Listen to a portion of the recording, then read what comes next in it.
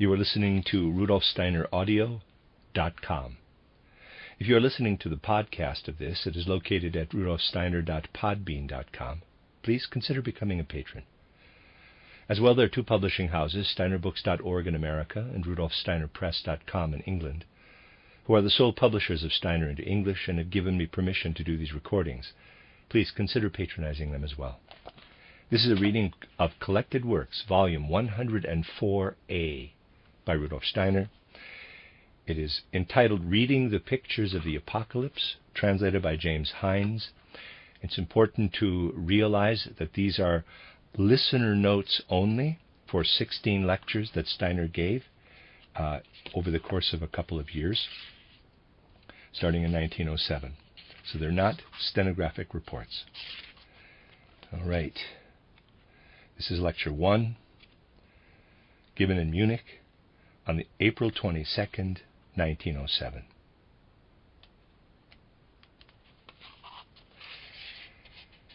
The revelations of John seek to tell us what will happen in the course of time.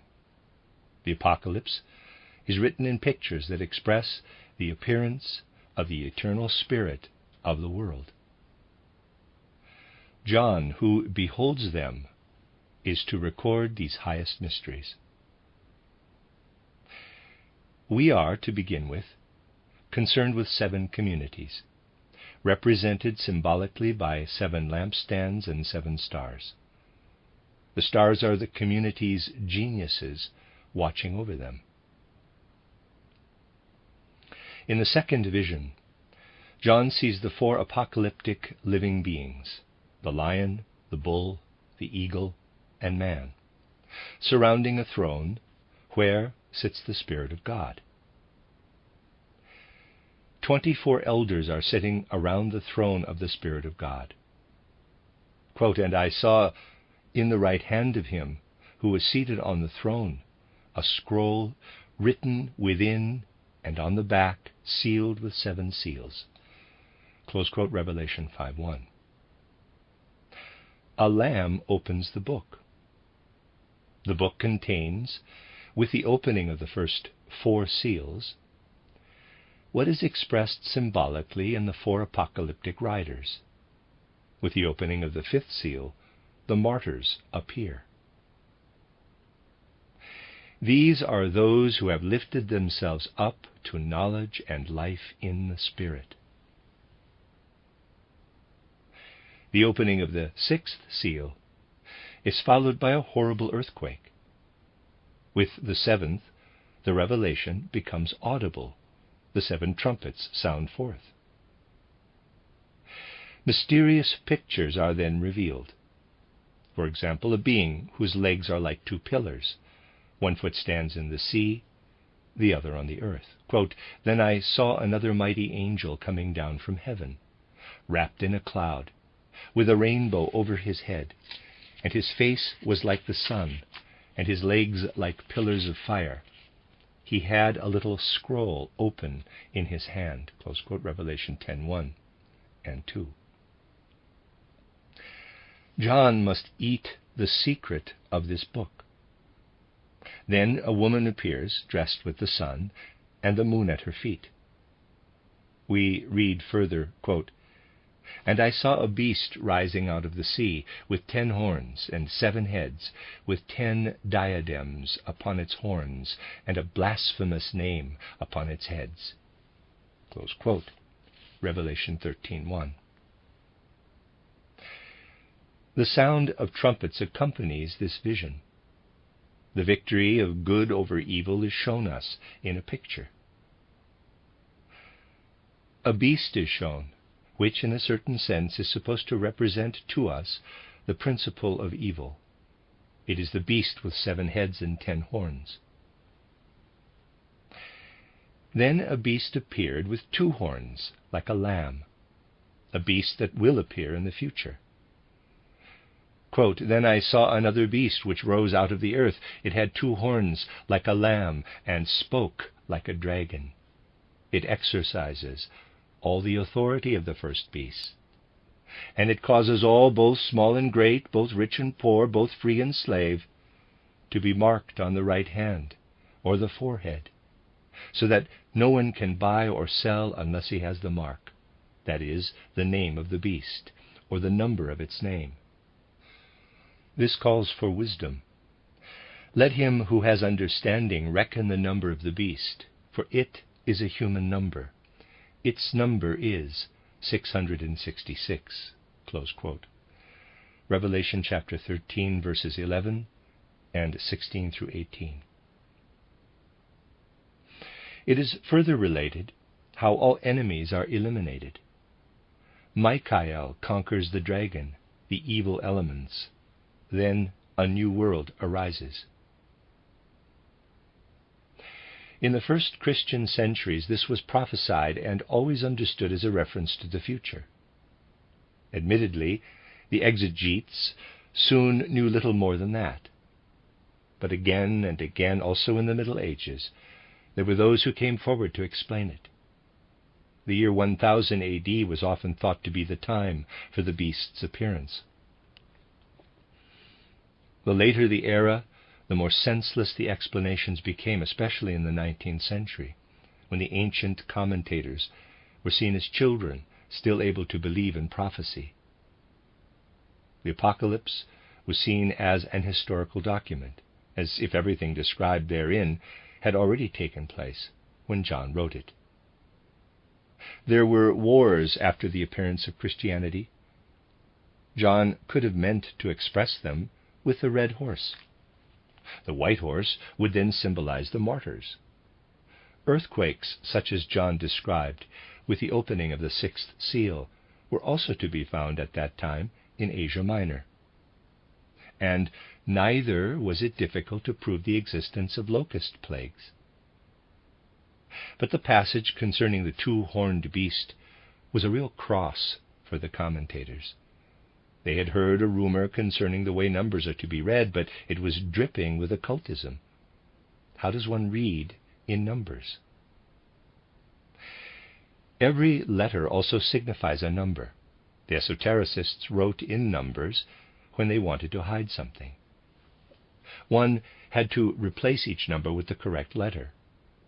One had to be able to read the letters and then also know what the resulting word meant. Who then is the beast whose number is 666? The commentators thought it must be something in the past. One wrote the letters in Hebrew, wrongly, in the place of the numbers. That resulted in Nero.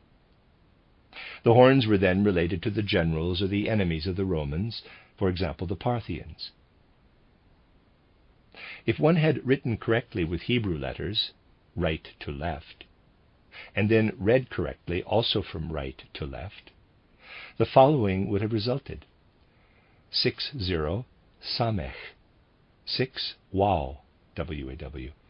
600 was written by esotericists as 200 plus 400, 200 Resh plus 400 Tau, T-A-W. Hence we get 666, which in Hebrew letters spells Sorat, S-O-R-A-T. Sorat is also the corresponding word in Greek.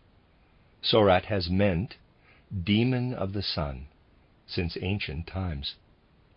Every star has its good spirit, its intelligence, and its evil spirit, its demon. The adversary of the good powers of the sun is called Sorat. Christ was always the representative of the sun, namely the intelligence of the sun. Sorat is, then, the adversary of Christ Jesus. The sign for Sorat looks like this, and there's a picture. The sign of the intelligence of the sun is the following, and there's another picture. This is at the same time the occult sign of the Lamb. The Lamb receives the book with the 7 seals. Quote, "And between the throne and the 4 living creatures, and among the elders, I saw a lamb standing, as though it had been slain, with 7 horns and with 7 eyes, which are the 7 spirits of God sent out into all the earth." Close quote, Revelations 5:6. The 7 corners of the sign are called horns, in quotes, but what do the eyes, in quotes, mean? In occult schools, the signs of the 7 planets are written next to the 7 eyes. The 7 eyes signify nothing other than the 7 planets, while the names of the planets designate the spirits incarnated in them as their intelligence. Saturn is the name of the soul of Saturn. The names of the planets come from the spirits of the 7 planets found around the earth. These have an influence on human life. The Lamb, Christ, contains all 7. Christ is the Alpha and the Omega. The 7 planets are related to him like members of an entire body. The entwining of the lines of the sign portray in a wonderful way the interaction between the 7 planets. From Saturn one rises to the Sun, from there down to the Moon, then on to Mars, Mercury, and so forth. The same thing is expressed in the names of the 7 days of the week: Saturday, Saturn; Sunday, the Sun; Monday, the Moon; Tuesday, Mardi, Mars; Wednesday, Mercredi, Mercury; Thursday, Judi, Jupiter; Friday, Vendredi, Venus. Christ is the regent of all these world spheres. Their actions constitute only part of his being. He unites them all. In Rosicrucian schools, a lamb is often drawn as a sign for the intelligence of the sun. We determine time according to the movement of the heavenly bodies. Was the method for calculating time always the same as today's? Important things have changed. If we look into the past a little, we see the Atlantean culture before the Great Flood on Earth. The Lemurian age preceded it. If we go even further back into the past, the Earth, Sun, and Moon are still united in a single body. Back then, time had to be determined differently than today. Day and night were entirely different. In Lemuria, conditions for the whole Earth were the same as it is today at the North Pole: half a year day and half a year night. When Sun, Moon, and Earth were still one, this unified mass moved through space. Already back then, this movement was calculated by occult wisdom, just as today one calculates time according to the sun, which moves across the sky through the signs of the zodiac. 800 years before Christ, the sun stood in the sign of Aries. Christ was originally worshipped under the sign of the cross, with a lamb lying at the foot of the cross. The cross with Christ upon it appeared only in the 6th century. Before that, the bull, Taurus, was worshipped when the sun stood in its sign. Earlier, it was the twin, Gemini, that was worshipped in Persia. The team of goats that pulled Thor's chariot had the same significance. Before that, the crab, Cancer, was worshipped, and so forth. Before the Lemurian age, the sun, moon, and earth, united in one body, moved forward in terms of the zodiac. Time was measured following this movement. For this reason, the 12 signs of the zodiac are characterized as the heavenly clock and drawn as such. Here's a picture. A planet alternates between Pralaya, a cosmic night, and Manvantara, a cosmic day, just as we alternately pass through day and night. The planet passes through the signs of the zodiac during both Pralaya and Manvantara. For that reason, the 12 signs of the zodiac are counted twice, just as we also count 2 times 12 to equal 24 hours. The hours symbolize the signs of the zodiac. The united sun, moon, and earth also moved through the cosmic days and nights according to the heavenly clock. Then their separation occurred. But at that time, human beings were not the same as we are now. The soul only gradually descended, and only gradually did the human being develop from the generic into a specific individual being. If one had taken together the generic souls of human beings during the Lemurian and Atlantean times, then one would have perceived something very strange. The aura of the human being is constantly changing. Like all astral beings, it is in constant motion. The generic souls were reflected in the forms of animals, for example, in sphinxes and so forth.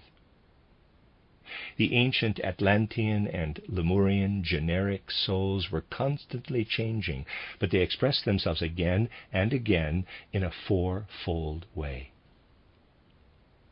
The fourfold nature of human generic souls is characterized by the four living creatures of the Apocalypse: lion, bull, eagle, and man. The lower human being is portrayed through these four living creatures, and the lamb symbolized the perfected human being, that is, the fifth living creature. Twice 12 heavenly constellations and 4 living creatures were once the regents of the world. Mighty cosmic powers ensouled the signs of the zodiac and the 4 living creatures. The 24 elders in the Apocalypse are the 2 times 12 stars on the world clock, who were once rulers. The evolution of the human being can be portrayed in this drawing, and there's a drawing. The lowest point designates clear day consciousness. In pre-Lemurian times, the human being had a dull clairvoyance. At that time, human beings were closer to God than today. Then they acquired day consciousness. Human beings will take that consciousness with them in the course of their further evolution when they again approach God and become clairvoyant. Every point on the descending line corresponds to a point on the ascending line. If we could live backward, we would see all the things that we will see in the future in a different clairvoyant way. In the future, we will again see the 12 spirits of the planets, and the sun, moon, and earth will once again be united. Quote, "And the sun became black as sackcloth, the full moon became like blood," close quote, and so forth, Revelation 6:12. When the soul first descended from the womb of God, it found a human animal on earth. These human animals looked grotesque. They needed to be transformed, overcome. In the future, there will also be such an animal to overcome. That is what the beast with the 2 horns would say to us. Only someone who explains the Apocalypse within its entire context can understand it properly. The Apocalypse is a cosmic explanation of the world. The author was an initiate. He spoke of universal laws that apply to the world from the beginning to the decline, from the Alpha to the Omega. We should allow the holy symbols given in the Apocalypse to work upon us. The sign of the sun intelligence, for example, should not remain a mere sign for us. We should immerse ourselves in this sign until we feel it is no longer dead, but flowing with life. The signs should be for us doors, connecting the physical to the spiritual world. Then we have fulfilled our duty to connect the physical and the spiritual worlds. The end of Lecture 1. You are listening to RudolfSteinerAudio.com. If you are listening to the podcast of this, it is located at RudolfSteiner.podbean.com. Please consider becoming a patron. As well, there are 2 publishing houses, SteinerBooks.org in America and RudolfSteinerPress.com in England, who are the sole publishers of Steiner into English and have given me permission to do these recordings. Please consider patronizing them as well. This is a reading of Collected Works Volume 104A by Rudolf Steiner, entitled Reading the Pictures of the Apocalypse. It's mainly the notes from 16 lectures he gave from 1907 to 1909, translated by James Hindes. This is Lecture 2, given in Munich on May 1st, 1907. 8 days ago, we began with a presentation to help us understand the language of John. We considered how the Apocalypse is to be read and what is hidden behind some of the mysterious expressions. For example, behind the Lamb as the beast with 7 eyes and 7 horns. We also sought to explain the beast with 2 horns and considered the number 666 as an example of how we must live into this mysterious book. Today we again seek to find the meaning of this book. The record of the New Testament is a record of initiation. Using individual images as examples, we have seen how deep their meaning really is. All the images have shown us that the Gospels express in pictorial form the deepest imaginable meaning of the evolution of the world. It could occur to someone to ask why there are contradictions in the individual Gospels, why they do not correspond to each other. What needs to be said concerning this is already laid out in my book titled Christianity is Mystical Fact. The Gospels are not records of the biography of Christ Jesus, but rather records concerning initiation. And the Apocalypse is the profoundest record. Augustine said, "What is now called the Christian religion is the ancient true religion. What was the true religion now is called the Christian religion." Footnote, actual words, quote, "For what is now called the Christian religion existed even among the ancients, and was not lacking from the beginning of the human race, until Christ came in the flesh. From that time, true religion, which already existed, began to be called Christian." Close quote, Augustine, The Retractions, Book 1, Chapter 12, Section 3. Translated by Mary Inez Bogan, entitled The Fathers of the Church, Washington, D.C., The Catholic University of America Press, 1968. End of footnote. We understand what is meant by this statement when we consider the fundamental assertion of Christianity. Quote, "Blessed are those who do not see and yet believe." Close quote, John 20:29. In this way, something entirely new has come into the world. The teachings are already contained in other religious systems. Among those who understood who Christ, in quotes, is, the main emphasis was never placed on the content of this teaching. One can also find this content in records from earlier times. What is important with Christ is what this individual means for humankind. We can acquire an understanding for this most readily if we take a look at the ancient mystery centers. Until the time of Christ, only a few specially chosen people were initiated. After severe testing, they were permitted to learn the teachings that can now be found in my book titled Theosophy. One can wait a long time until the higher degrees of vision were permitted. Only the most initiated knew the tradition of how to carry out an initiation. If someone wanted to become a pupil, as a first step, they had to do this, as a second step, that, and so forth. The initiation concluded when the pupil had gone through the preparatory stages and was led by the wise ones into the mysteries themselves. That took place in a state of consciousness called ecstasy, a state of existence outside the physical body.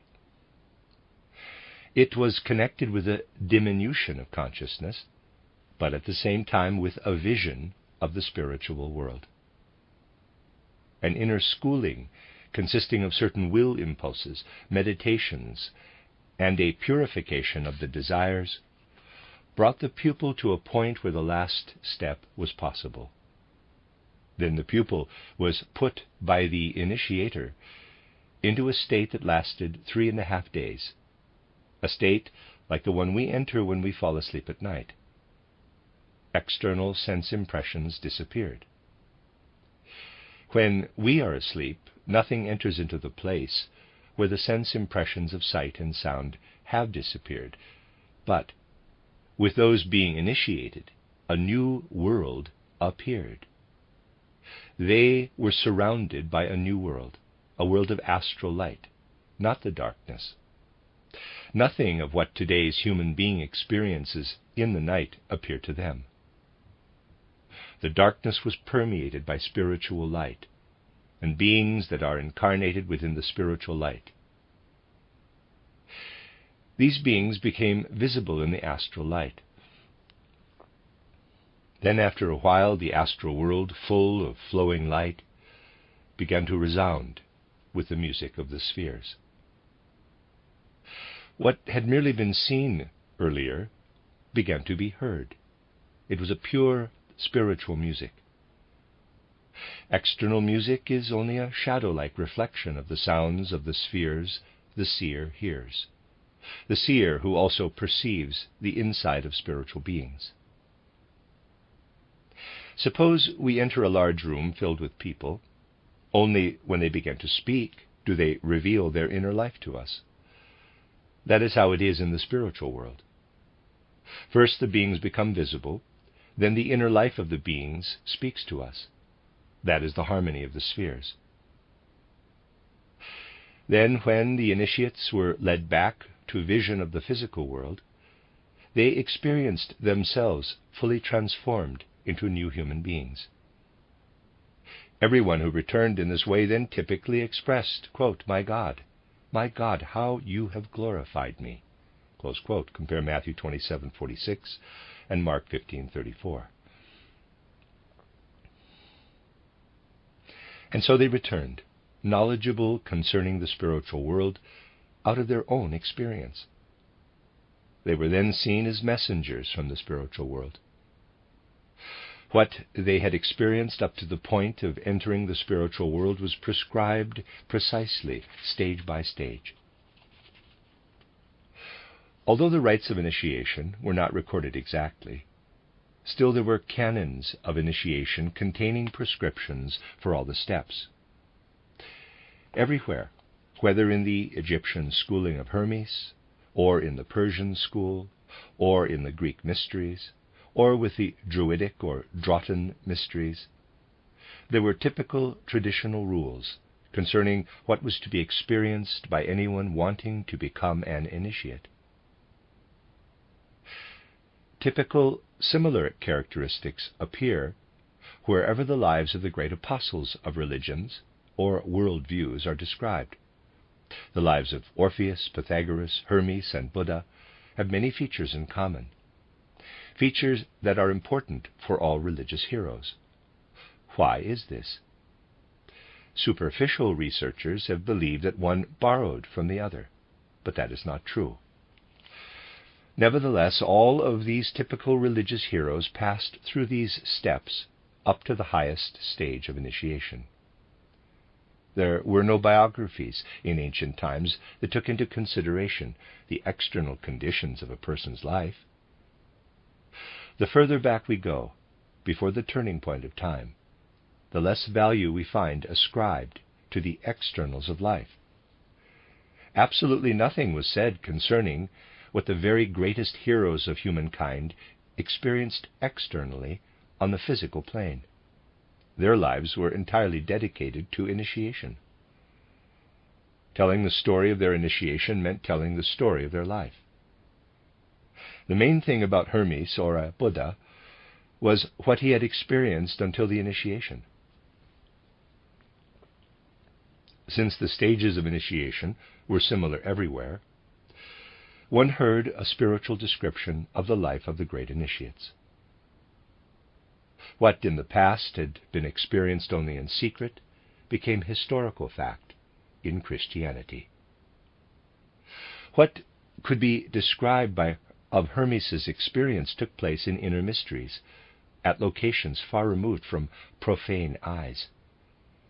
In Christianity, for the first time, something was experienced as an external physical event that otherwise only took place in the mystery centers. The course Christ's life followed is the same as that experienced by all initiates, when, to begin with, they had their etheric bodies lifted out of their physical. Everything that Christ Jesus experienced physically, on the physical plane, they had experienced in the etheric realm. Their last words were also, quote, my God, how you have glorified me," close quote. They had experienced earlier in the etheric body what Christ experienced in a physical body. In this way, the prophecies of the prophets were fulfilled. This one time only experience of Christ represents the greatest decisive turning point in our world history and separates it into two parts. The evangelists did not write ordinary biographies, but took rather the existing canonical initiation books. All four Gospels are to be seen as initiation writings, each presented from a different perspective. Since, however, initiation is described everywhere in the same way, the Gospels are in agreement on the most important things. We can describe the life of an initiate if we consider it as a life dedicated wholly to initiation. It would have seemed unholy to the evangelists to give an ordinary, external, historical biography of Christ Jesus. They had to take the building blocks for their writings from books derived from the mysteries. Hence, to a certain extent, what the prophets had said was fulfilled. In a certain sense, the Apocalypse represents a new kind of initiation. It shows how the old mysteries were transformed into Christian mysteries. When we look back at the old mysteries, we find in them a more or less unified feature. It consisted of the following. Whether we go to Egypt, or to Persia, or to India, whether we are deepened in the Orphic or the Eleusinian mysteries, we find their complete agreement in one feature, a prophecy concerning the one who is to come. This trait is also found in the northern European mysteries. There was an initiate in the most ancient times who was signified by the name Sig, S-I-G. The Drotten mysteries, which were in Russia and Scandinavia, the Druidic mysteries in Germany, all derived from an initiate with the name Sig, who was the founder of the northern mysteries. What happened in the mysteries has been preserved in the various myths and legends of the German nation and other Germanic peoples. The myths and legends are pictorial representations of what was experienced. In the Siegfried legend, we see most clearly that feature that seeks for an end. This feature is expressed in mythological terms in the Götterdämmerung, the twilight of the gods. This is characteristic of all the northern mysteries. In all mysticism, the image of the feminine is used for the soul. This image is also used by Goethe in his, quote, chorus mysticus, close quote, in the concluding scene of the second part of Faust. It is the eternal in the human being, the divine soul that draws the human being forward. Just as initiation was described in ancient Egypt and Persia as the union of the soul with the spiritual, so was it also described here in the north. Here in the north it was understood best that a man proved his worth on the field of battle. Those who counted for something in the north were honored as fighters who fell in the field of battle. Those were the ones who entered into eternal life. The others died in their sleep. The fallen fighters were received by the Valkyries. Their own soul, union with the Valkyries, was union with the eternal. It was said of Siegfried that he had already united with the Valkyries here on earth. That shows he was an initiate. The meaning of the story that Siegfried had already experienced union with the Valkyries here on earth is that he was an initiate. This legend tells us something about the death of Siegfried. When experiencing initiation in the ancient mysteries, the initiate is told, "We can only bring you to a certain point. Further than this, only another can bring you. This other one is Christ Jesus. All that we can give you will be darkened when he comes, the one who will bring the new initiation."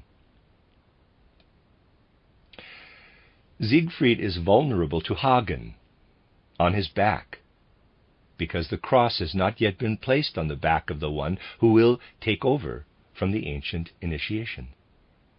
This part of the body will one day be made invulnerable when the cross has been laid across it. In this way, the northern mysteries alluded to Christ Jesus. Footnote: one of the main heroes of the Nibelungen saga, Hagen, he treacherously suffocates Siegfried after a hunt while Siegfried is drinking at a fountain. End of footnote. All the ancient mysteries looked toward him who was to come, who will live on the physical plane so as to found a new world order. The new initiation is what will occur through the impulses he gave. We find a portrayal of this in the Apocalypse. It tells us how initiation will proceed until Christ Jesus comes again in a new form. The Apocalypse refers to the time when an organ for receiving Christ will be developed. The time until Christ Jesus again will approach is described in the Apocalypse. We will understand the individual words if we adopt the way of thinking of one who has experienced such an initiation. We remember here the words of Christ. If we understand them, we will also understand the Apocalypse. Quote, "Before Abraham was, I am." Close quote, John 8:58. Christ directs his view from the past over to the present, because for him there is an eternal present. If we wish to understand what is meant by this, we need only remember the fourfold human being who consists of physical body, etheric body, astral body, and I, capital. When the I lights up in the course of evolution, then the astral and etheric bodies are changed, and then finally the physical body too. The I is here for eternity. It is born out of the womb of a higher spirituality. Whether we look into the past or into the future, this I is what is eternal. If we observe an individual, we can ask the question, what transformation has this person's I gone through? If we look back to the great Atlantean flood and then further back, we do not find the I in a body such as exists today. At that time we were in a state wherein we could not think as well as we can now.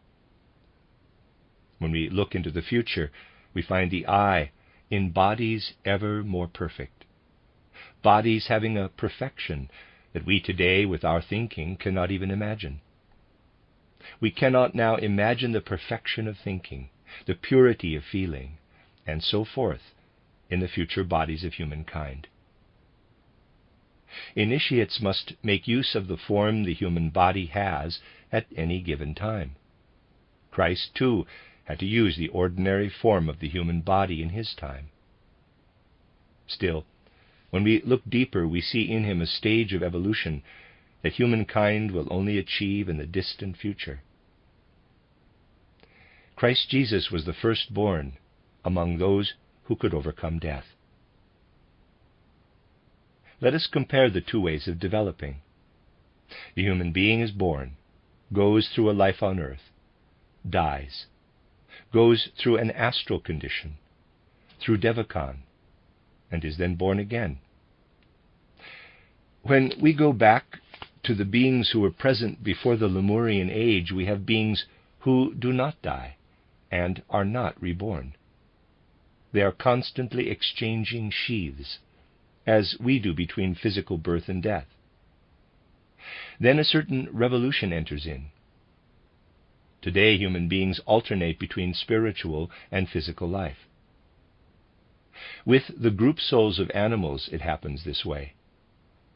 Individual animals discard their bodies, but the group souls themselves never die. We try to imagine the very highest being, the one who was as highly developed at the beginning as others will be at the end of evolution. Then we have the image of Christ. He was the I that was as highly developed at the beginning as the human being will be at the end. Quote, "Grace to you, and peace from him who is, and who was, and who is to come." Close quote, Revelation 1:4. He is the first and the last. The one who gives the revelation to John is thus described. It is a Christian book. That is proven by the passage that reads, quote, "And from Jesus Christ, the faithful witness, the firstborn of the dead, and the ruler of kings on earth, to him who loves us, and has freed us from our sins by his blood, and made us a kingdom, priests to his God and Father, to him be glory and dominion forever and ever. Amen." Close quote, Revelations 1, verses 5 and 6. Christianity represents the greatest possible individualization of the human being, the freedom of the human being as an individual. At the beginning of the human race, we see small communities held together by blood ties. Love was limited to those of the same blood. Now Christ Jesus comes and expands all ethnic groups and communities to include all of humanity. All ethnic religions are overcome through him. Christianity is the religion of the world. Within it, there are only human beings. Christianity knows only human beings. Christianity would never be able to speak of the community of religions, but only of community of human beings. An age began when the secret mysteries became accessible to everyone through the mystery of Golgotha, which was placed in the center of the world. The chosen priests and kings gradually ceased to exist. A final state is pointed to, wherein everyone is a priest and a king. A state wherein all distinctions are swept away and all human beings are made equal. Therefore the Apocalypse speaks of, quote, "a kingdom, priests to his God and Father," close quote, Revelation 1:6. The book portrays a real initiation, an ascent to begin with, through learning on the physical plane. This step is portrayed in the words concerning the 7 letters to the 7 communities. The 7 letters present what must first be learned. Then a number of pictures lead us to the astral plane. We see groups of beings undergoing transformation in the astral light. Quote, "And he who sat there appeared like jasper and carnelian, and round the throne was a rainbow that looked like an emerald." Close quote, Revelations 4:3. Quote, "And before the throne there is, as it were, a sea of glass, like crystal." Close quote, Revelation 4:6. The quality and being of the astral light is indicated by the transparency. In the astral light, we can see through objects. They appear like glass. The entire astral world is like a glass sea. The 4 living creatures then follow. They are to represent the human group souls. They were full of eyes within and without, and had no peace day or night. EYE. There is constant movement in the astral world. Astral eyes are everywhere, and everything is transparent to them, both within and all around. We see how at first the mysteries of the physical plane are described, and then out of the sealed book, the astral imaginations. They approach us in pictures. After the seer has perceived the spiritual beings in the astral light for a while, they begin to sound forth. This is described in the resounding of the trumpets when the sixth seal is opened. That is the condition of Devachan. The seer becomes clairaudient, able to hear spiritual sounds. The spiritual ear is opened. The stage then follows when the seer expands his consciousness over the entire earth. This is indicated in the swallowing of the book. It expresses the ascent into the higher regions of the spiritual worlds. The end of Lecture 2. You are listening to RudolfSteinerAudio.com. If you are listening to the podcast of this, it is located at RudolfSteiner.podbean.com. Please consider becoming a patron. As well, there are two publishing houses, SteinerBooks.org in America and RudolfSteinerPress.com in England, who are the sole publishers of Steiner into English and have given me permission to do these recordings. Please consider patronizing them as well. This is a reading of Collected Works, Volume 104A, by Rudolf Steiner, entitled Reading the Pictures of the Apocalypse. It's the listener notes of 16 lectures, translated by James Hindes. This is Lecture 3, given in Munich on May 8, 1907. A day of remembrance, such as we have today, means much to those who belong to the Theosophical movement, who feel that they belong to a spiritual movement. Footnote, Day of Remembrance of Helena Petrovna Blavatsky, born 1831, who died on May 8, 1891. In 1875, with Henry Steele Alcott, 1832 to 1907, she founded the Theosophical Society. End of footnote. It means something entirely different from a day of remembrance for others, for those departed human beings who were firmly anchored in our materialistic culture. Such a day for us is also a day of gathering together. For what would the teachings of Theosophy be if they did not enter into every fiber of our hearts, and there enrich our innermost life of feeling? If a soul has been separated from its physical body, that means only that a person's inner being has entered into a different relationship to us. It is just such a relationship to the founder of the Theosophical movement that we would like to especially enliven on this day. We want to be filled with a feeling for our connectedness with the founder of our movement. We want to become fully conscious that thoughts and feelings are invisible powers in our soul, that they are facts. Feelings are living forces. If we today unite all our thoughts with what is included in the name Helena Petrovna Blavatsky, if we are united with the spirit who left her earthly sheaths behind on May 8, 1891, then our feelings and thoughts are real forces and create a real spiritual bridge to another form of existence. Another world finds access to our souls across this bridge.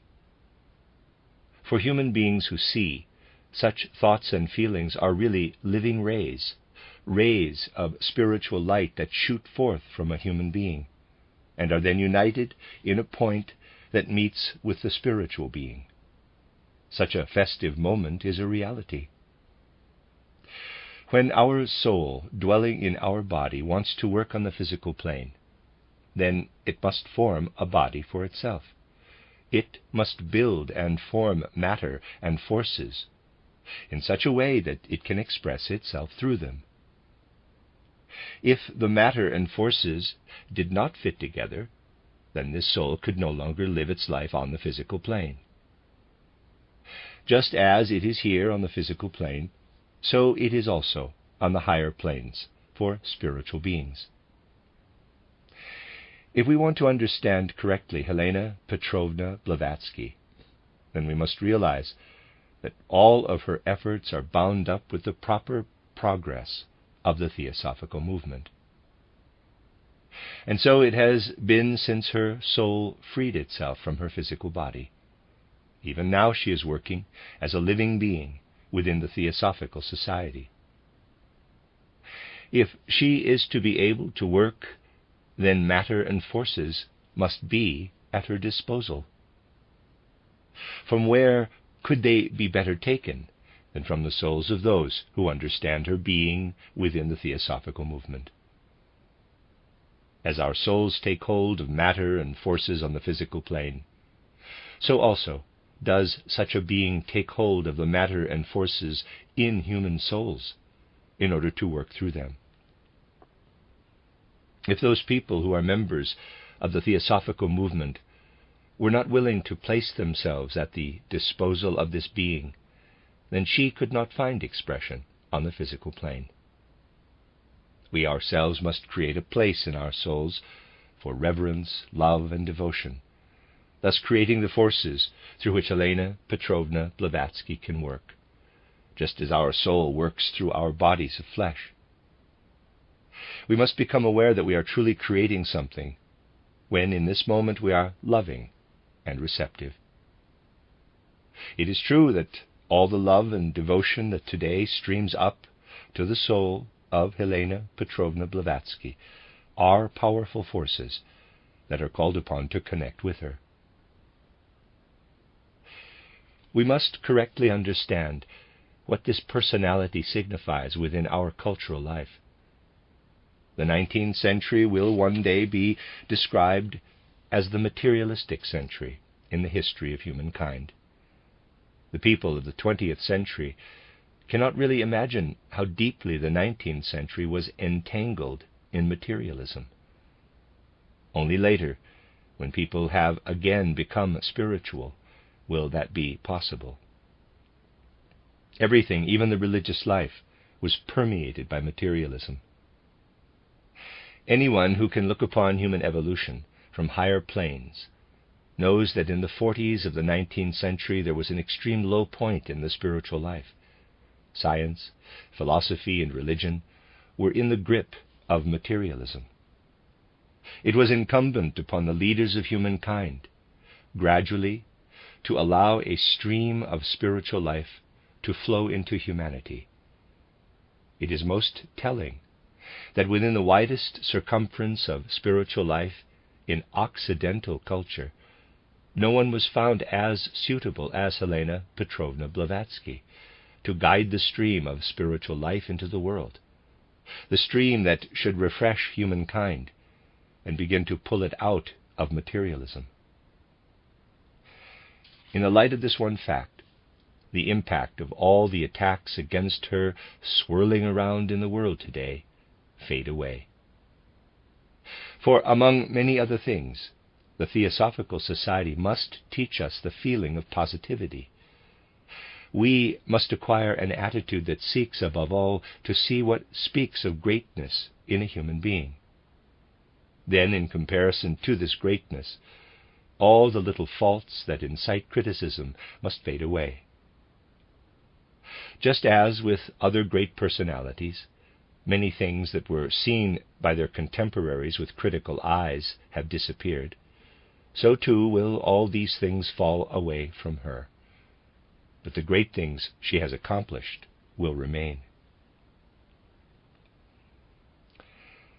Let us learn to regard the mistakes of human beings as their own affair, and the accomplishments of human beings as something that concerns all of humankind. People's errors belong to their karma. Their deeds concern humanity. Let us learn not to be troubled by people's mistakes.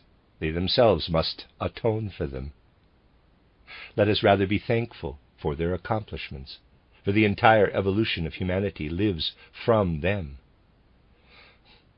This year's White Lotus Day, a day of remembrance for souls who have struggled free from the body and lift their experiences in another form up into the heights like a lotus flower, is the first day of this kind that we are not celebrating in community with Henry Steele Olcott, Helena Petrovna Blavatsky's associate. He too has left the physical plane. He who stood there as the great organizer, as the form-giving power. Bracket, here follows an indecipherable sentence, close bracket. To him we direct our grateful, revering, and love-filled thoughts. These thoughts will flow into the spiritual world, and we ourselves will thereby be strengthened. We should continue the celebration on the other days of the year, as we send out our thoughts as rays of light, as we apply the strength we have received to the work that we call the Theosophical movement. We will only work as they would if we are devoted to the spiritual life in an entirely undogmatic, non-sectarian way.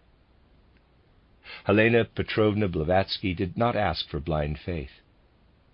What can be asked of her followers is that they let themselves be stimulated by her spirituality. There is a spring of spiritual power in what Helena Petrovna Blavatsky left to the physical plane, a spring that will be a blessing to us if we let it influence us in a living way. The letters on the page can stimulate us, but the spirit must become alive within. One thing that can be said of the writings of Helena Petrovna Blavatsky is this: only someone who does not understand them can underestimate them. But someone who finds the key to what is great in these works will come to admire her more and more. That is what is significant about these works.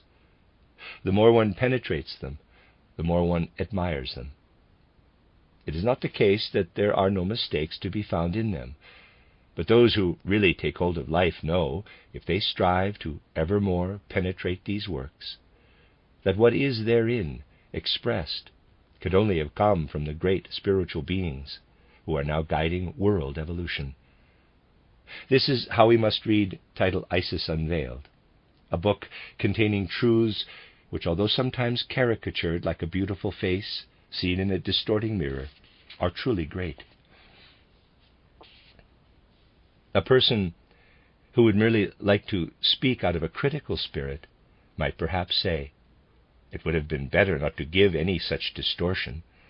But anyone seeing matters in the proper light will say, if someone places their weak spiritual forces at the disposal of spiritual powers who wish to reveal themselves, and knows that these forces will produce only a distorted picture, but that there is no one else who could do it any better, then that person, through their devotion, is making a great sacrifice for the world. All renderings of the great truths are distortions. If someone wanted to wait until the whole truth could be manifested, then they would have a long wait.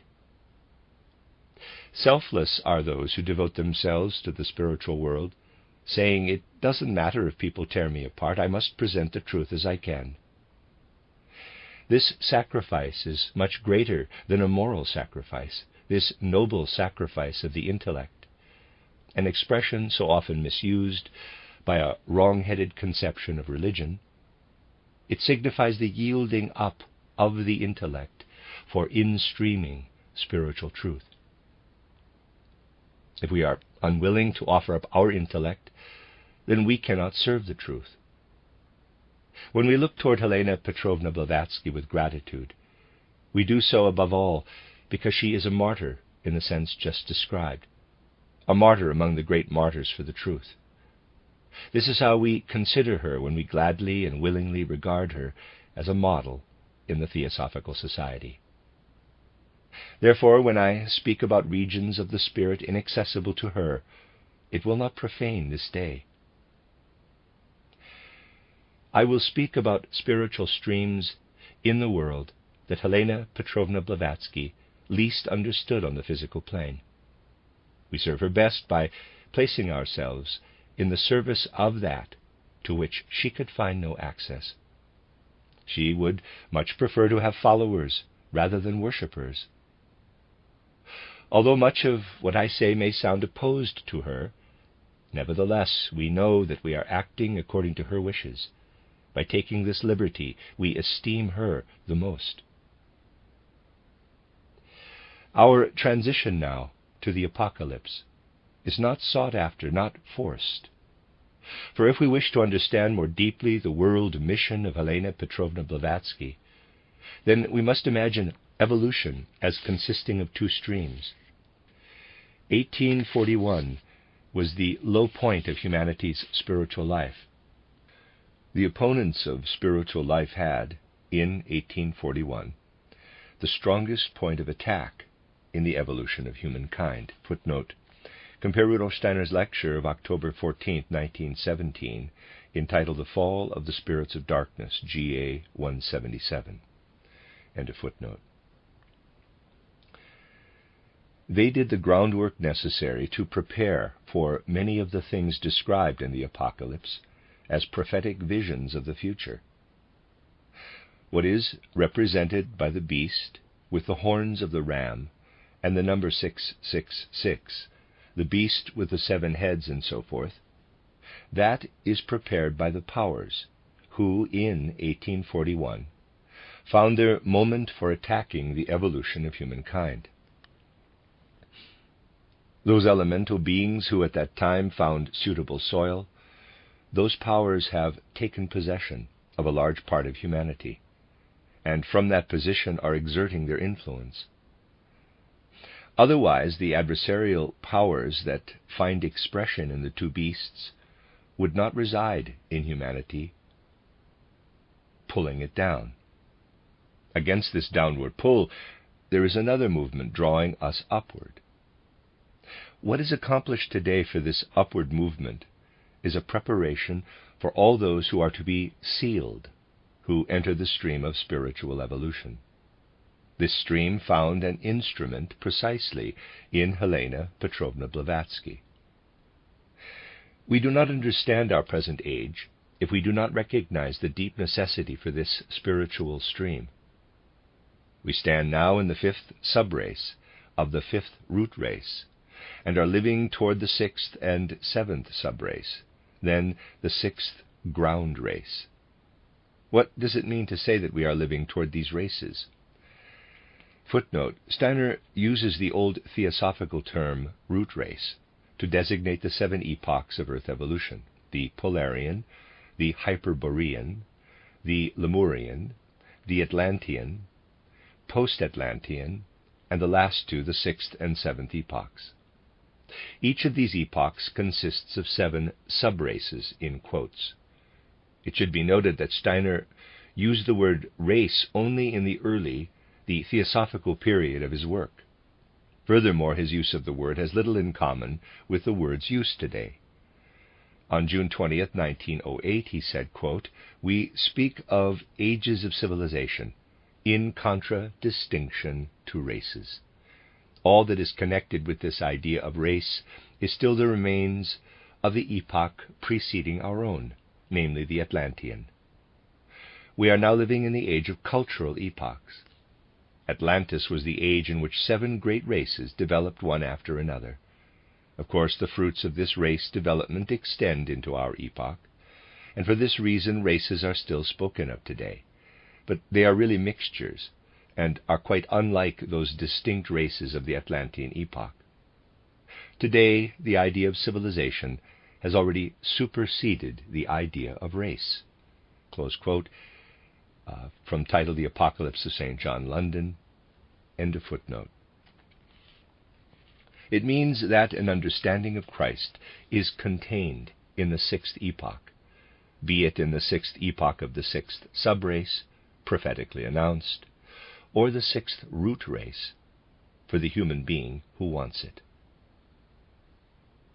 At that time, there will be human beings who are Christ-filled, who have been sealed. In the ages of future spirituality, the opening up, the breaking of the seals of human souls will take place. That the 5 wise virgins have oil burning in their lamps, that the bridegroom finds illuminated souls, signifies that a portion of humanity will have revealed to it the mystery that is still today closed to humankind. The book with the 7 seals will be deciphered for a portion of humankind. The writer of the Apocalypse, John, wants, through signs, to point to this time, wants to proclaim prophetically this age. In one sentence we read, quote, "And a great sign appeared in heaven," close quote, Revelations 12:1. That means we are dealing in the Apocalypse with signs representing the great phases of the evolution of humanity. We must then decipher these signs. We remember that our present 5th root race was preceded by the Atlantean race, which was destroyed by a flood. What will destroy the 5th race?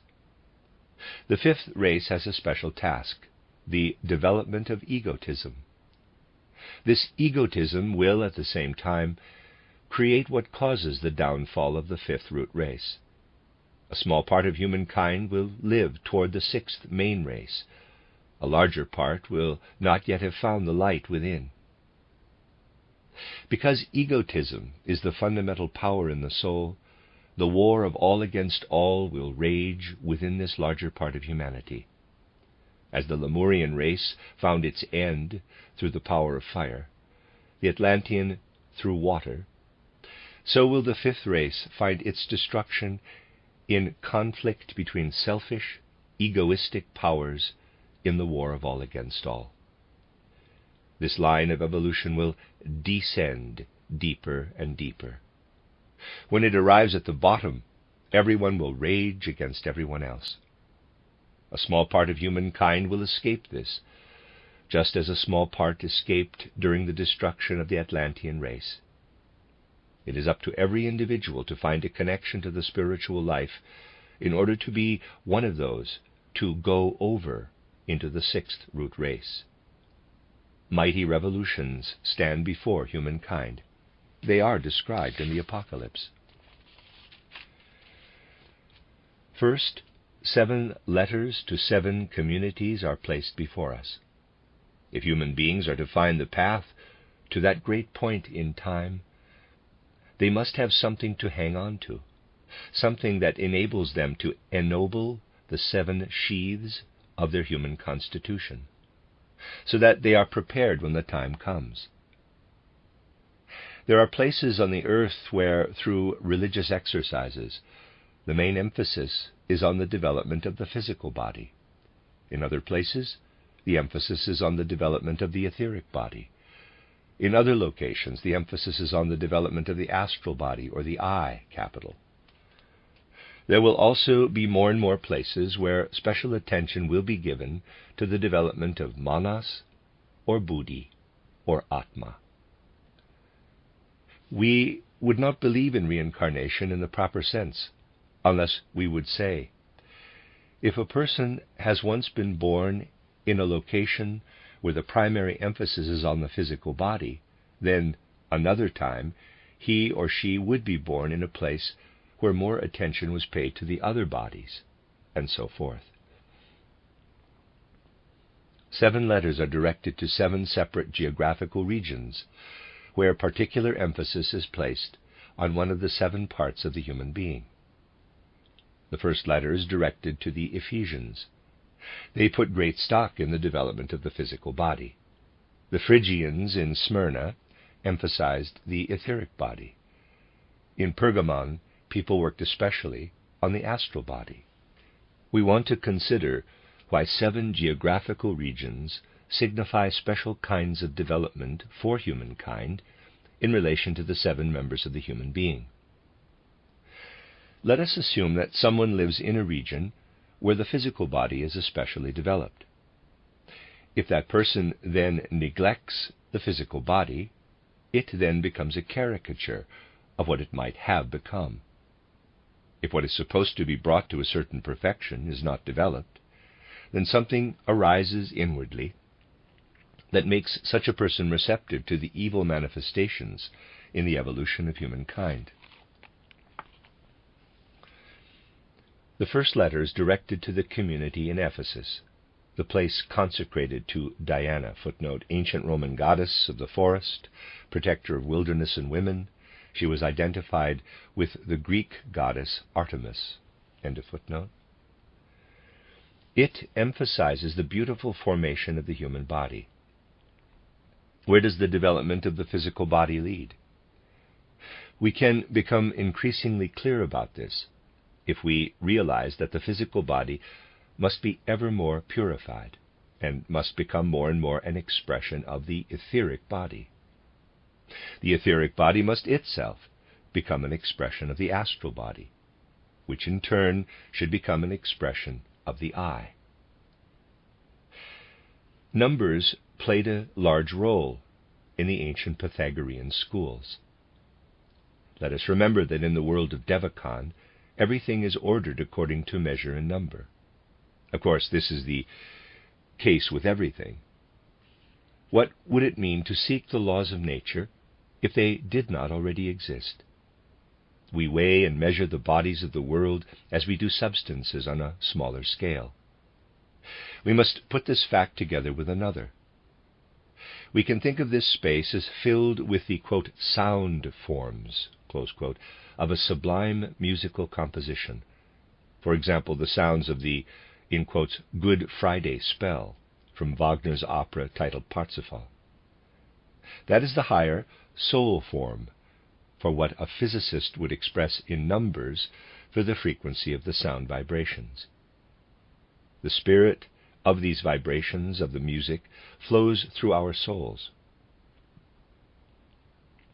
If we think of the numbers being heard by the ear of the spirit, then we have the music of the spheres. If a physicist would record in numbers the vibrations in the air, he or she would record the magic of, in quotes, Good Friday, just as little as a mathematician describes Pythagorean ideas in measure and number. The numbers express only the harmonies. When Pythagoreans wanted to express the four members of the human being, they expressed the harmony in the ratio 1 to 3 to 7 to 12. That signifies the sound, wherein the four numbers harmonize in the same way as do the four parts of the human being. The three sounds, 1, the sound of the sun, 2, the sound of the moon, 3, the sound of the earth, resound into the astral body. There's a small chart here. Physical body, 12, Ephesus. Etheric body, 7, Smyrna. Astral body, 3, Pergamon. I is 1. Spirit self, life spirit, spiritualized human being.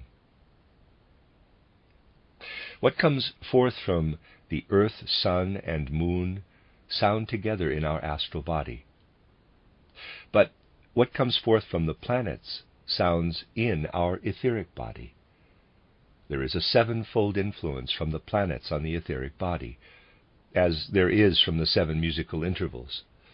The unison interval, major second, major third, perfect fourth, perfect fifth, major sixth, major seventh. Saturn, Sun, Moon, Mars, Mercury, Jupiter, Venus. These 7 planets resound into our etheric body. There are 12 influences from the signs of the zodiac that resound into our physical body. The seer experiences 12 fundamental tones on the devachanic plane. They influence our physical body. Everything in the I, capital, astral body, etheric body, and in the physical body resounds in tones. 1 tone resounds in the I, 3 tones in the astral body, 7 tones in the etheric body, and 12 tones in the physical body. Altogether, this results in harmony or disharmony. There is an expression in occultism. The 12 goes into the 7, which means that the physical body is constantly becoming more like the etheric body. If the physical body sounds right, then we can hear the 7 tones of the stars through the 12 tones.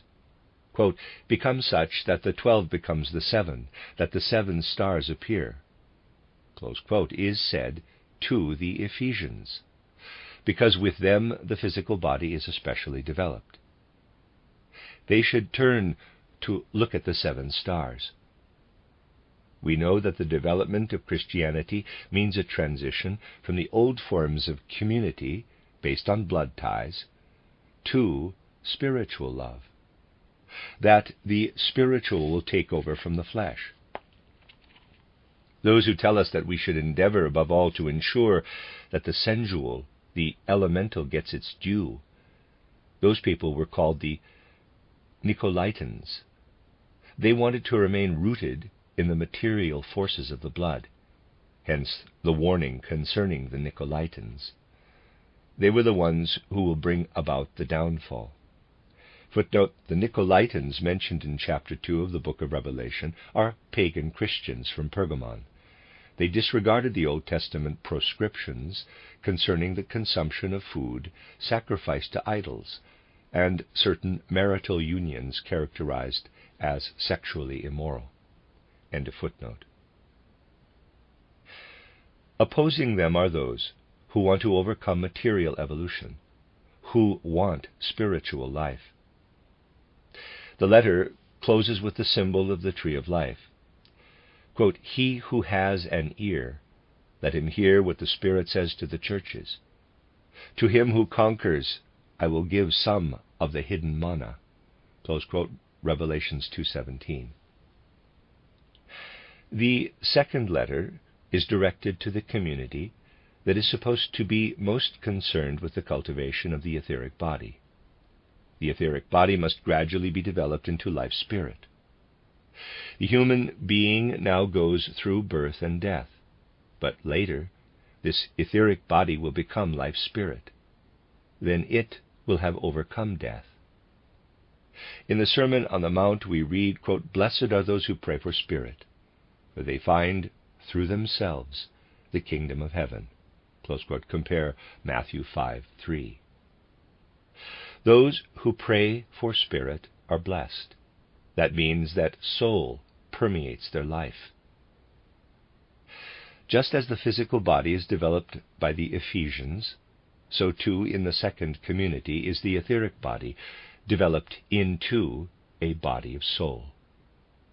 When they strive for this blessing, they are called, quote, beggars for spirit, close quote. They pray for a blessing through the enlivening of the etheric body. This is indicated by the words, quote, be faithful unto death, and I will give you the crown of life, close quote. With these words, the development of the etheric body is clearly expressed. The Apocalypse is one of the greatest spiritual documents. There are hardly any great spiritual truths whose significance is not to be found there. The study of the Apocalypse is not without its connection to theosophical evolution. By understanding such a work, we allow ourselves to be stimulated by the Spirit who spoke through Helena Petrovna Blavatsky. What the Theosophical Society seeks to achieve must strike us like a trumpet proclamation sent to humankind. The more we understand the Apocalypse, the more we understand the task of our movement. The end of Lecture 3. You are listening to RudolfSteinerAudio.com. If you are listening to the podcast of this, it is located at RudolfSteiner.podbean.com. Please consider becoming a patron. As well, there are two publishing houses, SteinerBooks.org in America and RudolfSteinerPress.com in England, who are the sole publishers of Steiner into English and have given me permission to do these recordings. Please consider patronizing them as well. This is a reading of Collected Works, Volume 104A by Rudolf Steiner, entitled Reading the Pictures of the Apocalypse, Listener Notes of 16 Lectures, translated by James Hindes. This is Lecture 4, given in Munich on May 15th, 1907. With our study of the Apocalypse, we have reached the point that leads us to the so-called third letter. This third letter portrays to us, entirely in keeping with what we have seen in the first two letters, the evolutionary secrets, so to speak, of a certain geographical territory. In order to find our way into the following train of thought, we must once again briefly call to mind the basic tendency and goal of the Apocalypse. We have seen that the Apocalypse is a book of initiation. It describes the steps to be taken by a candidate for initiation in order to develop the highest vision of the spiritual world. We have seen that acquiring knowledge of all aspects of the physical plane is the first step. Those to be initiated must raise themselves to the astral plane, and then to the devaconic plane. It has become clear to us that human beings who raise themselves to the astral plane are surrounded by a world of pictures, which are much more real than anything we call pictures in our poor language. These astral pictures are much more real than what exists here. These pictures experienced by the seer are the fundamental forces of the physical world. The physical world is formed out of this world of pictures. When human beings have worked through to the astral plane, then they raise themselves to the devaconic plane. This plane's world of pictures resounds with the so-called music of the spheres, which constitutes the inner being of all things. Progressing then from the astral plane to the devaconic, the seer hears for the first time what the Pythagorean school characterized as the music of the spheres. The music of the spheres finds only an abstract expression in what we call the higher numbers. But what are ordinary numbers in measure? What are the numbers physicists speak about when they discover wave motion, when they speak of oscillations? What are these numbers compared with what our ears hear when they hear the sounds themselves? What we find in the philosophical books concerning the mysticism of numbers is nothing more than a babbling. But what Pythagoras described is what the seer perceives after the spiritual ear has been opened, when it hears the sounds that make the wave movement, or hears what is expressed in such wave movement. The devaconic world is nowhere else. You can remain standing in the same location and experience the physical world fading away. The world is enlivened with colors and forms, and then you can experience that this world of light is penetrated by tones. In the Apocalypse, you will find a description of how Christian mysticism describes the devaconic world. If you raise yourself to that elevated condition, as the servant of the Lord did, then you first experience what is taking place on the physical plane. This is described to us in a certain way in the 7 letters to the 7 communities. Then the enlightenment achieved through knowledge of the physical plane is put into signs in the 7 seals. When human beings raise themselves to the astral plane, they experience a world flooded with light, pictures, and forms. That is described to us in the picture of the man surrounded by the 4 living creatures, of the Lamb receiving from his hand the book with the 7 seals. As these picture seals are unsealed, the astral world comes to meet us, and the trumpeting angels signify the harmony of the spheres on the plane of Devacon.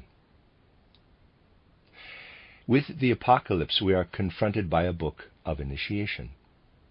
Such a book is, at the same time, always a prophetic book.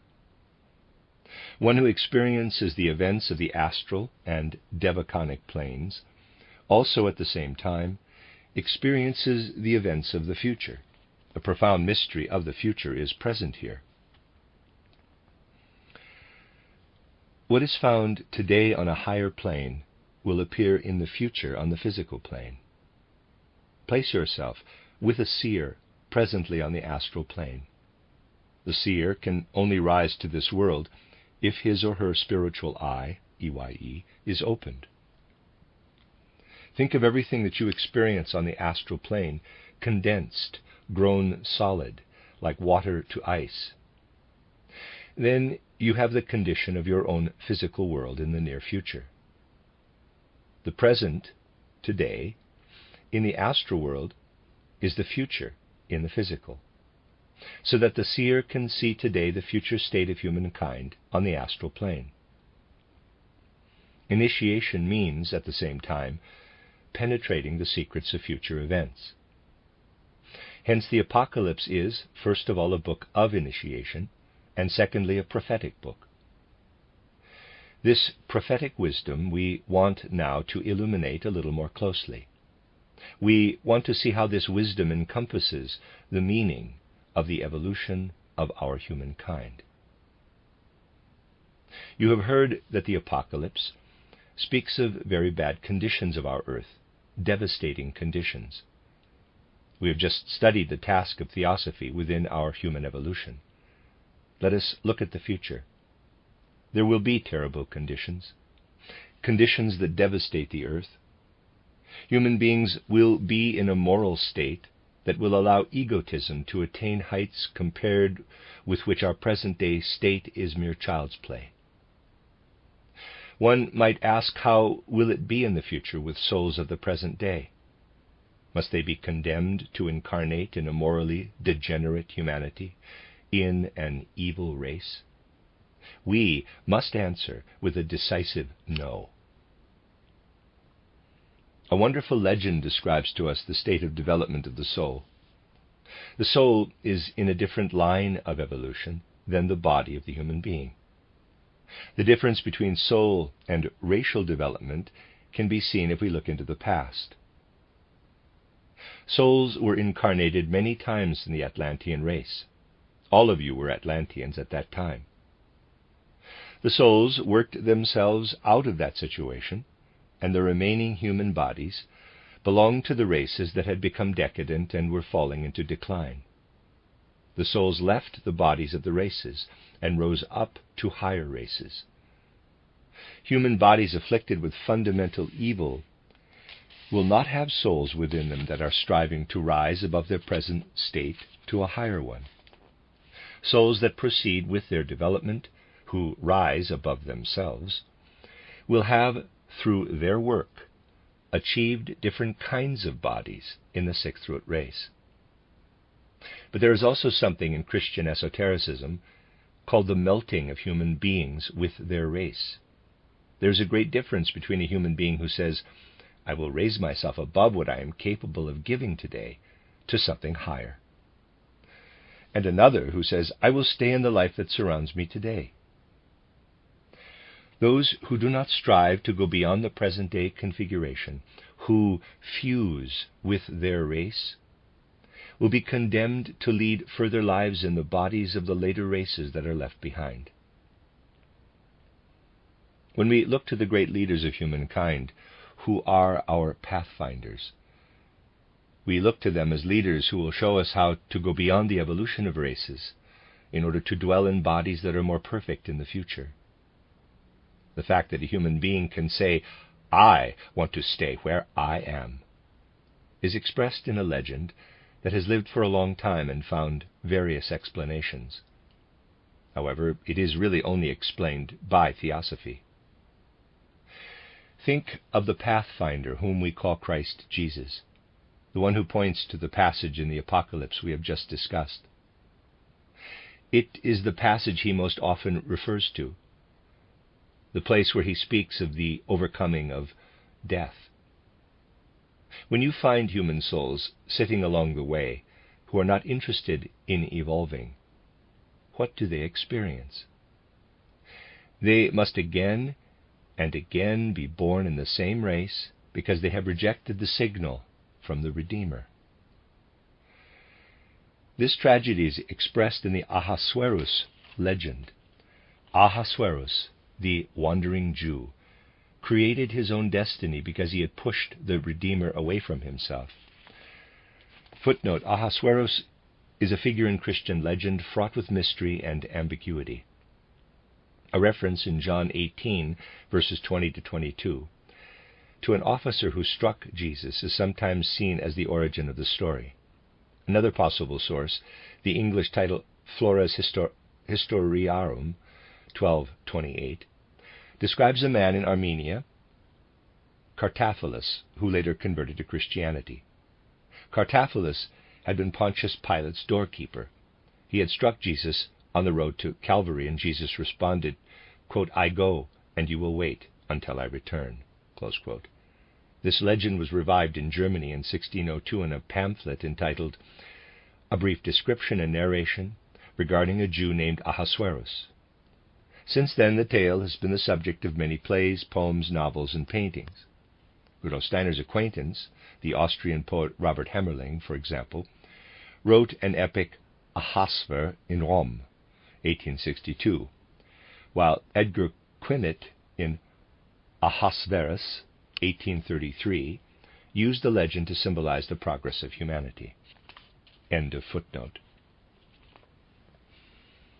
We must then distinguish between the evolution of the soul and the evolution of races, and we are shown how souls climb ever higher. But we are also shown how races sink deeper and deeper in a terrible way. We have now explained how present-day evolution is described in the 7 letters. We think of the letters as directed to the 7 communities of our earth. If we divide the earth into 7 zones geographically, a letter is directed to each. The first territory is one where human beings, particularly today, work to perfect their physical bodies into a higher form. In the second region, etheric forces are the focus, and in the third, astral bodies are especially cultivated. So you will find one aspect emphasized in one territory and another aspect in another. Think of these regions spread over the earth. What we refer to as the various peoples or folk groups cultivate particular parts of the human constitution. One folk especially develops the physical human being. Another folk cultivates another aspect.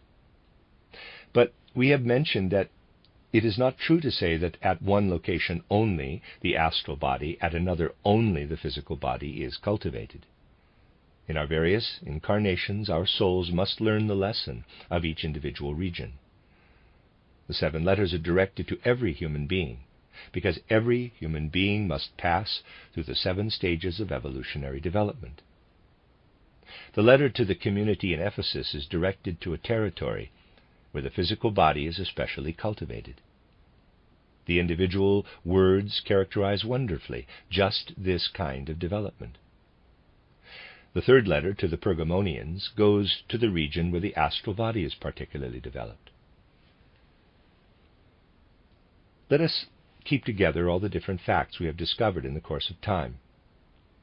The evolution of the human being proceeds in such a way that the capital I works into the astral body, spiritualizing it.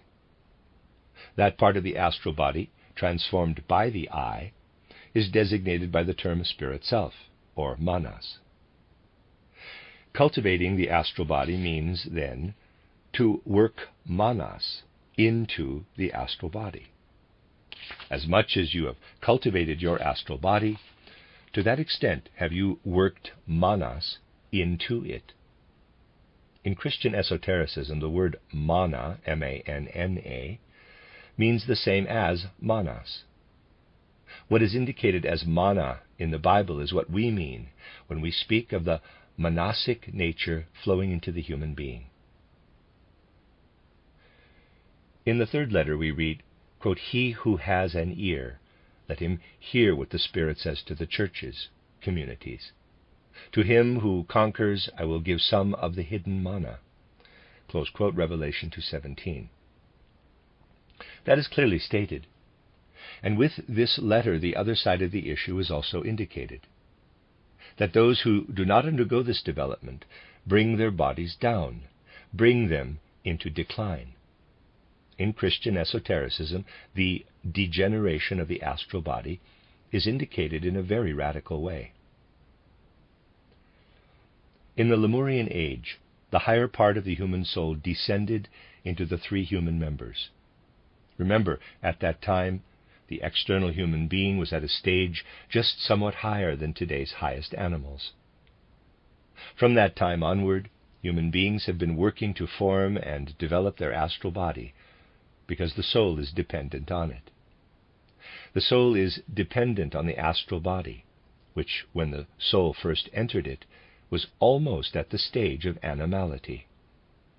The progress of humankind consists just in this, that we work on the astral body, that we purify the animalistic emotions and instincts. Assume for a moment the opposite.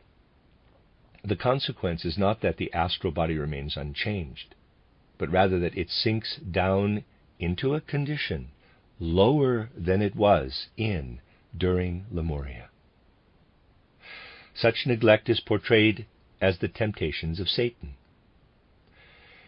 For a Christian esotericist, Satan is a being who seduces human beings into bringing their astral bodies into decline rather than into ascent. When the writer of the Apocalypse wants to describe the other side, he says, if you develop your astral body, then you will enjoy the heavenly manna. But there are regions where people do not develop the astral body. They experience the temptations of Satan.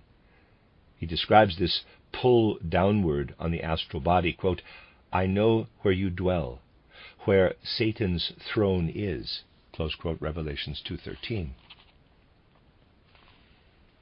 The fourth letter to the community in Thyatira is addressed to the region where humanity's sense of personality finds expression.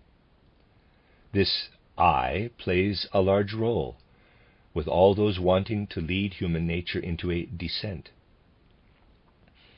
Especially in Middle European esotericism, the I is presented altogether as the middle point, as what is actually active and at work within the human being. The human being is like a flowing together of forces that flow together in the astral body, etheric body, and physical body. And the I is presented as what is at work on these three members.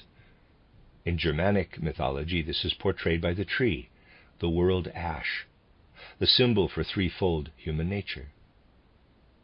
The middle point for this threefold human nature is the I. Through its incorporation in the three members, it carries the entire tree of human growth and evolution. Ig, YGG, is the ancient form for growth and evolution. You will find that in the ancient forms of speech, as a characterization for what has been incorporated, the world ash is called Yggdrasil. Yggdrasil means the carrying I, and the name of the god who is connected with the formation of the I is also derived from it. In the course of evolution, the human being first learned how to inhale. In Hebrew, that is connected with the word Jehovah. In Old High German, that corresponds to Odin, who is a god of the wind and races around in storms. Yahweh, is the blower. And when we speak of Wotan and his army that rushes here and there, then we are speaking of the Odin, who was necessary for the growth of the I. In Christian esotericism, a very special value is placed on this word altogether. It is seen as the name for the eternal in the human being, and is therefore portrayed as what carries the other bodies, as what forms their middle point. Consider only this passage, quote, and he shall rule them with a rod of iron, as when earthen pots are broken in pieces, even as I myself have received power from my Father, and I will give him the morning star, close quote, Revelation 2, verses 27-28. This I means the same thing as the actual name of Christ Jesus. Here, in almost every sentence, the word I appears again, to tell us that it is the eternal in the human being. You will find this meaning expressed again and again by the words in the Apocalypse. I will cite only a very special passage. The 6th letter must be addressed to a community where buddhi is especially cultivated. What does that mean? If manas is especially cultivated, and if the human being has become a knower, then what we previously knew will pass over into our living feelings. It becomes for us a natural, given feeling. It becomes a passion for us. If you realize that justice should prevail, that justice should live, if you realize that humankind cannot live without the beautiful and the good, then you are on the way to develop buddhi. If higher things have become your second nature, if your soul is fully permeated with enthusiasm for the beautiful and the true, then you are on the path to buddhi. Buddhi takes its substance from the realm of feelings, and atma from the realm of the will. And when humankind finally reaches the point where it has made enthusiasm for the good into a reality, then what is called the Christian ideal of brotherhood will have appeared. This 6th territory can receive its name only from the ideal of brotherhood, and Philadelphia is the city of brotherly love. If you read the relevant passage, you will see the city described this way, quote, I know your works. Behold, I set before you an open door, which no one is able to shut. I know that you have but little power, and yet you have kept my word and have not denied my name. Close quote, Revelations 3:8. They did not deny the name that comes from fraternal duty. The 7th letter is taken from the realm of Atma, the Atma or breath of the human being. When we have come as far as the physical breath we take in, when the eye has worked down into the physical body, perhaps you know that in Christian esotericism this is designated by the word Amen, then the esotericist, when speaking of this, will refer to the Amen, and to the angel of the church community in Laodicea, write, quote, the words of the Amen, the faithful and true witness, the beginning of God's creation, close quote, Revelation 3:14. I have been able to select only some of the passages. If we could discuss everything, then you would see that we have messages for regions in our own time in these 7 letters. Let us now go from the past into the future. What does the writer of the Apocalypse think of the future? He speaks entirely in the following way. What you can see today on the astral plane is nothing other than the formation of the physical future of human beings. Look at what is on the astral plane, and you will experience the future of humankind. There is no future that does not result from the present. You know that the human being is enveloped in an astral body that permeates the physical body. You know, too, that there are sense organs in the astral body that are entirely different from the sense organs in the physical body. We speak of the lotus blossoms or wheels. What the human being can develop today in terms of such astral senses, the human physical body will have in the future as physical senses. The astral is on the way to becoming physical. How do human beings form these organs of the future, which today are still astral? Through what we achieve today in terms of the true, the beautiful, and the good. Work and deeds of today form the foundation for organs in the future. There was a time when human beings did not have eyes. They couldn't perceive light and color. Human beings acquired eyes through their actions at that time. They had other organs previously. By turning to the light, they developed eyes. Present deed is future destiny. The deeds of the past were such that eyes could be created, and from your deeds in the present day, your sense organs of the future will be created. Human beings who are active in terms of the true, the beautiful, and the good will have normal organs in the future. If they strive against the true, the beautiful, and the good, then they will have crippled organs in the future. It is impossible to erase what we do in the present. A deed laid down in the present in order that it emerge in the future is termed sealed in Christian esotericism.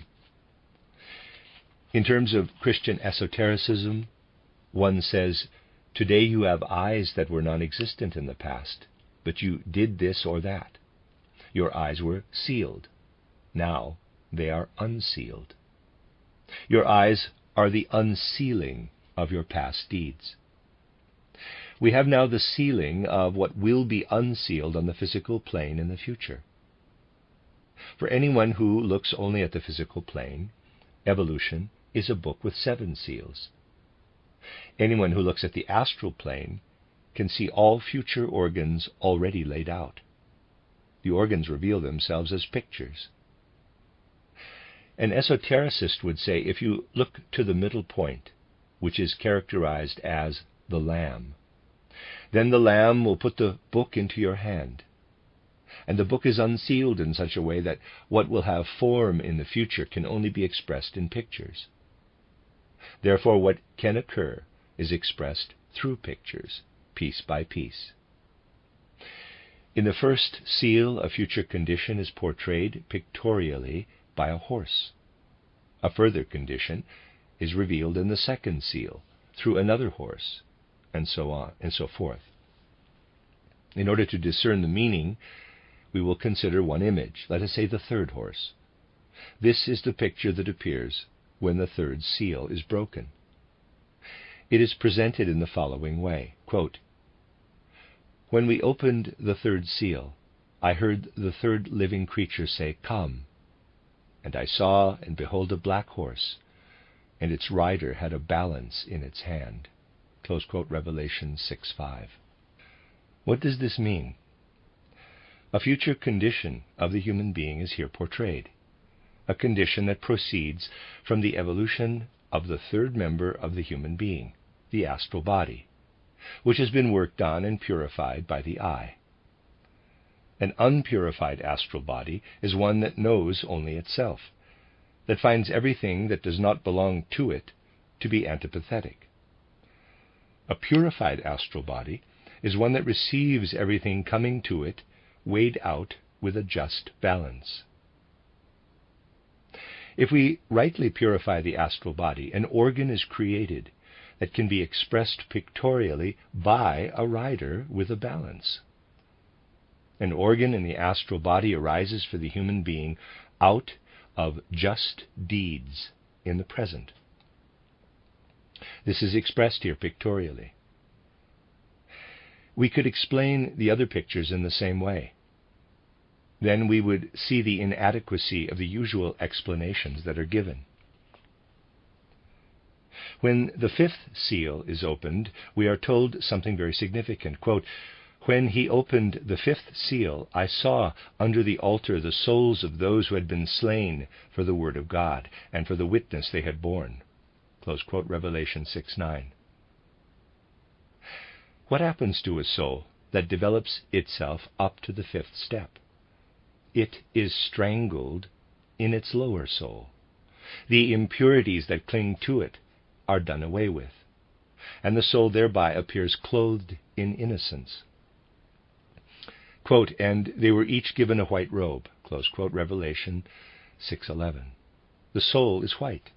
It has become innocent when it has developed to the 5th step. If we ascend higher, we arrive at the place where the astral pictures go over into the devaconic, to the sounding of the trumpets.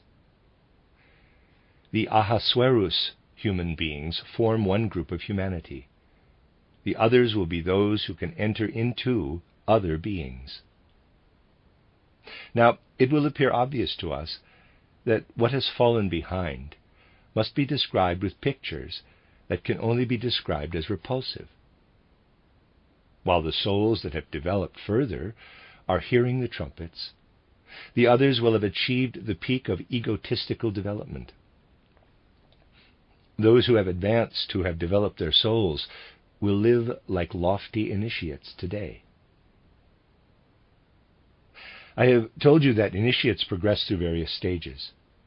They must transform not only something of their astral body, but also something of their etheric body, and even something of their physical body. In earlier times, initiates were kept in a state such that their etheric body existed outside their physical body for 3.5 days, while the physical body lay there as if dead. Meanwhile, the Hierophant led the etheric body through higher worlds. The writer of the Apocalypse describes to us what a present-day initiate experiences. He describes it as something similar to the initiation process of 3.5 days. Remember that there is actually a passage in the Apocalypse that says 2 witnesses of God appear who lie as if dead for 3.5 days, and then again become alive. Quote, "And those who dwell on the earth will rejoice over them and make merry and exchange gifts, because these 2 prophets had been a torment to those who dwell on the earth. But after 3.5 days a breath of life from God entered them, and they stood up on their feet, and great fear fell on those who saw them." Close quote. Revelation 11, verses 10 and 11. The Apocalypse speaks of these 2 prophets in addition to the leader of humankind, whom the people could see. You have here a description of a process of initiation. You see how everything fits together. There is something else that will show you how deeply the writer of the Apocalypse has penetrated into the mysteries of the world. I can best explain this if I relate to you the Golden Legend, which has played an especially large role in Christian esotericism. We are told that Seth was able to journey to paradise, that the cherub with the flaming sword permitted him to pass and actually enter paradise. He encountered there a vision. The crowns of the 2 trees, the tree of life and the tree of knowledge, had grown together.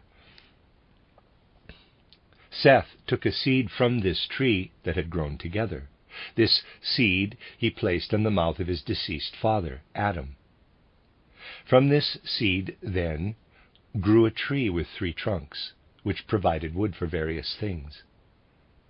It was especially important that Seth could see how a kind of flaming script was formed in the branches of this tree. The following words appeared, Ege Asher Ege, which mean, quote, "I am he who was, he who is, and he who will be," close quote. The wood from this tree was used to make the staff with which Moses performed his miraculous deeds. The wood was used to build Solomon's temple. Then it was used for a bridge over the Bethesda pool, which Jesus walked over. Finally, the wood was used to make the cross on which Christ Jesus was crucified. What do these 2 symbols mean, the tree of life and the tree of knowledge? What does it mean that they have grown together? And what does the tree signify, the tree that provided the wood even for the cross? The fact that Seth could enter paradise means nothing other than that he had become an initiate, that he could penetrate into mysteries that were closed to others. Now let us ask ourselves, what do the trees that he saw signify? That is something found in every human being, something present in every individual. How did the human being become a knower? The answer is connected with the inhalation of air through the lungs, where the used, in quotes, blue blood is transformed into red blood. In this way, the human being could take up the odom, the breath of God. This is the becoming of the individual human I, through the inflowing of the odom of God, through which the human being became a knowing soul. Reader's aside, odom is spelled O-D-E-M, and a reader's aside. A real tree is actually incorporated in the human being, a tree you can still see today if you study the human body. This is the tree created by the main arteries, which branch off into smaller and smaller capillaries throughout the entire body. There is no being in the world that can become a knowing being if it cannot, like a human being, take up the oxygen from the air, the oxygen that is so necessary to create red blood, so that human beings can take into themselves the tree of knowledge through the red blood. The other tree, the tree of blue veins, has been taken away from the human being in terms of human mastery over it. It contains the used blue blood, which is a poison filled with death. Before the human being descended from the bosom of God, it was the tree of life. By becoming earthly, the human being was divided into two parts, comprising the venal and arterial, the blue and the red blood vessel systems. The blue blood streams up to the heart and must unite with what the plants give. The human being breathes out carbon dioxide. Plants breathe in carbon dioxide and breathe out oxygen. In this way, human breathing, which expresses itself in our actual I-ness, is an intertwining of the red and blue blood trees. This is, however, only possible if the human being has a tool, and that is the plant, without which the human being cannot live. The plant is what allows us to intertwine the blue and the red blood trees.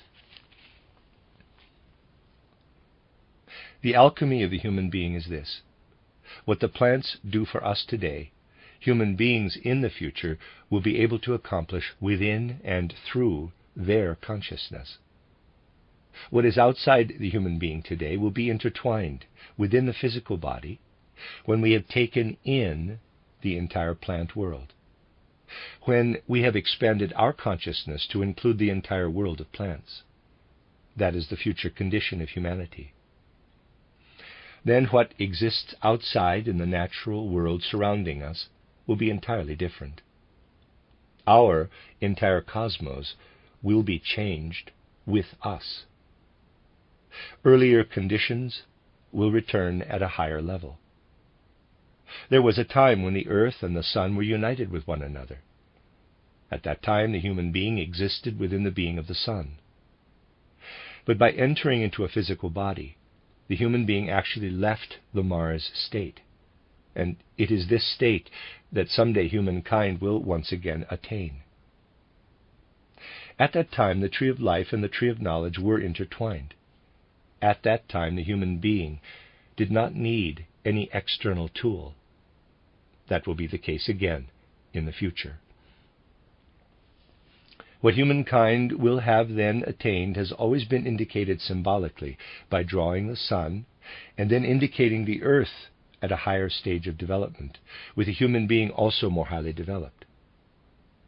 What will bring human beings to that point is the union of the red and blue blood streams by means of an expanded consciousness. This is indicated with two metal pillars. Those are the two blood streams, and the sun is what will be, and there's an omission in the manuscript, readers aside, end of readers aside, then the blue blood tree will no longer be a tree of death. The seer must see this condition in astral signs. To describe this condition, the writer of the Apocalypse must indicate it with pictures. Quote, "Then I saw another mighty angel coming down from heaven, wrapped in a cloud, with a rainbow over his head, and his face was like the sun, and his feet were like pillars of fire." Close quote, Revelation 10:1.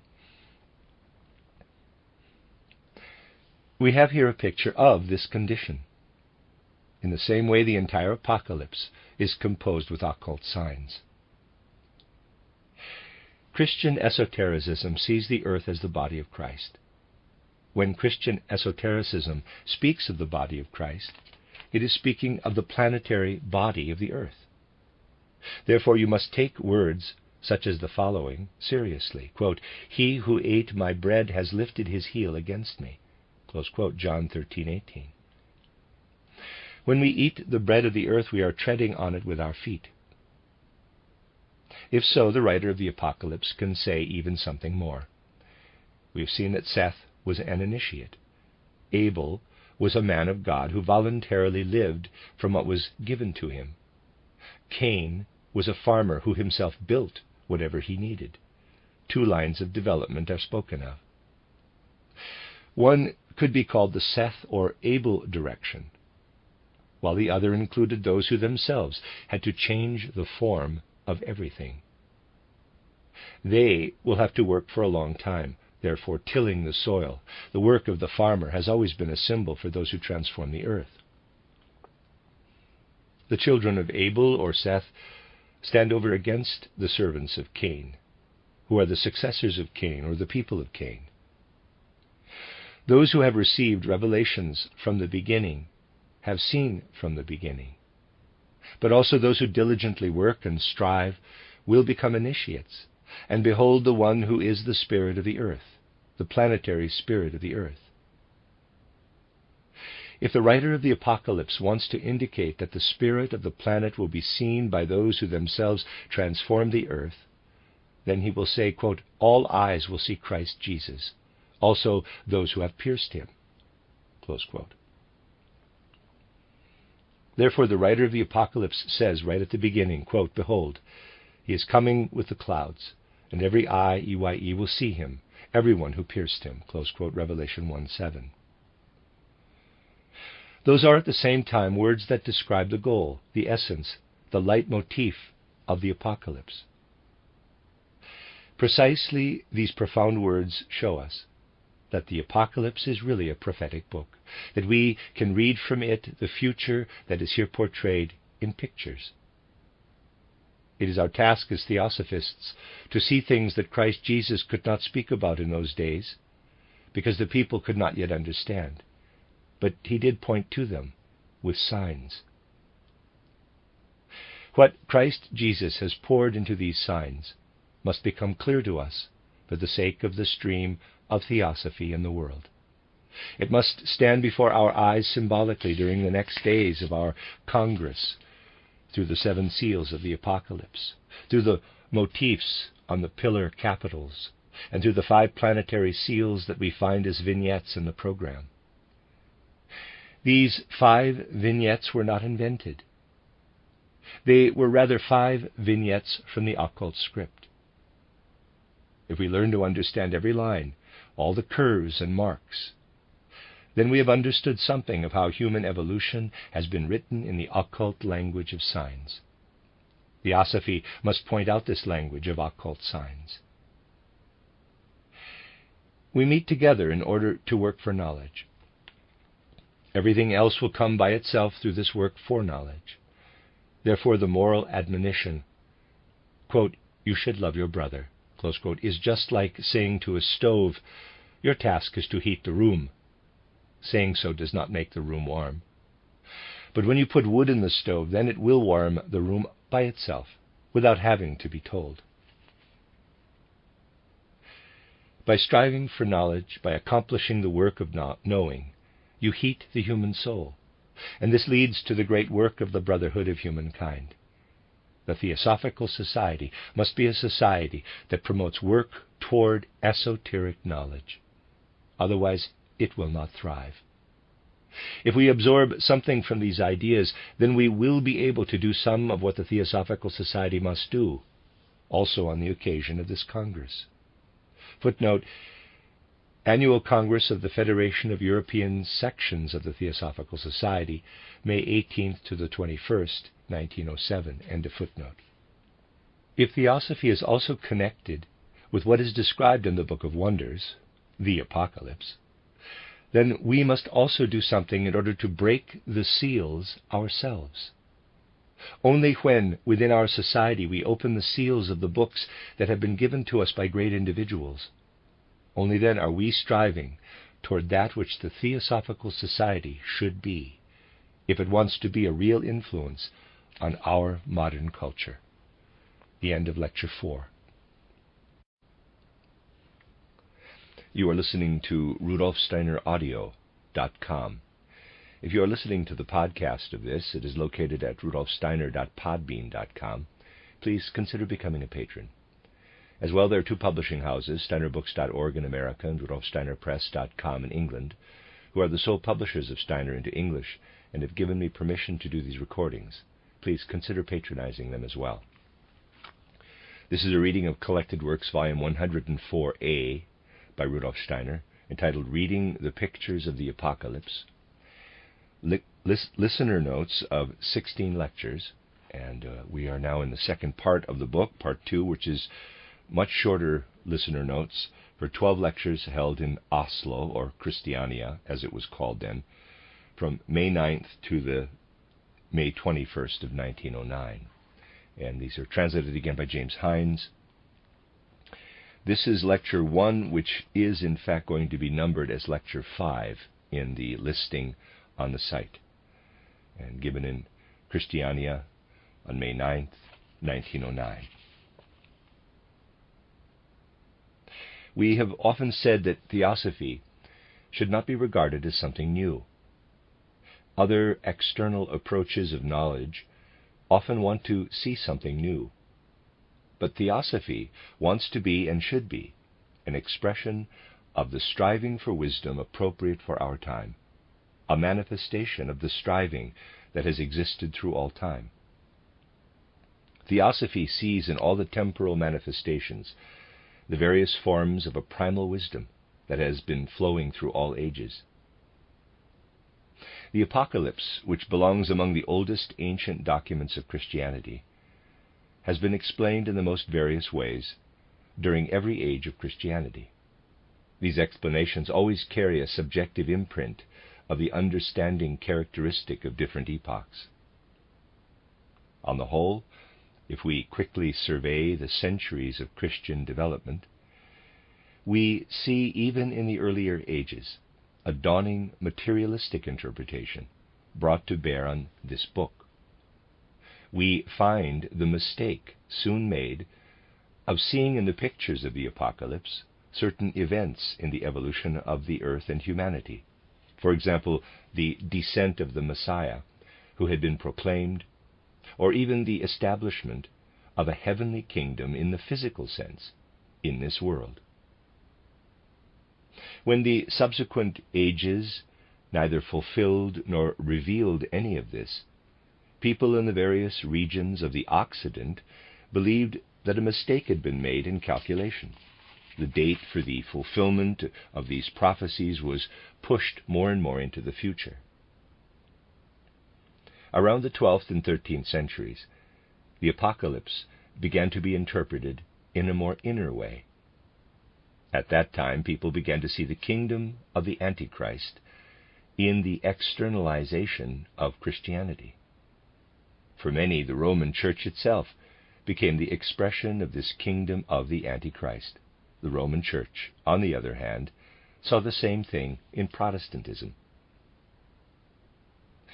In more recent times, times entirely permeated with a materialistic attitude, it has been said that of course the writer of the Apocalypse could not have known anything about the future. He was describing events that lie in the past. It was thought, for example, that he saw in the beast with two horns an opponent of Christianity as great as Nero. When the descriptions then went on to include earthquakes, swarms of locusts, and so forth, it was not hard to prove that such events did occur in those regions at that time. That is what is called objective research. Nevertheless, it is wholly prejudiced by subjective understanding. Theosophy should become an instrument for us to spiritually comprehend the Apocalypse again, and thereby penetrate its meaning. One could also think that the explanation given by Theosophy is as subjectively colored as all the other explanations. In a certain sense it is. But there is a difference between it and the other explanations. Those who describe history externally want to be objective, but they can only be subjective. We, however, want to explain subjectively, in the sense that we are aware, in all modesty, that the wisdom of the world is always in harmony with advancing evolution, with the advance of time. When we do what is right for our time, it is a force that works into all of the future. Theosophy must not become a dogmatism. What we teach today as theosophy will not change in its essence, but in its form. When the souls of the present age are born again in future times, they will be mature enough to take up other higher future forms of the spiritual life. Our explanation of the apocalypse will age. Future ages will go beyond it. But the apocalypse itself will not, therefore, age. It is much greater than our explanations, and will find even higher, even loftier explanations. Let us place before our souls the first lines of the apocalypse as they are read in truth. We are told that the mystery of Jesus Christ is given to us in signs, that these signs are to be interpreted, and that the writer is attempting to explain, to the best of his ability, as much of the signs as possible. The Apocalypse was written with a different intention than John's Gospel. We are dealing with a personal experience when the writer tells us that he is describing the revelation of Jesus Christ, the appearance of Christ. It is something similar to Paul's experience on the way to Damascus, similar to the mystery of Paul. Paul is the one who did the most to proclaim and spread Christianity, despite his not being one of the disciples who experienced the events in Palestine with Jesus. Neither did he experience the tragic ending of those events, the crucifixion of Jesus Christ. Through the descriptions in the Gospels, we know how all of this entered into the hearts of humankind at that time. Paul had heard about all that is described in the Gospels. Paul knew exactly what had happened in Palestine. Nevertheless, he simply could not imagine that the one who had ended up on the cross was the promised Messiah, the Redeemer. The Messiah, Paul said to himself, could not end up like a common criminal. Paul is not well understood unless we look deeply into his soul, unless we look at what lived in him as the knowledge of a Jewish initiate. He knew that the Savior, the Messiah, had proclaimed himself ahead of time in the burning bush, in the fire of Mount Sinai. Christ points to this when he says, quote, "But if you do not believe his, Moses' writings, how will you believe my words?" Close quote, John 5:47. With these words, Christ is saying that he had announced himself earlier through external means, through the power of the elements, and that he then, however, went on to reveal himself through life, suffering, and dwelling in a human body, that he had descended, so to speak, from the fire of Sinai. Certainly the Jewish initiate, Paul, knew of the Christ who had been previously announced, for behind the mystery of Moses lay the following. During the time of the Old Testament, and in ancient Jewish occult teaching, there were, as in all ages, mysteries and initiates. Let us bear in mind the fundamental principle, that initiation must adapt to the conditions prevailing during any given age. If we consider initiation according to that principle, then we must begin by thinking of the human being as the human being presented by theosophy or spiritual science. We must think of the human as a fourfold being, a being with four members, as endowed with a physical body in common with the mineral world, an etheric body in common with the plant kingdom, an astral body in common with the animal kingdom, and finally with an I capital, or I-bearer. Standing before us, The human being consists of these four members. During the day they are bound together with one another, but at night the I and the astral body are in the spiritual world. During the night, the present-day human being perceives nothing. When human beings develop to a higher spiritual vision, they must apply certain methods of inner development to themselves. Anyone wishing to ascend to higher worlds must allow meditations and concentration to work on their soul. They must immerse their souls in certain things. One example among hundreds is the Rose Cross. When human beings of the present day are asleep, what they experience during the day does not make a strong enough impression on their astral body for it to continue working at night. When a normal person of the present day falls asleep in the evening, day life is as if extinguished. With students of initiation, it is different, even if they do not notice the transformation of their astral body for a long time.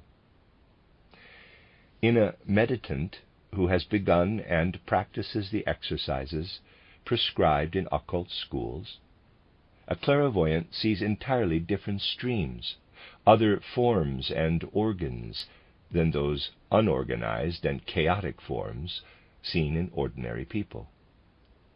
This shows itself as the results of the exercises, even if the students themselves have not noticed any results for a long time. The astral body changes. It becomes a different being, even if the meditation is very short.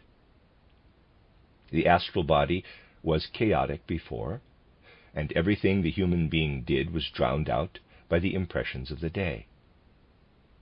Only the prescriptions from the occult school provide something that drowns out the impressions from everyday life.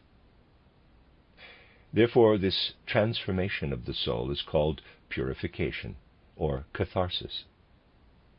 The student is purified, while the astral body continues to be chaotic and unordered in an ordinary person.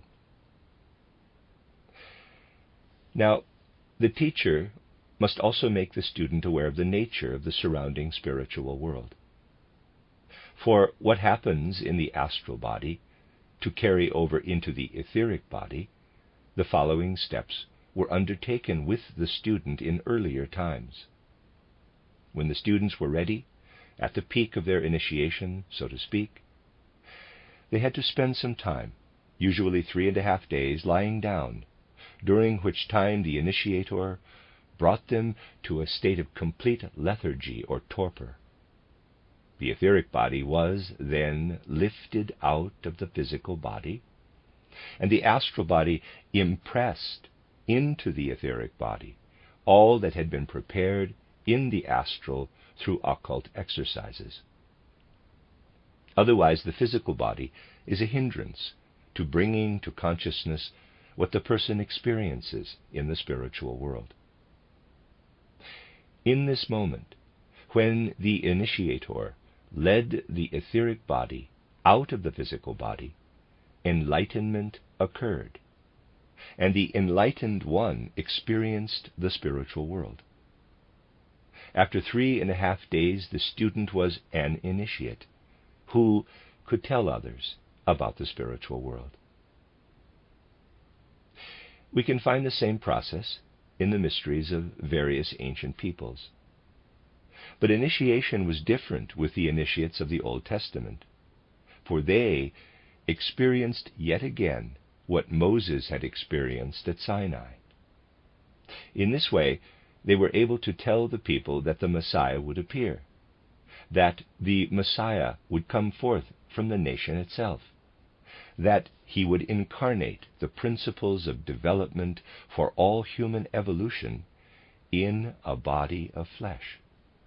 That was the supreme moment of the initiation, when the enlightened Hebrew was allowed to experience that the Christ would arise in the future. Paul, as a Jewish initiate, knew all of this. Nevertheless, before the Damascus event, he could never have believed that the one who died on the cross was the same one as the Messiah. Paul said of himself that he was a premature birth, that is, an initiate through grace. He stresses that he did not receive initiation through a training that required a sequence of steps, but he stood closer to the spiritual world than those people who had descended deeper into matter. He was able to experience the crown of life, the last act in Old Testament initiation. This was the crowning through the appearance of Christ. What the Old Testament initiates always experienced appeared to them in a glorious light. What they had experienced as a future event, he now saw as a vision that told him this being was the same one who had lived and died in the body of Jesus of Nazareth. Now he knew that the Messiah, the Christ, is already here. The greatest element of the old initiation had been the knowledge that the Messiah was to come, that he had died and yet still lived, now united with earthly existence, and continues to work in the evolution of humankind. This we see from all the letters that Paul wrote. He saw this event as something that had already become present. Let us put ourselves in the place of all the other initiates who were not ancient Hebrews and not Christian. They knew that in the ancient Atlantean times we come to a form of the human being entirely different from that of the present. The human body creates and forms the physical body, of course, and through initiation they could always see the etheric body that formed the basis for the physical body. In the spiritual world, they had to do without a picture of the physical human body. They saw only the etheric body of the human being. But the ancient Hebrew initiates always saw the physical human being spiritualized and placed in the spiritual world as its crowning. And such people understood the Christ to be the first real human form that could be seen in the spiritual world from the point of view provided by the physical world. In this way, those receiving the Hebrew initiation saw how in the distant future the Son of Man, the Christ, would heal and purify the physical form. For this reason, Paul knew that what appeared to him before Damascus in human form could be none other than the Christ. The writer of the Apocalypse describes the same thing to us when he speaks of the Son of Man. He calls the 7 communities the 7 stars. And he saw the Son of Man as the spiritualized, purified form of the physical body. Not only the etheric body, but the spiritual physical form of man, the human being, now purified and sanctified. In this way he places before us the same being that Paul beheld outside Damascus. Then he details what the impulse behind this Christ event should mean for all humanity. He speaks to us of the 7 communities in 7 letters to the communities. They are messages concerning the tasks of the 7 post-Atlantean cultures. In the 7 seals, he portrays the 7 cultures following our 5th main epoch. This 5th main epoch is called the post-Atlantean. It consists of 7 cultures, of which we are now in the 5th, with 2 more to pass before the start of the next main epoch. And in the 7 trumpets, he portrays the 7 cultures of the 7th great main epoch. What takes place in our present-day culture, we can see in the physical world. But what will take place in the 6th great main epoch can be seen ahead of time in the pictures of the astral world.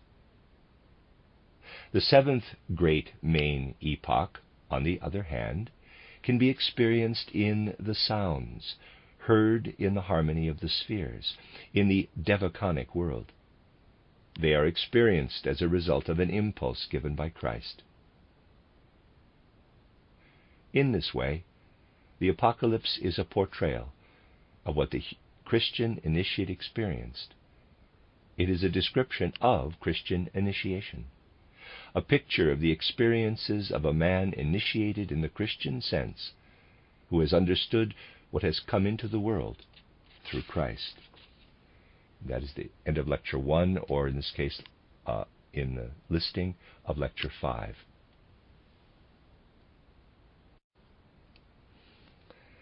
You are listening to RudolfSteinerAudio.com. If you are listening to the podcast of this, it is located at rudolfsteiner.podbean.com. Please consider becoming a patron. As well, there are two publishing houses, steinerbooks.org in America and rudolfsteinerpress.com in England, who are the sole publishers of Steiner into English and have given me permission to do these recordings. Please consider patronizing them as well. This is a reading of Collected Works, Volume 104A, by Rudolf Steiner, entitled Reading the Pictures of the Apocalypse, translated by James Hindes. It's the listener notes of 16 lectures. I am on the second part of this. There are 12 lectures given in Kristiania. I am numbering them. This is Lecture 6 in the series, but Lecture 2 in this, so I'm going to call it 6.2, and then 7.3, etc. later on for those people. Hopefully that will make some sense. So again, Lecture 2, but in the listing, it is Lecture 6, 6.2, given in Kristiania on May 10th, 1909. Now that we have seen what Theosophy has to say concerning the historical evolution of humanity, we will consider what the Apocalypse can tell us about it. To understand this, we must go beyond our culture, back to the Greco-Latin cultural epoch, the fourth in our great post-Atlantean epoch. In spiritual science, we calculate it to have begun in the 8th or 9th century of the pre-Christian age. Further back in the past, we arrive at the Egypto-Chaldean cultural epoch, then the most ancient Persian age, concerning which the historical research of our day knows only the last faint echoes. Then we go further back to the primal Holy Age of the ancient Indian culture. In this way, we finally arrive back at the time of the great Atlantean culture, which is reported to us by all ancient religious writings. Before the great Atlantean water catastrophe, between Europe and America there existed the ancient Atlantean continent. That is where the precursors of humanity lived, those whom we call the Atlanteans. We want to consider now the spiritual life of the Atlanteans, for of course the same souls who are present today live there, but they were equipped with other soul abilities or states of consciousness that are of interest now to the spiritual researcher. During the fullest blossoming of the Atlantean culture, we find the modern human being's capacity for perception present only in its first rudiments. The ancient Atlanteans did not see external objects as we do today, with sharply defined contours. They saw them rather surrounded by an aura. When they fell asleep at night, the external picture disappeared for them, but they were conscious in the spiritual world. They had a dim form of clairvoyance. But they did not have any of what we today call counting and computation, the power of judgment or logical thinking. They had none of the mental abilities that our present-day culture has created. For example, they did not know about the power hidden in coal. Instead, they had magical abilities with which they could awaken the powers hidden in plant seeds, and then put these powers in their service. In this way, they possessed clairvoyant and magical powers. Those people in Atlantis best able to make use of their magical powers were the best technicians and engineers. What our present-day scholars and natural scientists represent, we can compare to the people most highly gifted with powers of clairvoyance in Atlantean times. There were great mystery centers at that time. Our present-day mystery and occult schools work much more secretly than theirs did. The mystery centers of Atlantean times were generally known as both school and church. Piety and wisdom were cultivated at the same time. The leaders of that time can be called the great teachers of the mysteries. They taught in these Atlantean oracles, of which there were 7. Students who had become sufficiently mature were initiated into the mastery of magical powers and into a conscious vision of the spiritual world. Unlike our culture, which is limited to the 3 lower kingdoms, Atlantean wisdom stretched over the physical earth and beyond to spiritual realities. Present-day science limits itself to the 3 kingdoms that do not go beyond the earth. However, through clairvoyant development, the Atlantean initiate also achieved a vision and experience of higher spiritual beings that work beyond the earth, even up to the region of the stars. During those times, there were mystery centers that were especially concerned with the various planets in our solar system and the spiritual powers standing behind them. For this reason, there were Mars, Venus, Sun, Jupiter, Mercury, Saturn, and Moon oracles. However, the greatest and loftiest was the ancient Sun oracle. The initiates of this Sun oracle could survey all the other oracles and watch over them. The great Sun initiate of the Sun oracle stood at the top. He saw prophetically the water catastrophe of Atlantis. Therefore, he had the task of seeing to it that the culture was guided through and beyond the catastrophe. Now, those human beings who had possessed the best talent for clairvoyance were of no use at all for the post-Atlantean cultures. These new cultures required the selection of people who had nothing left of the ancient magic. Like a sunrise over the great post-Atlantean culture, they developed the individual spiritual capacities of thinking and judgment in their first primitive forms. The simplest people were precisely those best suited for the future. They were led by the great Sun initiate to a colony near present-day Ireland. Later, they were led to the middle of Asia. Those were the people whose consciousness was already then closest to our present-day consciousness. Furthermore, for the sake of this advanced population, copies of etheric bodies of the greatest initiates of the Atlantean oracle were incorporated into those individuals who came from the various oracles with the best aptitude for present-day culture. This was necessary for the future. It is a law of spiritual economy that what has once been achieved for humankind is not lost. If we were to survey the various oracles, we would find everywhere what is achieved through occult training. The etheric body is transformed and organized through and through by the I capital. The etheric body of ordinary people who have not undergone this transformation dissolves at death into the world ether. However, with the highest initiate, something different happens.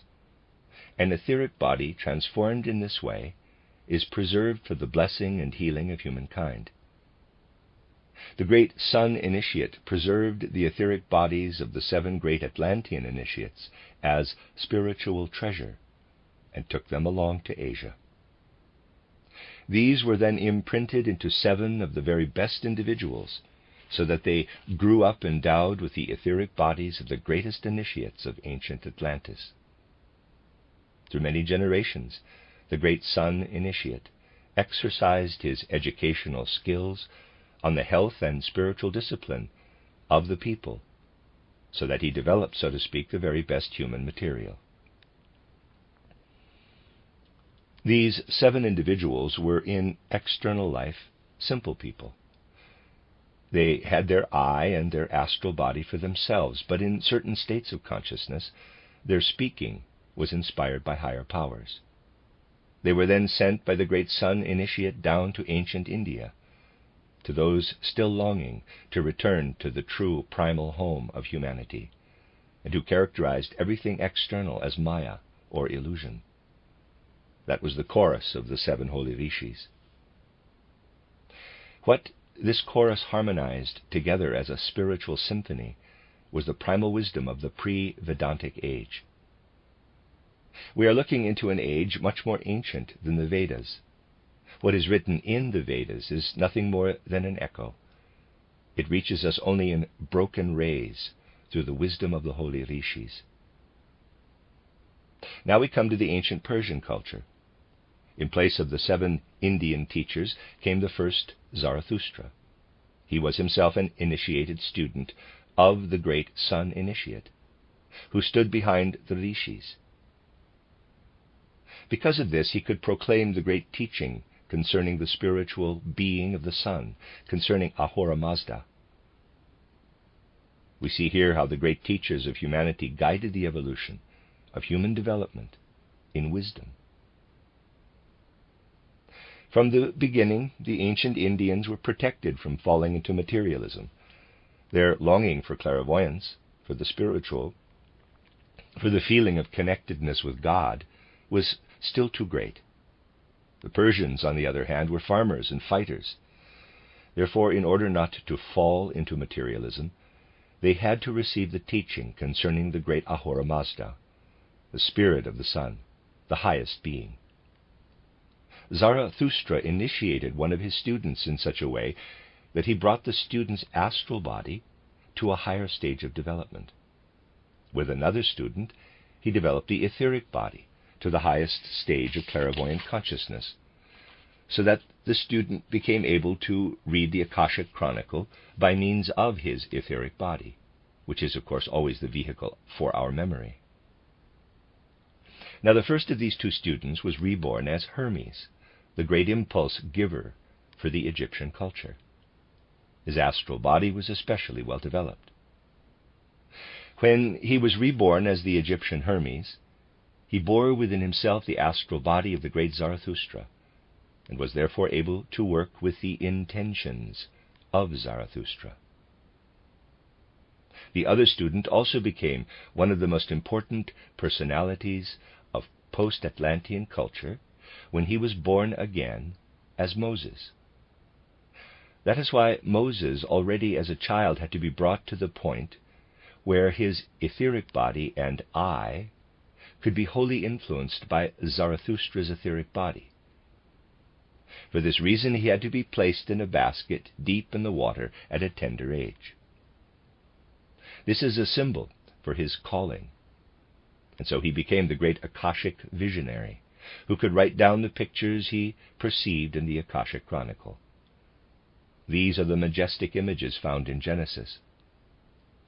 In these ways, events of the past are led over into the future, behind the scenes of the physical external development of humankind. Zarathustra was also able to become the greatest teacher of the 4th post-Atlantean cultural epoch. Living in the Near East in the 6th century before Christ's birth, he was known as Zarathos, or Nazarathos. He was the teacher of the most important Greek teachers and initiates. Pythagoras, for example, was his student. These 4 post-Atlantean cultures were inspired by the great sun oracle of ancient Atlantis. And the culture of the ancient Hebrew nation continued to develop uninterrupted on a parallel course, a subgroup of this Hebrew nation, always living contemporaneously with one of the named cultural epochs. The ancient Indian culture was initiated in the secrets of the spiritual world and the planetary states. The ancient Hebrew, bracket, readers aside, there's a gap in the manuscript, close bracket, end of readers aside. Then, living contemporaneously with the Persian culture of Zarathustra, the Hebrew ancestors developed a teaching much like that in Persia concerning Ormuzd and Ahriman, a teaching concerning good and evil. The third, the Egypto-Chaldean culture, then followed. The exodus out of Egypt under Moses' leadership took place at the same time. Then the Greco-Latin culture developed during the time of the great Hebrew initiate prophets, Elijah, Jeremiah, and so forth. Already in primal ancient times, these prophets had been given the idea of the great being, Ahura Mazda, announced to them by Melchizedek. In this way, the same nuances were at work simultaneously in the Hebrew culture as in the other nations through the epochs. Now, such cultures always had their second blossoming. That of Hermes soon encountered a decline. It had contained deep mysteries for the ancient Egyptian culture, but had fallen in the worst way and entered into the most horrible decadence as black magic. The ancient Indian culture had fallen into decadence the least. So we see how all that had appeared successively was still maintained in the ancient Hebrew nation. In various groups they preserved the feeling and the states of consciousness of various other cultures. These groups could be addressed with the names of the ancient cultures, according to how their states of consciousness had been maintained. When the writer of the Apocalypse speaks of the, quote, community at Ephesus, close quote, he means the representative of the first, the Indian culture. The Persian finds its representative in the community at Smyrna, the Egypto-Chaldean in the name of the community at Pergamon, and finally the fourth, the Greco-Latin culture, in the community at Thyatira. He was able to address the representatives of the four ancient cultural epochs in concurrently existing groups. Then he looked further into the future and saw our cultural blossoming in the community at Sardis, the community following ours, for which we are consciously preparing through the Theosophical movement, he characterizes with the name Philadelphia. After that, humanity will finally reach the community at Laodicea, where new impulses can no longer be brought forward. When we work and act in the fifth epoch as conscious representatives of the Theosophical spiritual life, we are introducing the age of Philadelphia, or brotherhood. The seven spirits of God, the seven stars, are what we find in Theosophical teachings concerning the evolution of the earth through the planetary states. These teachings should lead us up to an understanding of the secrets of the stars and their spirits. In this way we enter consciously the community of Philadelphia when we absorb the teachings of spiritual science. And that is the end of Lecture 6.2, as it were. You're listening to RudolfSteinerAudio.com. If you are listening to the podcast of this, it is located at RudolfSteiner.podbean.com. Please consider becoming a patron. As well, there are two publishing houses, SteinerBooks.org in America and RudolfSteinerPress.com in England, who are the sole publishers of Steiner into English and have given me permission to do these recordings. Please consider patronizing them as well. This is a reading of Collected Works, Volume 104A by Rudolf Steiner, 16 lectures, the listener notes from 16 lectures, entitled Reading the Pictures of the Apocalypse, translated by James Hindes. This is Lecture 7.3, given in Kristiania on May 11th, 1909. We have seen that the writer of the Apocalypse intended the 7 letters in the first chapters of the Apocalypse as messages for the 7 representatives of the 7 cultural epochs of the post-Atlantean age. That is, the age that followed the great water catastrophe, also known as the Flood. The age that will come after the 7 post-Atlantean epochs reveals itself to the initiate in 7 seals, as the 7 epochs like those of our post-Atlantean age. We must realize that the soul development of humankind in the future still has many and manifold changes to go through. The more we imagine ourselves back into the state of consciousness in the ancient past, when the human being's feeling for self was just a dim dawning, the more we also find a dim clairvoyance. The further back we go, the less people appear as individuals. If we go far back into Atlantean times, we no longer see people as individual beings, but rather united with one another into group souls. But even in historical times, in the last centuries before Christ, we still find group souls. At that time, the people in Middle Europe felt themselves to be members of an organism, members of a tribe. Tacitus tells us how the individual Cheruscans experienced themselves not as individuals, but as members of the tribal I capital. Footnote, Publius Cornelius Tacitus, 55 to 120 A.D., the Roman historian, in his book De Origine et Situ Germanorum, or Germanorum, generally known as Germania. End of footnote. We find in early Atlantean times that human beings over wide geographical regions were very similar in appearance. They broke down into groups of striking similarity. In the middle of the Atlantean age, humankind still fell into four main groups.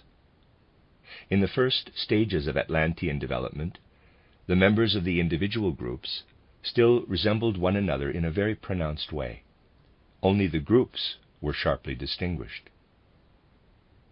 The clairvoyant today can see very little of what constituted the physical body at that time. It was still completely made up of a very soft material, much like certain fish in the ocean today, that can barely be distinguished from the rest of the water. The air, then, was entirely permeated by the watery element, and the human physical body was still very difficult to distinguish from the watery element surrounding it. However, the bones and nervous system were also already present as forces at that time. The human being only became a real earthly human being through a process of hardening.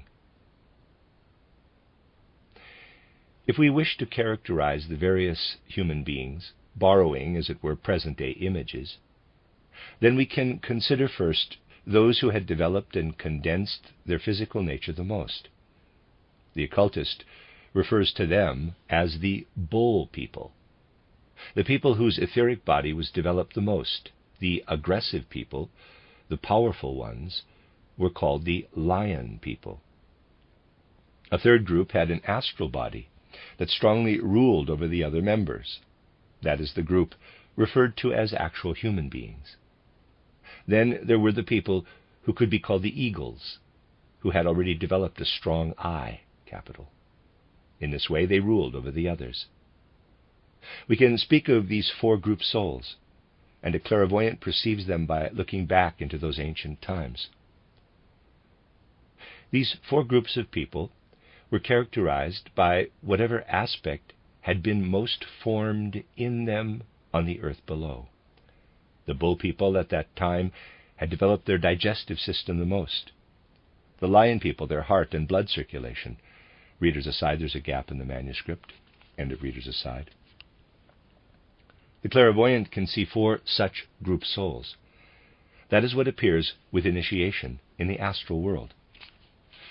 What then presents itself to the clairvoyant can be compared approximately with what those four animals are today. One who sees the evolution of humankind today with the view of an occultist sees this picture of the four human groups symbolized in these four animals. The war of all against all will be an expression of the egotism that is always growing stronger, the egotism conjured forth by humanity today as the I is and will always become stronger and stronger. That will be the end of the last post-Atlantean culture. This catastrophe will also have its mission, its usefulness, in the ascent of the entire human race. However, the great war of all against all will be something much worse than war of the present day with weapons. It will be a war of souls who no longer understand one another, a war of the classes. This future catastrophe is difficult for present-day consciousness to understand. The Atlanteans were magicians.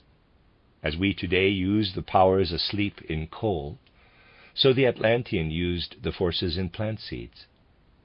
The forces in the seeds served them in their technology and their industry. There is a mysterious connection between these forces. As long as the Atlanteans used the seed forces properly, they were in harmony with the working of the forces of the air and water.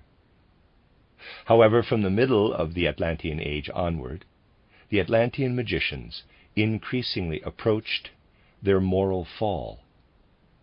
And in the mysteries of the black occult schools, these magical forces were misused in a terrible way. They were placed in the service of the most horrible egotism. In this way, the powers of air and water were increasingly excited, which finally had to result in the mighty Atlantean water catastrophe.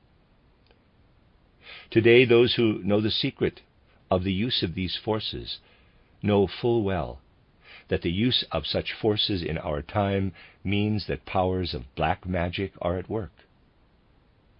Magic must never be made to serve when selfish purposes are involved. Hence, the employment of seed forces is not permitted today, even to serve white magic. On the other hand, in Lemurian times, the seed forces of the animals were used. But everywhere that the growth forces of animals are misused, horrendous forces of fire, the volcanic element, are awakened. Today, these things are not so obvious. Today, the feeling for oneself, the overwhelming egohood of people, has brought about the drying up, the desolation of those regions of the earth that have developed this egotism to the greatest extent. It is absolutely true that this war of all against all is being prepared on the surface of the earth, because a connection exists between the egotistical withering of the soul's forces and the paralyzation of the earth's productive powers. The Nordic myth of the twilight of the gods also tells us this. We must understand the difference between the evolution of souls and the evolution of bodies. From epoch to epoch, human souls find themselves again and again in different bodies. These souls will one day see the strife that will reign among the human souls who will be born in the last post-Atlantean age. This experience will be a lesson for them and will help to free them from egotism. And then they will be able to grow into an era where they will have the fruits of selfhood, but without its disadvantages. An age will come with clairvoyant conditions similar to those prevailing in ancient Atlantis, but with this difference. Human beings will have a free consciousness of self. We will then have learned in these 7 cultures of the post-Atlantean age what can be achieved in the physical world. This self-perception, or consciousness of self, can only awaken in a physical body. But the human being must again subjugate the physical body. After the war of all against all, we will have achieved a stage of evolution where we live in a physical body in such a way that we are no longer slaves of our physical bodies. The impulse for this development comes from the Christ principle.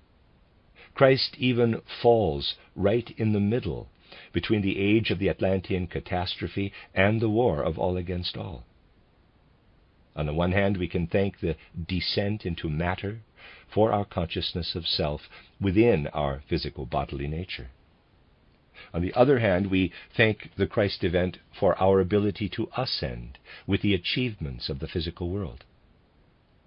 We thank the Christ principle for our ability to ascend to universal brotherly love, to the universal love of humanity, since we will again unite in groups with love for one another. If we look back to the time of the original group souls of Atlantis, and then into the future, we see these 4 group souls appearing again. The Lamb will stand in the middle as a sign for the love that will unite people, who will then be living in a bodily nature that is less dense. But this state must be prepared today, through the setting aside of a small group that will carry brotherly love into the future. Therefore, a stream has arisen in our time that will lead to brotherly love through real spiritual knowledge. Humankind will not attain brotherly love through preaching, but rather through knowledge. Preachers who constantly speak of love achieve nothing. But if people are given wisdom, knowledge of evolution, in such a way that it becomes life in the soul, then humanity will arrive at love. The soul can attain this when it is warmed by wisdom. Then it can radiate love. For this reason, the masters of wisdom and harmony of feelings have formed this stream for the raying forth of love into humanity and for the influx of wisdom into humanity. Humankind, rushing toward the war of all against all, will then find the fruit of the theosophical movement in an understanding of peace, while all around it, the nature of humankind will have everywhere led into strife those who have not heard the call of the Master of Wisdom and Harmony of Feelings on the basis of the Christ impulse in the 4th age. Let us look back again to the first epoch of our culture, to the holy rishis who pointed to the Vishva Karman, whom as clairvoyants they saw by means of the etheric bodies of the Atlantean initiates they carried within them. The writer of the Apocalypse directed his spiritual gaze toward him and saw how he holds the 7 star oracles through the 7 rishis in his hand. These holy, simple men wanted to awaken the spiritual senses of humanity by saying to human beings that the world surrounding them is just Maya, or illusion. Only the spirit standing behind the surrounding world could be called truth. The 7 holy rishis pointed to this spirit. Human beings had to descend into physical life, but in order to preserve them from a descent into matter that would be too deep, they first had to absorb the teaching concerning Maya, or illusion. The souls that are now living in our bodies have also lived in Indian bodies, and at that time learned to see matter as an illusion. But all around there were the souls of many human beings who were locked in the fetters of matter. For those souls incarnated again today, it means that they are theoretical materialists. Among materialists, those are the least harmful, for their materialistic thoughts will be driven out of them in the future, when the earth will become devastated and only the soul will remain alive, the soul that they no longer believe in today. What is even worse is practical materialism. But this form of materialism was even more dangerous in ancient times, because the memory of magic powers was still present. Then this materialism always led to the practice of black magic. Therefore, at that time, this materialism always signified the fall into the decadence of black magic. The writer of the Apocalypse always spoke of these people as Nicolaitans, who have lost the first, the glorious love of the Spirit. Therefore, when he wanted to praise, he said that the Nicolaitans were hated. We find the least amount of black magic in the ancient Indian culture. We find the greatest misuse in Egypt, because the lofty teachings of Hermes went over into the art of black magic. Balaam is intended as a black magician. The writer of the Apocalypse directs his admonishment to the community in Pergamon in the verse, quote, "But I have a few things against you. You have some there who hold the teachings of Balaam." Close quote, Revelation 2:14. Common immorality is not meant here, but rather the development of the powers in matter, black magic. In the occult schools of the first age after Christ, the Apocalypse was a favored book. The ancient mysteries founded the primal wisdom, the wisdom of the Atlanteans. The Christian mysteries, on the other hand, strive to direct their view to the future. They did this not only in order to know, but also in order to stimulate their wills, so that with this spiritual treasure, humanity could pass through increasingly higher incarnations. The end of Lecture 7.3. You are listening to RudolfSteinerAudio.com. If you are listening to the podcast of this, it is located at RudolfSteiner.podbean.com. Please consider becoming a patron. As well, there are two publishing houses, SteinerBooks.org in America and RudolfSteinerPress.com in England, who are the sole publishers of Steiner into English and have given me permission to do these recordings. Please consider patronizing them as well. This is a reading of Collected Works, Volume 104A by Rudolf Steiner. 16 lectures, the listener notes of those, entitled Reading the Pictures of the Apocalypse, translated by James Hindes. This is Lecture 8.4, given in Kristiania on May 13th, 1909. In the 7 letters to the churches found in the Apocalypse, we find a portrayal of the great main epoch of the 7 post-Atlantean ages, from the mighty Atlantean water catastrophe to the event that is called the War of All Against All. We will now consider some important passages from the letters in order to show the compass of John's overview. He came from a cultural era when much was still taken for granted, much that today could appear to ordinary consciousness as forced. The leading power behind these cultural epochs is presented with the 7 stars in his hand. Looking at the cultural epoch that saw the outer world as Maya, or illusion, we find there the chorus of 7 holy rishis, who point to Vishva Karman.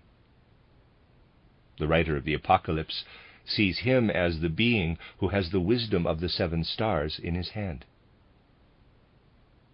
Above all, the writer of the Apocalypse must look into the future, because he is speaking to the descendants of the Atlantean cultural epoch. He refers to what lives in their memories. So he calls the Nicolaitans the representatives of black magic, who are excluded from the community that preserved the, in quotes, first love. Therefore, he says of those who have continued to keep themselves from becoming entangled in matter, that they will develop into the future. Those who hear this admonishment will easily find their way back into the spiritual world. Then he speaks to the people of the second cultural epoch, the age of Zarathustra. He speaks to the followers of the great Zarathustra, who have recorded their wisdom in the teachings of Hermes, who have preserved for us an echo of Zarathustra's teachings. Indications are given everywhere in these writings that people should not develop a love for dreamy wandering, that they should get to like life in the physical, sensible world. They are to see the sun as the expression of a being, the spirit of the sun. And they should look upon the stars as the bodies of the spirits who populate space. For this reason, it was the concern of Zarathustra to show the physical material world as the expression of the Spirit. In this way, the cultivation of the earth's fields should be like a cultivation of the physical body of God, who stands behind the physical world. The ancient Hebrew nation that existed parallel to the ancient Persian culture also looked up to this God. They also had a religious service to Zarathustra, which is indicated in Abraham's encounter with Melchizedek. From this we see that remnants of the second cultural epoch remained. We know how mightily the great Zarathustra admonished the people to work with the earth, but not to become slaves of matter. The power that wants to mislead people into thinking there is nothing but physical matter, he calls Ahriman, the Ahrimanic power. The danger arises through Ahriman, that the human being may come to like physical life too much. In the ancient Hebrew wisdom, Ahriman was given a name made up of two parts, Mephiz, Tophel, Mephistopheles. This is he who called to Faust, who believed in the Spirit and went to the mothers, that is, entered the spiritual world. Quote, "You are coming to nothing," close quote. Like Faust, those who are seeking the Spirit call back to the materialists, quote, "In your nothing, I know how to find all," close quote. So the writer of the Apocalypse had to say, quote, "Have no fear. Some of you Tophel will weave into the prison of matter," close quote. Revelation 2:10. These are the ones who have become too wrapped up in matter. We know that human beings must descend into various incarnations on the earth, where they live their lives in physical, sensible bodies. Every life on earth is followed by a life in the spiritual world. One day this ring of reincarnations will be closed. The profound meaning of these reincarnations, if we understand well the second letter of the Apocalypse, is this: human beings should struggle through to a consciousness of self, to their I, capital consciousness. The soul saw the world so very differently in the ancient Indian epoch. And how much has the soul seen since then in other incarnations? Today we perceive in a way entirely different from earlier incarnations. As the soul ascends from stage to stage, we acquire the concept of history. A thinking human being must say, there is a history of life in the spiritual world, because in elementary theosophical teaching we cannot describe the life between death and a new birth in more detail. We usually describe the life in Devachan and Kamaloka only in general terms. But it is different during each of the various cultural epochs.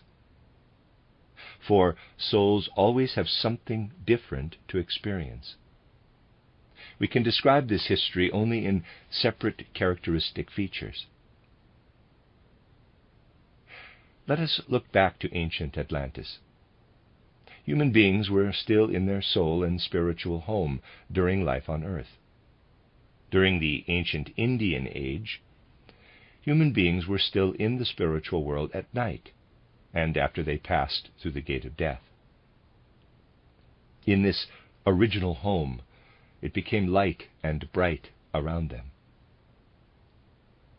To the extent that people came increasingly to like this physical world, to that extent they lost their vision into the spiritual world. It became darker and darker for them.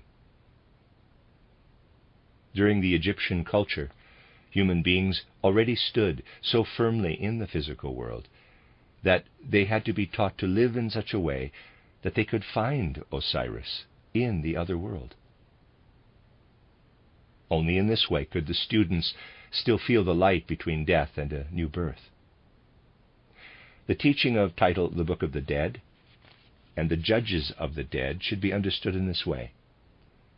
Only by uniting with the light of Osiris, the Osiris impulse, could human beings hope that the spiritual world would be filled with light and brightness for them. Let us now look at the Greco-Latin age, when people had become so fond of physical matter that they created physical forms incorporating ideals in the physical world. That is why a human being of that time could say, quote, "Rather a beggar on earth than a king in the kingdom of shadows," close quote. It is not merely a legend that people went into darkness when they descended into Hades. Humankind is in danger of losing itself in the world of the senses. That is why God had to descend into this sense-perceptible world, this sense existence, and save it. Zarathustra proclaimed Ahura Mazda through the veil of the sensible, sensual world. Yahweh was proclaimed to Moses in the burning bush through the veil of the sensible, sensual world. Then the same power proclaimed itself as Christ in the body of Jesus of Nazareth. What then occurred had significance not only for the physical world, but also for the spiritual world. In the same moment when the blood flowed from the wounds of the Redeemer, Christ appeared in the underworld to the souls who stood between death and a new birth. Below, in the realm of matter, the blood is flowing, and while it is flowing, the kingdom of the dead begins to become brighter and brighter. To the extent that our culture now begins to climb upward to a spiritual understanding of the fact of Golgotha, the brightness grows. History is everywhere, in the physical and in the spiritual. The whole of our post-Atlantean cultural evolution has as its meaning the goal of leading humanity through the physical world, while at the same time keeping awake faith in the Spirit. It is always the same principle that manifests in the successive cultural epochs.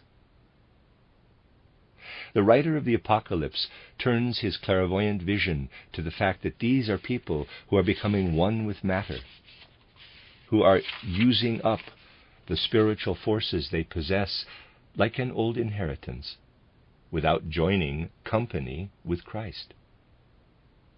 Such people would gradually lose Devachan.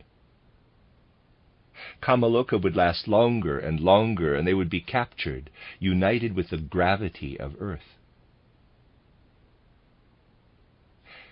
Today only black magicians do this. Ordinary human beings cannot yet close themselves off from all wisdom. The writer of the Apocalypse, however, must place everything in perspective in order to point out that the impulse of Christ is what saves human beings. For this reason, the second letter says that it would be the second death, the spiritual death, as Paul refers to it. The admonishment had to come in the second letter, because this letter refers to the second cultural epoch. In the first post-Atlantean epoch, this admonishment did not need to be directed to humankind. In the second letter, the leading spirit characterizes himself as, quote, the Alpha and the Omega, close quote, Revelations 1:8. In all of occultism, there are certain symbols that dominate and always mean the same thing. In ancient Egyptian times, value was placed on the formation of wisdom through the Word. Wisdom appeared then for the first time in rigorously delineated words. The Indian world did not yet place any value on knowledge. The culture of Zarathustra, just as little. For this reason, the divine power of the Word in the mouths of human beings is everywhere signified by the, in quotes, sword. Everywhere we find the sword employed as a symbol of the humanization of divine power. Quote, and to the angel of the community in Pergamon wrote, subquote, the words of him who has the sharp two-edged sword, close subquote, close quote, Revelation 2:12. But through knowledge, the human being can also most be misled into black magic. In the Bible, human beings experience the power of God that flows to them as manna. Let us now consider the full character of this age. Yahweh reveals himself in the burning bush on Sinai. Quote, then Yahweh spoke to Moses, I am the I am. And he spoke, you should say to the sons of Israel, the I am has sent me to you. Close quote, Exodus 3:13.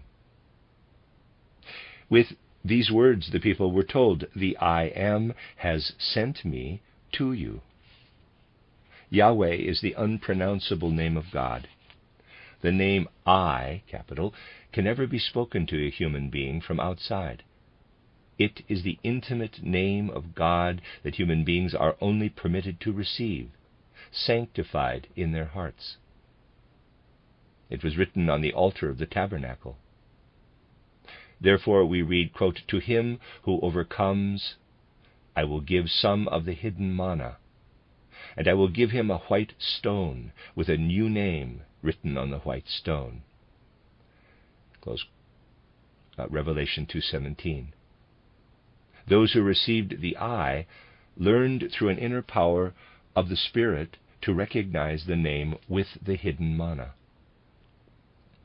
Through the fact that Christ revealed himself in a physical body on the earth, human beings are to learn not to disdain the earth like the ascetics, but to recognize that this earth has something to give them. And so the thirst for existence should not be extinguished, but we should purify our desires. The Westerner should say, quote, here work is done. Here hands are in motion. And what is achieved here is taken through the gate of death. Close quote. It is not our intention to tell of miracles, but through legends to come to realize what humanity has been given as wisdom. We hear that Buddha had an important pupil, Kassapa. Footnote, this disciple of Buddha was also called Mahakassapa, because he was a chief support for the Buddhistic brotherhood. After his conversion, he immediately assumed a very high rank among Buddha's followers.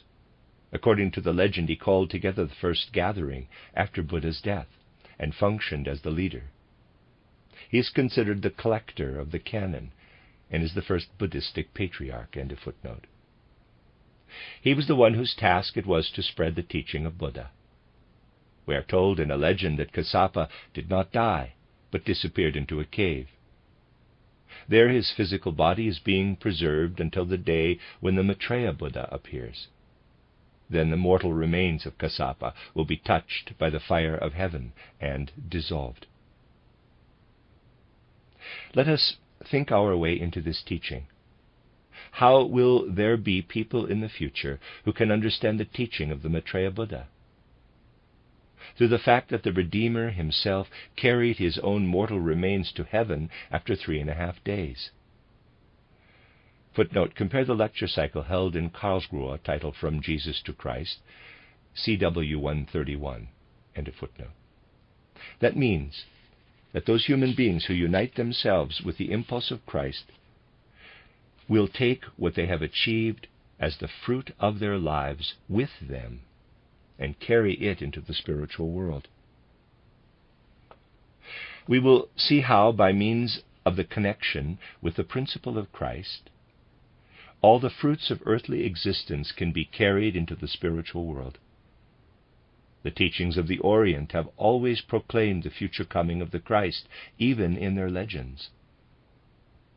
Because we are to learn in the fourth post-Atlantean epoch how the earthly physical element directly goes over into the spiritual world, this is presented to us with the phrase, quote, he has eyes like a flame of fire, close quote, Revelation 1:14. And we are told, quote, his feet were like burnished bronze, refined as in a furnace, close quote, Revelation 1:15. Later we read, quote, and all the community shall know that I am he who searches mind and heart, close quote, Revelation 2:23. Here we are told that Christ is the one who brings the I am. This inconspicuous little word must merely be read.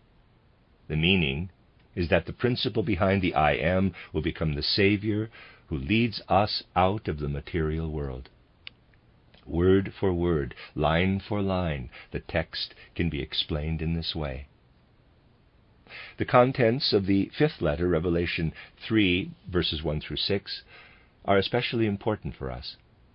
We read there that we have received the secret of the name through the teaching concerning the development of the earth, which is given to us by the masters of wisdom and the harmony of feeling. And that is the end of lecture 8.4. You are listening to RudolfSteinerAudio.com. If you are listening to the podcast of this, it is located at rudolfsteiner.podbean.com. Please consider becoming a patron. As well, there are two publishing houses, steinerbooks.org in America and rudolfsteinerpress.com in England, who are the sole publishers of Steiner into English and have given me permission to do these recordings. Please consider patronizing them as well.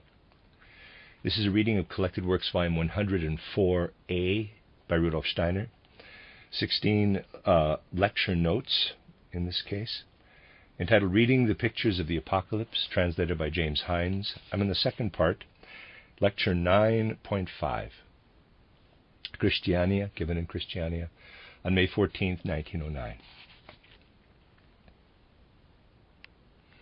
The age of human evolution that counts as the fourth and is characterized by the letter to the community in Thyatira began in the 7th or 8th century before Christ and lasted until the 13th or 14th century after Christ's birth.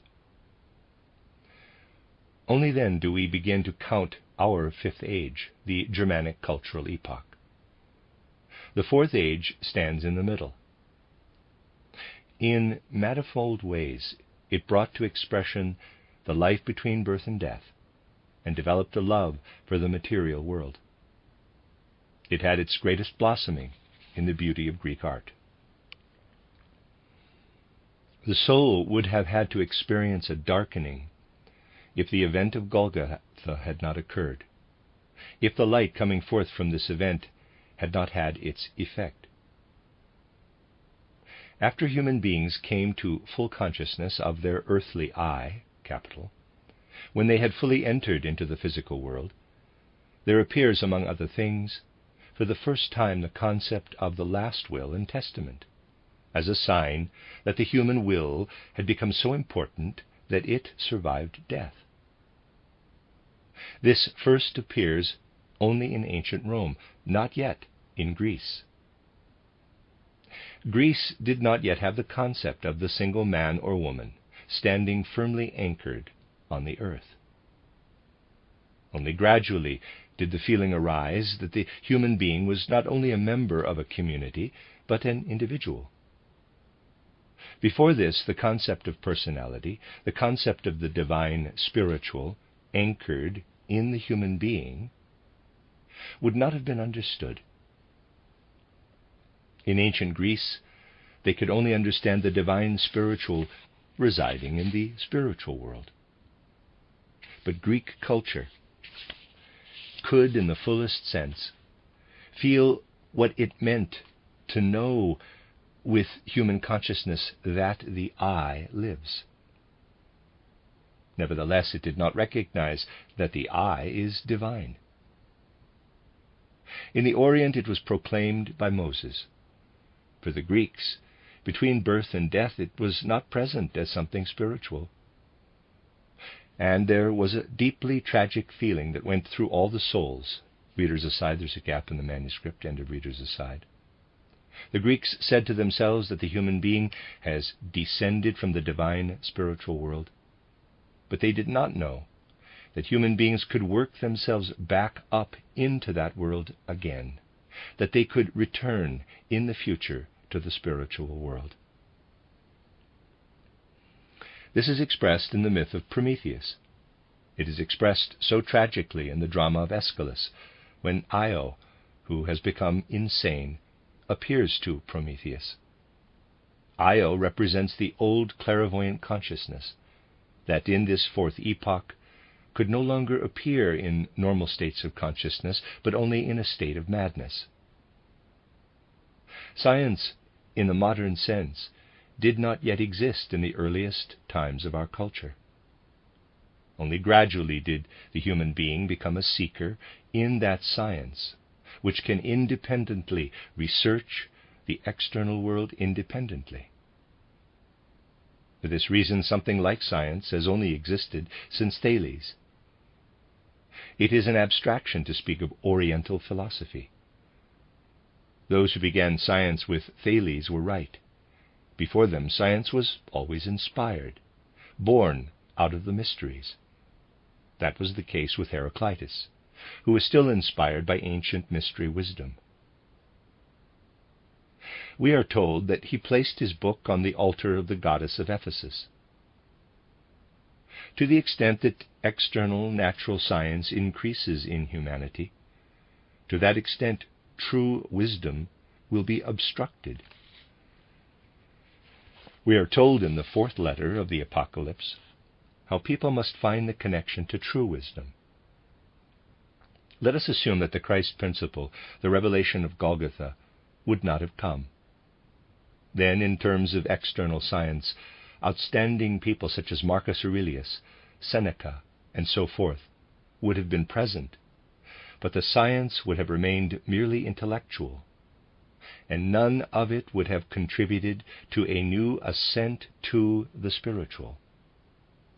Celsus, the contemporary of Marcus Aurelius, wrote only external historical gossip about the event of Golgotha. But in terms of scientific logical thinking, these people all stood at the highest level. What is called skepticism came into this stream. We find in Roman culture a complete skepticism existing alongside a highly refined approach to knowledge concerning all things intellectual. Let us consider, on the other hand, a personality like Augustine's. He was not in a position to arrive at anything other than doubt concerning what he had learned of Greek and Roman science. Then he encountered Manichaeism, which he came to know only in a false form. He became acquainted with the teaching that took into account everything that Zarathustra taught. However, his soul was not inclined to take in all of this, because the souls of the people living at that time were not meant to undertake such lofty flights of the spirit and see the spirit everywhere behind the physical world. The science that had penetrated all the way to the stars deteriorated. And even if this science had reached the Europeans, no one could have understood it. The soul had to remain attached to what could be seen in the external world of the senses. Science only reawakened during the time of the Renaissance.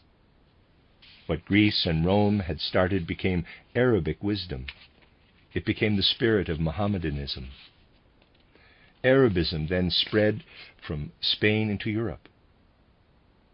This science is outstanding with regard to everything directly relating to the sensual world. The science that became a powerful stimulus for European science, that influenced Bacon and Spinoza, arises from Spanish Arabism.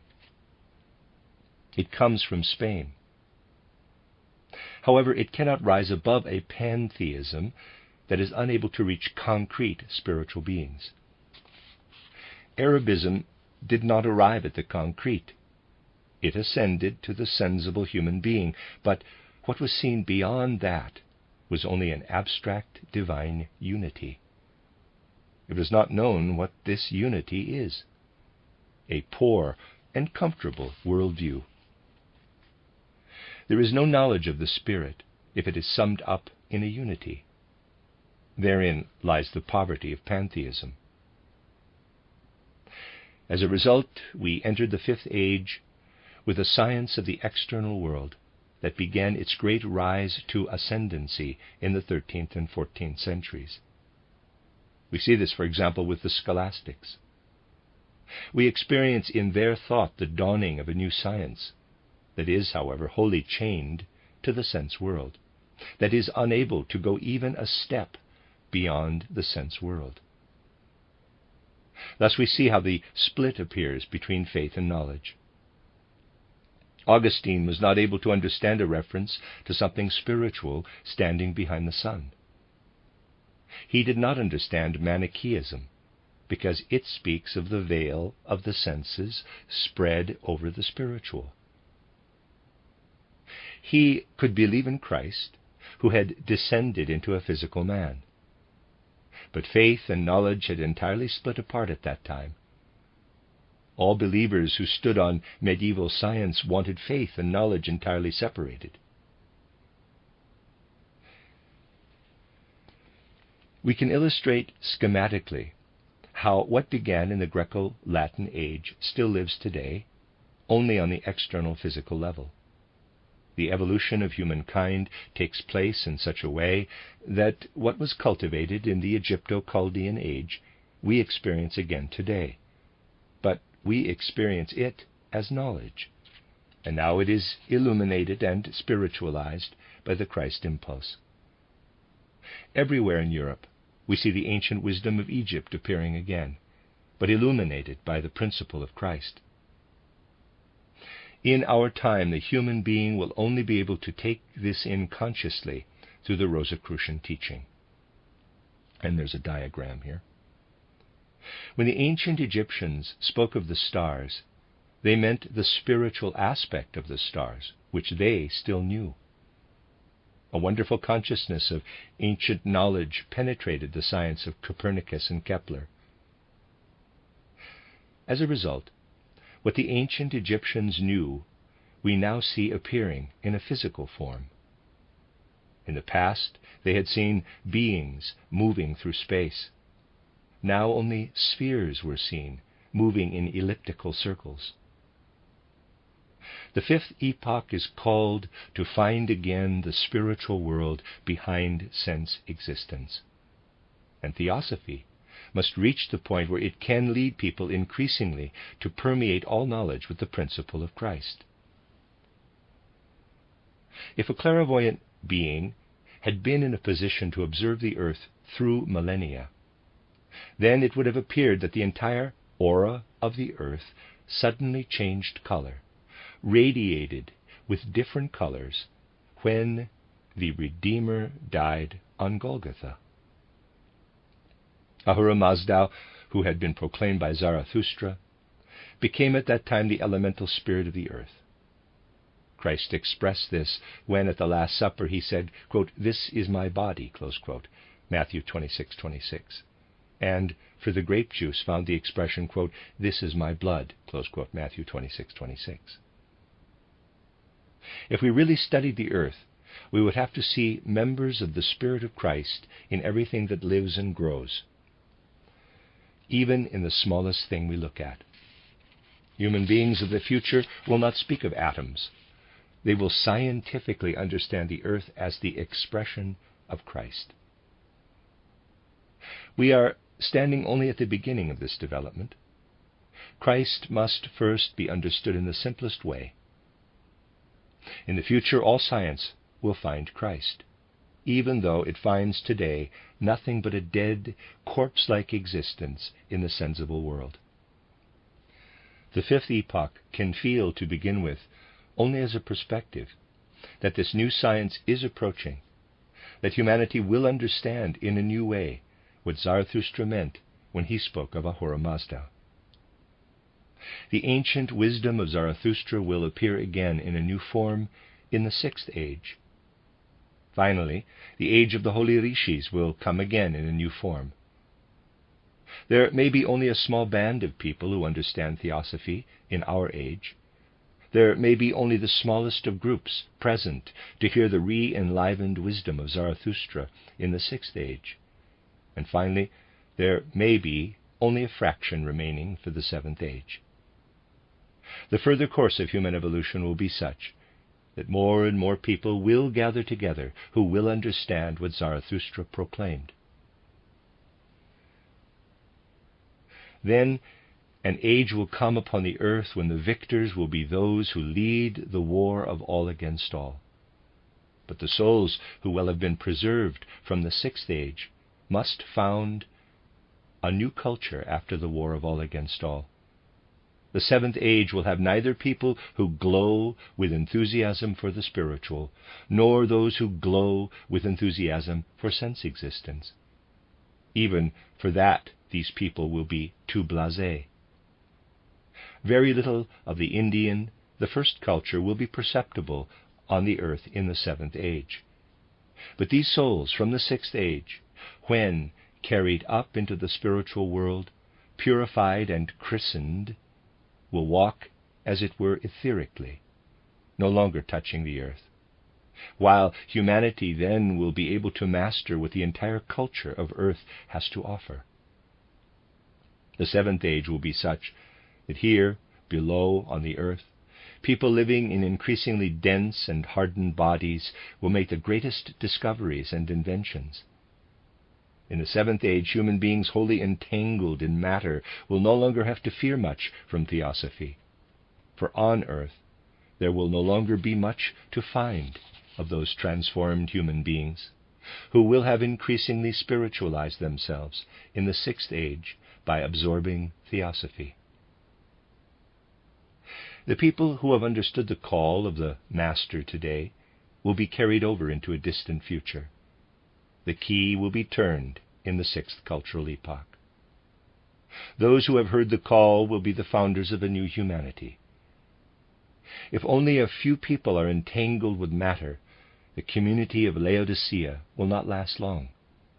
It lies within the free will of every human being to belong to either the community of Philadelphia or the community of Laodicea. The end of lecture 9.5.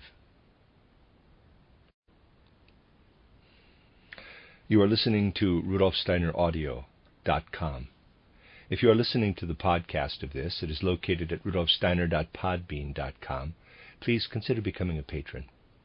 As well, there are two publishing houses, SteinerBooks.org in America and RudolfSteinerPress.com in England, who are the sole publishers of Steiner into English and have given me permission to do these recordings. Please consider patronizing them as well.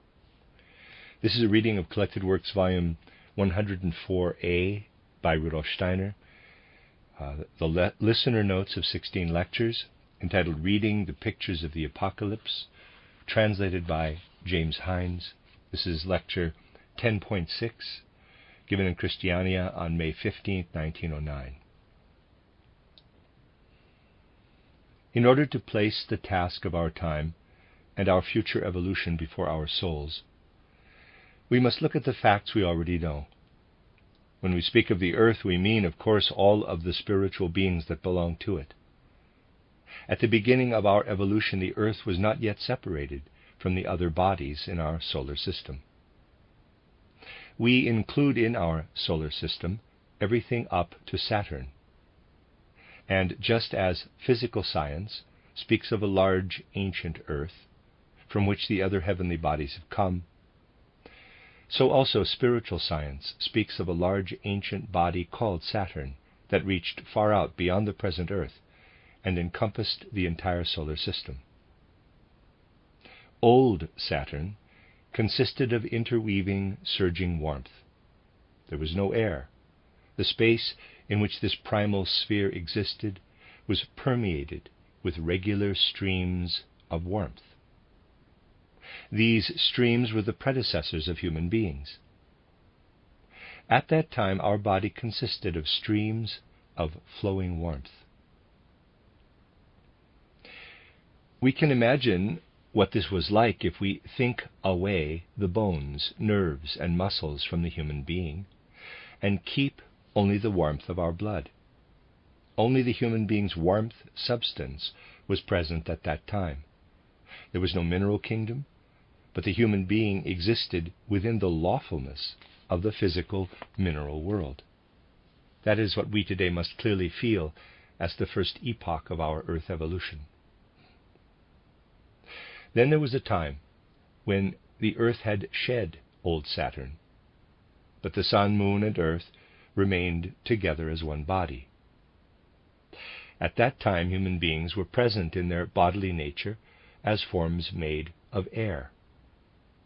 All the power that comes from the Sun came forth at that time from within the Earth. Everything came from within outward. Only after the Sun had separated from the Earth did it begin to shine upon it from outside.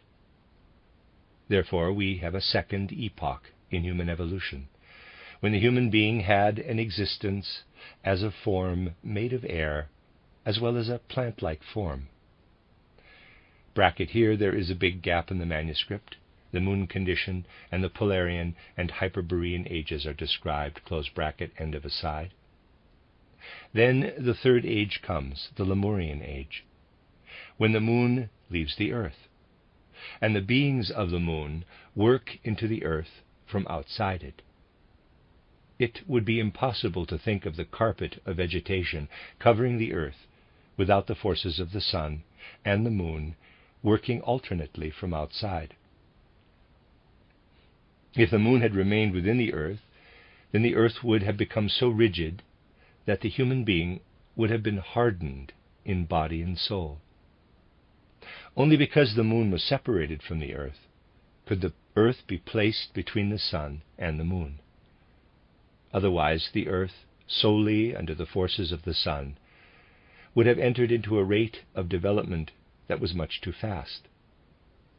We thank our position between sun and moon for the proper tempo of evolution. We have then a third stage, when the moon is already outside the earth. These three stages are reflected in the post-Atlantean evolution of humankind. What took place on a grand scale during the evolution of the earth, old Saturn, old Sun, old Moon, is reflected on a smaller scale in the post-Atlantean age. We see how the external cosmic processes of the so-called Polarian age are reflected in the first post-Atlantean culture, in the ancient Indian epoch. During the Polarian age, everything was inward, was within the warmth body of the earth. And we see how the ancient Indians felt all of that in their inner lives. Therefore, their feeling life did not look out into cosmic spaces. They felt themselves rather as one with Brahman. The Polarian age was followed by the Hyperborean age, with a race of human beings who had air-like bodies. The sun had separated from the earth and now worked from outside. This separation was reflected in the ancient Persian cultural epoch, when Zarathustra proclaimed Ahura Mazda, the spirit of the sun. The sun spirit was the guiding and leading principle of the ancient Persian cultural epoch. The third, the Lemurian age, was reflected during the Egyptian age in the mood of its religion. The teaching of Osiris and Isis can be characterized from the most varied sides and points of view. But what is characteristic of this teaching is the following. In the ancient Lemurian age, birth and death did not yet exist. At first, human beings repeated the condition in which they had been when the sun had not yet separated from the earth. At that time, they were in a spiritual body. Then, when the sun was no longer united with the earth, they came to the point of having an air-like body. And then, the human body was filled with a watery mist. Before the Lemurian age, the human being was present only as mist and steam, barely distinguishable from what was flowing all around as mist or fog, changeable like the clouds, constantly changing forms in a way similar to the clouds of today. In these ancient times, the human being was not yet altogether on the earth, but rather hovered above it. Pieces of this fine matter were constantly separating off and going away from human beings, welling up and flowing away from them. The condensation of human bodies into solid forms only occurred in the Lemurian age. What we call the succession of incarnations only began to appear with this condensation or densification of the human being. Only now are the bodily and soul aspects separated to such an extent that one can say human beings begin to regard the external as opposed to their inner life. Today we distinguish our inner and our outer being as the contradiction between our life of soul and the external world. In the age of the sun, human beings perceived the spiritual beings surrounding them as their external world. Then came the age of the separation of the moon. The external began to separate from the internal. In this way, the difference between waking and sleeping arose. Human beings alternated between states when they were exposed to the sun and then were turned away from it. Then the time approached when the human being began to perceive objects on which the sun shone. At night, the forces of the moon continually stimulated the life of the soul, so that human beings distinguished a time when they perceived the external world, and a state when they felt forces that worked through the moon and made them clairvoyant.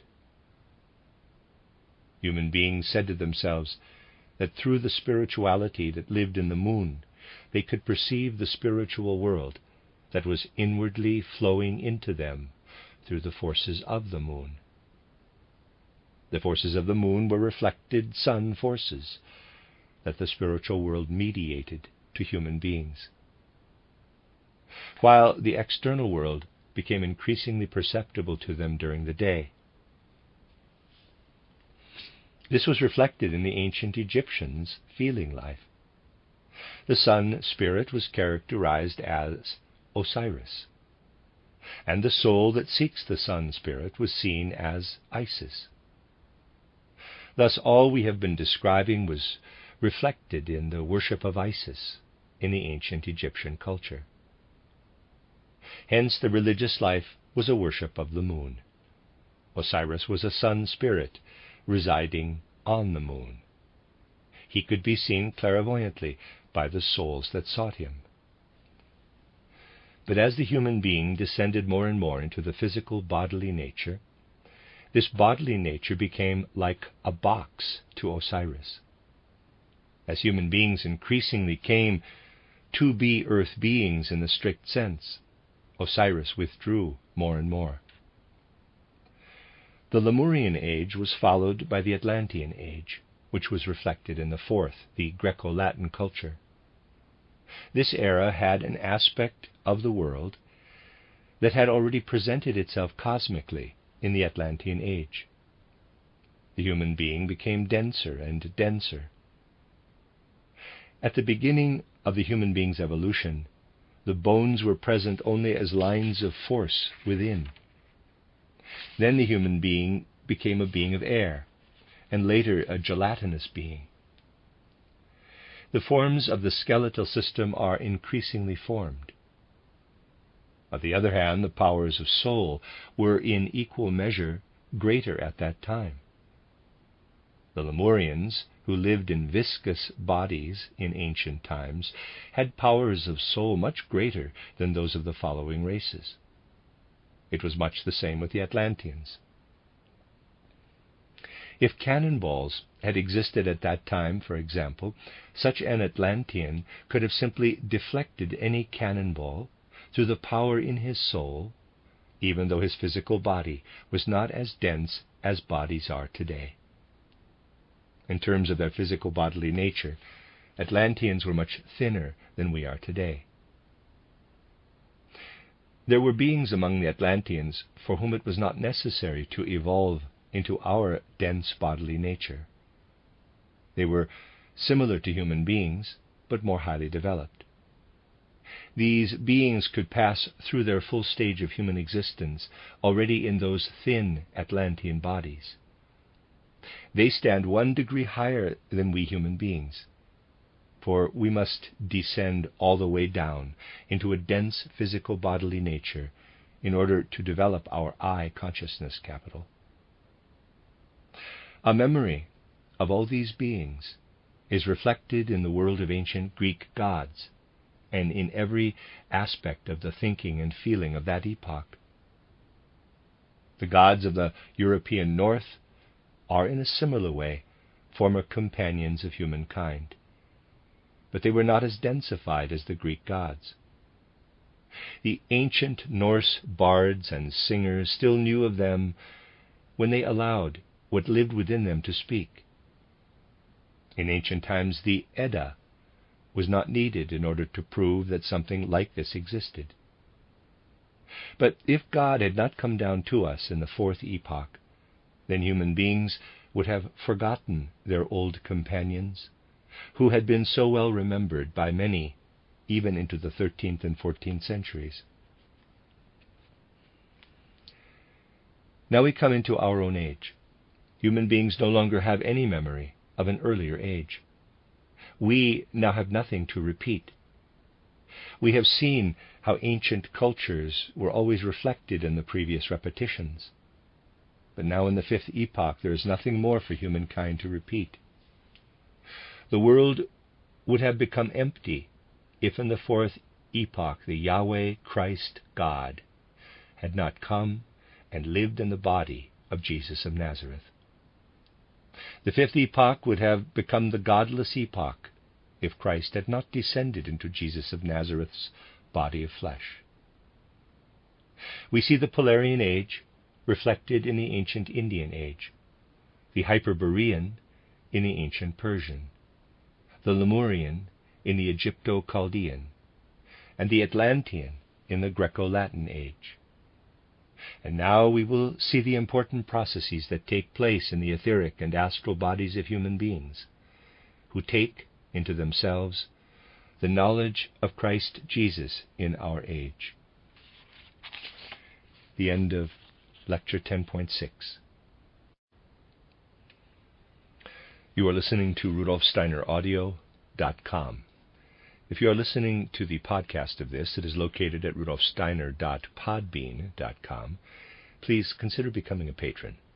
As well, there are 2 publishing houses, SteinerBooks.org in America and RudolfSteinerPress.com in England, who are the sole publishers of Steiner into English and have given me permission to do these recordings.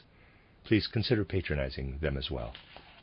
This is a reading of Collected Works, Volume 104A, entitled Reading the Pictures of the Apocalypse. It's listener notes of 16 lectures by Rudolf Steiner, translated by James Hindes. This is the second part of this, and I'm numbering it as Lecture 11.7, given in Kristiania on May 16th, 1909. Today we will consider a more occult side of yesterday's observations. The first 4 post-Atlantean cultures had the task of reflecting in human souls the great cosmic processes that had taken place in the course of time. In our cultural period, on the other hand, from the 13th and 14th century onward, we no longer incorporate such a reflection. For what takes place externally in the evolution of humankind can be traced back to deeper causes. We know that the etheric bodies of the great Atlantean initiates were preserved for the 7 holy Vishis. We also know that the etheric body and astral body of Zarathustra were woven into Moses and Hermes. The possibility has always existed for etheric bodies, which have been transformed and prepared by initiates, to be used further in the spiritual economy of the world. Footnote, compare the lectures found in titled The Principle of Spiritual Economy, Collected Works, Volume 109. End of footnote. Other things have also happened. Special etheric bodies are formed in higher worlds for especially important individuals. When someone was essential for a special mission to humanity, such a special etheric body or astral body was woven in higher worlds and then imprinted into him or her. This is what happened to Sem, readers aside spelled S-E-M, end of aside, who actually had something to do with the entire tribe of the Semites. A special etheric body was formed for such a progenitor of a tribe. Because of this, Sem was a kind of double personality. As incredible as it may sound to modern thinking, to a clairvoyant a personality such as Sem appeared, with his aura, like an ordinary man, whose etheric body was filled by a higher being reaching down from higher worlds. In this way, the man's aura became a mediator between his personality and higher worlds. When dwelling in a human being, such a divine being has a very special power. He can reproduce a particular etheric body, and these reproduced etheric bodies then form a fabric that is again and again woven into the descendants. In this way, the descendants of Sem were endowed with copies of his etheric body. But the etheric body of Sem himself, not only the reproduced copies, was also preserved in the mysteries.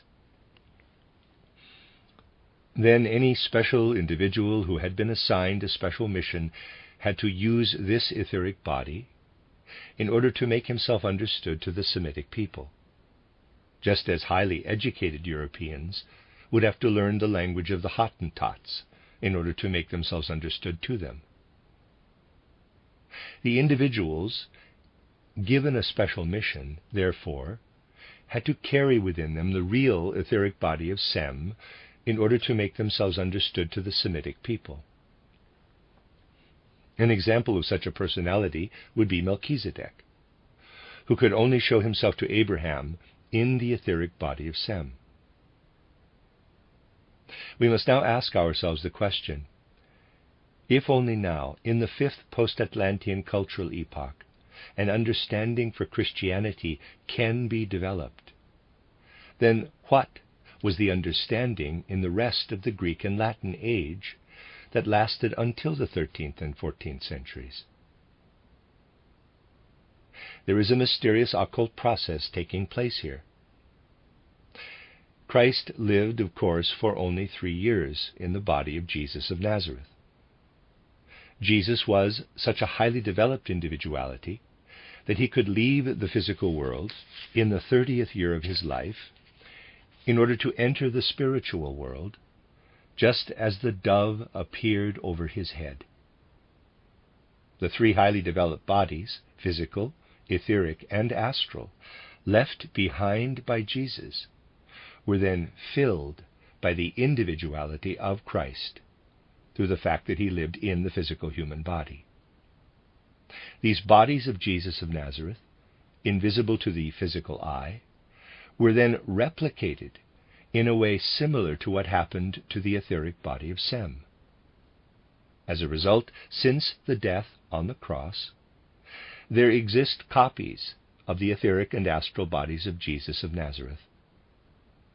This has nothing to do with his I, capital, which went on into the spiritual world and later continued incarnating. In the first centuries after the Christ event, we see how Christian writers were still working on the basis of a tradition passed on orally from the disciples of the apostles. They placed value on tradition, passed on through physical means. But later centuries could not have built upon these alone. Especially from the 6th and 7th centuries onward, great proclaimers of Christianity had a copy of the etheric body of Jesus of Nazareth woven into them. Augustine was such a man. In his youth he had to go through mighty battles. Then the impulse of the etheric body of Jesus of Nazareth became active in him in a very significant way. Only then did he begin to generate Christian mysticism out of himself. His writings can only be understood in this light. Many personalities have walked on the earth bearing such a copy within themselves. Columba, Gallus, Patrick, footnote the great Irish missionaries, end of footnote. They all carried such a copy of the etheric body within them, and for just this reason were in a position to spread Christianity. In this way a bridge was built from the Christ event to succeeding times. In the 11th and 12th centuries, we then see people who received into their own astral bodies the astral body of Jesus of Nazareth. Francis of Assisi was one such special person. When we follow his life, we will find much that is not understandable. But we can understand especially his humility, his Christian devotion, if we realize that such a mystery lived in him. Around the 11th, 12th, and 13th centuries, such people became proclaimers of Christianity through this interweaving of astral bodies. They received Christianity through grace. The eye of Jesus of Nazareth left the 3 sheaths at the baptism in the Jordan. Nevertheless, an image of this eye, capital, like the imprint of a seal, remained in the 3 sheaths. The Christ being took possession of these 3 bodies, but he also took possession of something else, something that remained behind like an imprint of the eye of Jesus. From the 12th, 13th, and 14th centuries on, something like a copy of Jesus' eye was woven into those men who then began to speak of an inner Christ, in quotes. Meister Eckhart and Johannes Tauler were speaking out of their inner experience of something like an imprint of the eye of Jesus of Nazareth. Although there are still many people present today carrying something like a copy of the various bodies of Jesus of Nazareth, they no longer become leading personalities. More and more we see how in our 5th age there are people who must rely on themselves, on their own eye.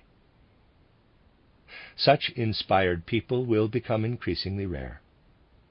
Therefore, steps were taken to provide for the future, so that a particular spiritual stream could arise in our time, a spiritual stream with the task of ensuring that spiritual knowledge will still reach humanity.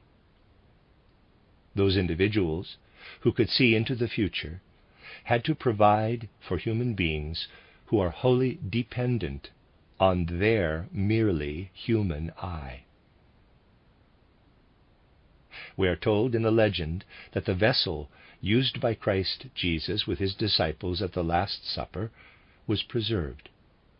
This is the legend of the Holy Grail.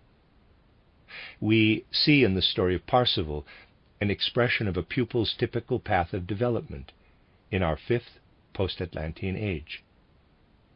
Parsifal neglected to do one thing. He had been told that he should not ask questions. That is the important transition from the old age to the new. In ancient India, a devotion as passive as possible was necessary for the pupil. This was also true in Augustine's time and in the time of Francis of Assisi. All of these humble people let themselves be inspired by what lived in them, what had been woven into them. But now the eye must carry the question in itself. Every soul today that passively receives what is given to it cannot go beyond itself. It can only observe what is going on in the physical world around it. Today the soul must ask questions, must lift itself above itself. It must grow out of itself. The soul today must ask questions, as Parsifal had to ask about the secrets of the Grail Castle. Therefore, today, spiritual research only begins when there are questions. The souls that are stimulated today by external science to question, to ask, and to seek, those are the Parsifal souls. Therefore, a mystery stream was introduced that has been much persecuted, the Rosicrucian training that does not rely on any handed-down wisdom, even if it gratefully accepts the old traditions. What constitutes the Rosicrucian approach to the spirit today has been researched directly in higher worlds with spiritual eyes, and with the means that the student himself has received as instructions. Today, wisdom is proclaimed through the Rosicrucian approach to the spirit, not because this or that is found in old books, not because these or those have believed this or that, but because it was researched. This was gradually prepared in the Rosicrucian schools, founded in the 13th and 14th centuries by the individuality named Christian Rosenkreuz. Today this wisdom can be proclaimed as theosophy. Those people simply no longer exist, who, without their own involvement, are implanted with wisdom that inwardly inspires them. Today, only those people who feel that theosophy speaks to their hearts should come to it. We should not use propaganda and agitate for theosophy. Only through their own free initiative should anyone come to theosophy. This can occur when individuals are deeply affected in a living way by spiritual knowledge. Then, through this theosophical, Rosicrucian, spiritual stream, we draw toward us what is available from the copies of the eye of Jesus of Nazareth. In this way, those who prepare themselves for it draw into their souls the image of the eye of Jesus of Nazareth. Then, through the fact that their inner soul life is like the imprint of a seal of the eye of Christ, through this, such human beings take into their souls the principle of Christ. In this way, Rosicrucianism prepares something positive. Theosophy should become life, so that any soul that truly absorbs theosophy is gradually transformed. Absorbing theosophy means that a soul is transformed such that it can arrive at an understanding of Christ. Theosophists make themselves into living recipients of what Moses and Paul were given in the revelation of Yahweh Christ. Therefore, we read in the 5th letter in the Apocalypse how the people of the 5th cultural epoch are those who truly take into themselves what will later be self-evident for the cultural epoch of the community of Philadelphia. The wisdom of the 5th cultural age will blossom forth as a flower of love in the 6th cultural age. Humankind is called today to take in something new, something divine, and thereby to undertake again an ascent into the spiritual world. The theosophical teaching concerning evolution is imparted. It should not be believed, but rather humankind should come to the point of understanding it through its own power of judgment. It is proclaimed to those who bear within themselves a seed of the essence of Parsifal. And it is not proclaimed only to a particular people or place. those who hear the call of spiritual wisdom will come together from all parts of humanity. The end of Lecture 11.7.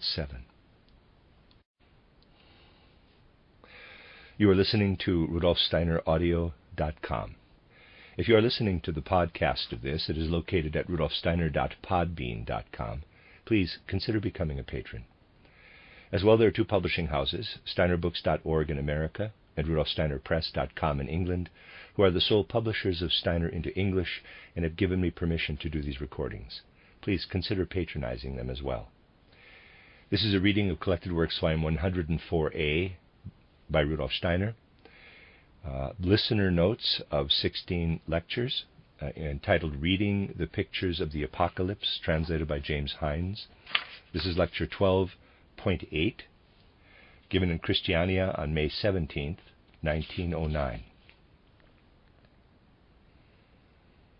A seer such as the writer of the Apocalypse can already see the future evolution of humanity in the astral world. What will enter into evolution after the war of all against all is already being prepared. Those human beings called to carry evolution into the future, beyond the war of all against all, are already being prepared through the wisdom taught in Theosophy. In far-reaching ways, the spiritual stream of wisdom will become increasingly effective. When the clairvoyant can observe the modern human being, it sees the etheric body extending a little bit beyond the upper part of the physical body. The etheric body of a man is feminine, and the etheric body of a woman is masculine. The astral body, on the other hand, is a flowing structure, variable in terms of color and form, changeable according to the inner life. If we raise our hand, the impulse to do so comes from the astral body. When we walk, when we cry or laugh, that is caused by an impulse in the astral body having influence over the physical body. However, what has the most essential influence on human beings is their I, capital. The I works in an altogether roundabout way through the astral body. In ancient Atlantean times and in the Lemurian age, human beings were not only able to stretch out their different bodies, but they could also extend and puff them up. At that time, the physical body was only a very small inclusion. On the other hand, the etheric and astral bodies were gigantic. The astral body might look like one kind of animal, but was constantly changing and soon resembled another. Human beings constantly changed their physical form according to the desires and impulses living within them. The air then was filled with thick, foggy mists, much thicker and water-filled than our mountain fog. The human physical body had the most varied colorings and forms.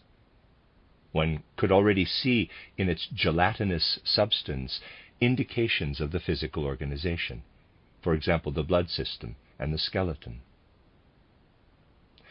Toward the end of Atlantis, the air was cleared of thick watery masses. Only then could human beings become the creatures of air and earth that we are today. Atlanteans did not see the sun at all the way it is seen today. It was seen as the mighty ring of the sun. Because the air was never free of water, there were never any rainbows. Only after the separation of water and air were rainbows possible. The entire process of the Atlantean flood is portrayed in the story of Noah and the rainbow, Genesis chapter 9, verses 12 through 17. It was also necessary for the beings on the earth to pass through their stages of evolution at very different times. If a portion of humanity in the early stages of Atlantis had not wanted to descend into a densified physical body, then the human form would have remained as it was, with all the instincts, desires, and passions still expressed in the physical form. However, there were beings that became solid, hardened at that time. Animals are nothing more than beings that entered into a hardened, dense condition too early. What the human being carries in the astral body today, in terms of desires and passions, has come to expression in the physical body of the various animals. Each of the groups of animals developed a particular instinct and is congealed or solidified in it. During the Lemurian age, it was the mammals. They are human passions that have congealed into a rigid form. What we carry within ourselves presents itself as a picture in the various animals. With human beings, the instincts have been gradually refined, and we can hide them in our heart. The lowest instincts of the human being were first to fall into the physical world during eruptions of natural forces in the earlier times of Lemuria. The apes represent, so to speak, the last lower instincts to fall or be pushed into physical matter before the soul of the human being was itself hardened in matter. With some animals, horses, for example, we still find today as a peculiarity the etheric body of the head extending beyond the physical head. That was the case with Atlantean human beings. A certain point in the human etheric body moved into the corresponding part of the physical body only in the last third of the Atlantean age. Only then were human beings able to develop a physical form appropriate for the spirit. There are 16 groups of human instincts and passions, and so too are there 16 groups of animals.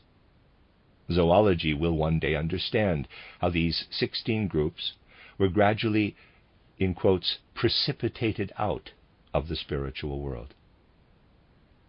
We can easily say how the various parts of the mammal groups were created. The formation of hoofs, for example, occurred when, in a very special way, animal nature closed off from the outer world. Claws were created through aggression. The hoofed animals express a very different stage of evolution than animals with claws. We see just such a contradiction expressed in the forms of the centaur and the sphinx. This is portrayed in the second part of title Faust, a very important book from the occult point of view. The Sphinx encounters Mephistopheles and laughs at him because of his horse hooves, which are a sign of a hardened nature, a nature that has egotistically closed itself off from the world. If we cut our finger, we feel pain. This shows us the bearer of feelings, the astral body. Earlier, when the human being's entire nature was still soft, the hair growth was also permeated by astral forces. We are told of Esau that he was covered with hair. He was still retarded in his development and in his power of judgment. For this reason, Jacob could trick him, because Jacob had already come further in the development of his power of judgment, of his eye. There are forces again working outward in human beings today. The more the eye has mastery over the astral body, the more the physical body can also be molded and transformed. Today we have our karma within us like a life account, with a balance of everything we have prepared in our various incarnations. But because the human being's physical nature expresses very little of the I, we carry our karma inwardly and unmediated. But later it will show itself on the human face. Humankind will evolve in the future so that its karma is carried on the countenance. No longer will the fact that a human being is born into a specific race or in a specific climate be decisive for external appearances. there will be rather a class of good people and a class of evil people. Let us understand Paul correctly, who said, quote, "I live, but it is no longer I who live, but Christ in me," close quote, Galatians 2:20. What is called, quote, "receiving the Yahweh Christ being," close quote, will later show itself in human beings externally. Today it is still possible to be a rogue and yet hide it. But in the future, human beings will carry the mark of their inner life on their foreheads. Let us look at the human being after the war of all against all. We can think of him or her as someone with radiant, good features and a noble, benevolent expression. This will become the fate of those who have taken in spiritual impulses at the right time. All moral, intellectual, and spiritual forces will, in the future, confront us visibly in the external features of a human being. What is taken in today will be sealed into souls. After the seventh age, after the war of all against all, they will be unsealed. That is what the writer of the Apocalypse sees in the seven seals that will gradually be broken. The book with the seven seals is not intended to be like our books or like ancient scrolls. What is intended is a succession of events. The succession of epochs is the concept of the apocalyptic books, in quotes, as, for example, the evangelist Matthew speaks of the succession of generations, of the lineage of Jesus of Nazareth. Orders of succession are created in this way. The book tells us that the power of the Lamb can break the seals. That gives us an idea of what is intended with the seven seals. That is the end of lecture 12.8. You are listening to RudolfSteinerAudio.com. If you are listening to the podcast of this, it is located at rudolfsteiner.podbean.com. Please consider becoming a patron. As well, there are two publishing houses, steinerbooks.org in America and rudolfsteinerpress.com in England, who are the sole publishers of Steiner into English and have given me permission to do these recordings. Please consider patronizing them as well. This is a reading of Collected Works Volume 104A by Rudolf Steiner. It is the listener notes of 16 lectures, entitled Reading the Pictures of the Apocalypse, translated by James Hindes. This is lecture 13.9, given in Kristiania on May 18, 1909. We have seen that in our age we can write into our souls what will later appear in the human being externally. Just as seven successive cultural epochs can be listed in our time, so too the seven ages of human evolution that will follow the war of all against all are portrayed to the writer of the Apocalypse, who can see into the future. He sees these seven ages in the seven seals, but he distinguishes clearly the first four ages. Every time a seal is opened, one of the four horses with its rider appears to him. The Apocalypse presents a clairvoyant vision of seven future ages. They are astral pictures of what one day will be. Human beings who will have taken in something of spiritual culture will have overcome their lower nature. They will then rule over the human instinctive nature. What human beings have overcome is expressed in the seal in the form of a horse. They will be victors over their lower nature through what they will have made of their souls. They will master their lower natures, just as a rider masters a horse. Everything we have experienced since the time of ancient India will appear again after the war of all against all. As epochs are repeated, the ancient Indian age will reappear first. Back then, everything in the physical world appeared to the human being as illusion, as Maya. At that time, the soul became mature enough to achieve victory over everything in the sensible world.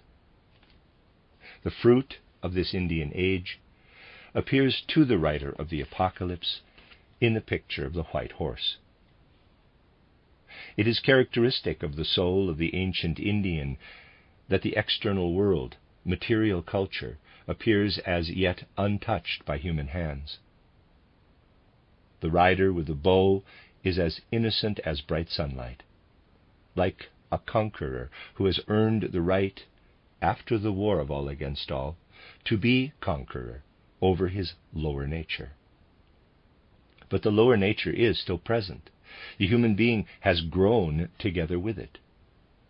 This is portrayed in the second seal as the Red Rider. Here the soul no longer appears in a white garment of innocence.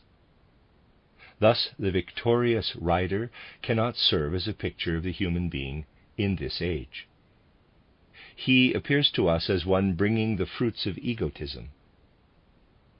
After the war of all against all, he no longer appears in a white garment. Once again he takes peace away from the earth. Once again he shows himself with a sword in the battle for existence. Then we are shown the fruit of the third age, the Egypto-Chaldean culture, during which humankind learned to count and to calculate.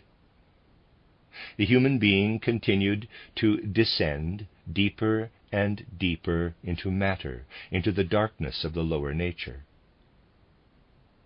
This is seen in the black horse, with a rider holding scales. Weighing, measuring, and counting are expressed to the writer of the Apocalypse as a black horse, and the human soul is the rider with the scales. State institutions for the allocation of property, according to intelligent social laws, did not exist among human beings in the Persian culture. There were no such institutions in ancient India or ancient Persia. In ancient India, people still had faith in their Atlantean incarnations. In ancient Indian times, people saw their position in life as the consequence of what they had prepared in ancient Atlantis. They told themselves that they were in a certain caste because of the karma of humankind. They looked up to the higher castes and considered this to be a just arrangement according to the karma of individuals.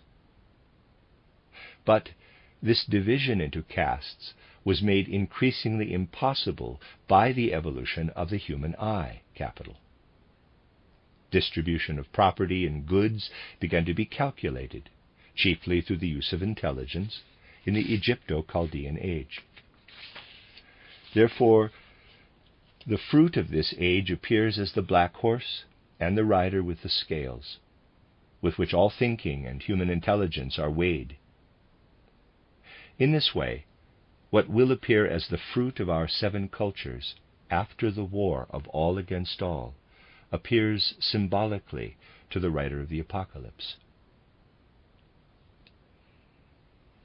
In the Greco-Latin culture, the 4th age conquered the beauty of the physical world. The Greeks idealized nature in their art. They beautified existence. How beautiful Greek sculpture and architecture appear to us in comparison to Egyptian art, to the Sphinx, to the pyramids. But the Greeks became so fond of physical sensible existence that the spiritual world became dark for them.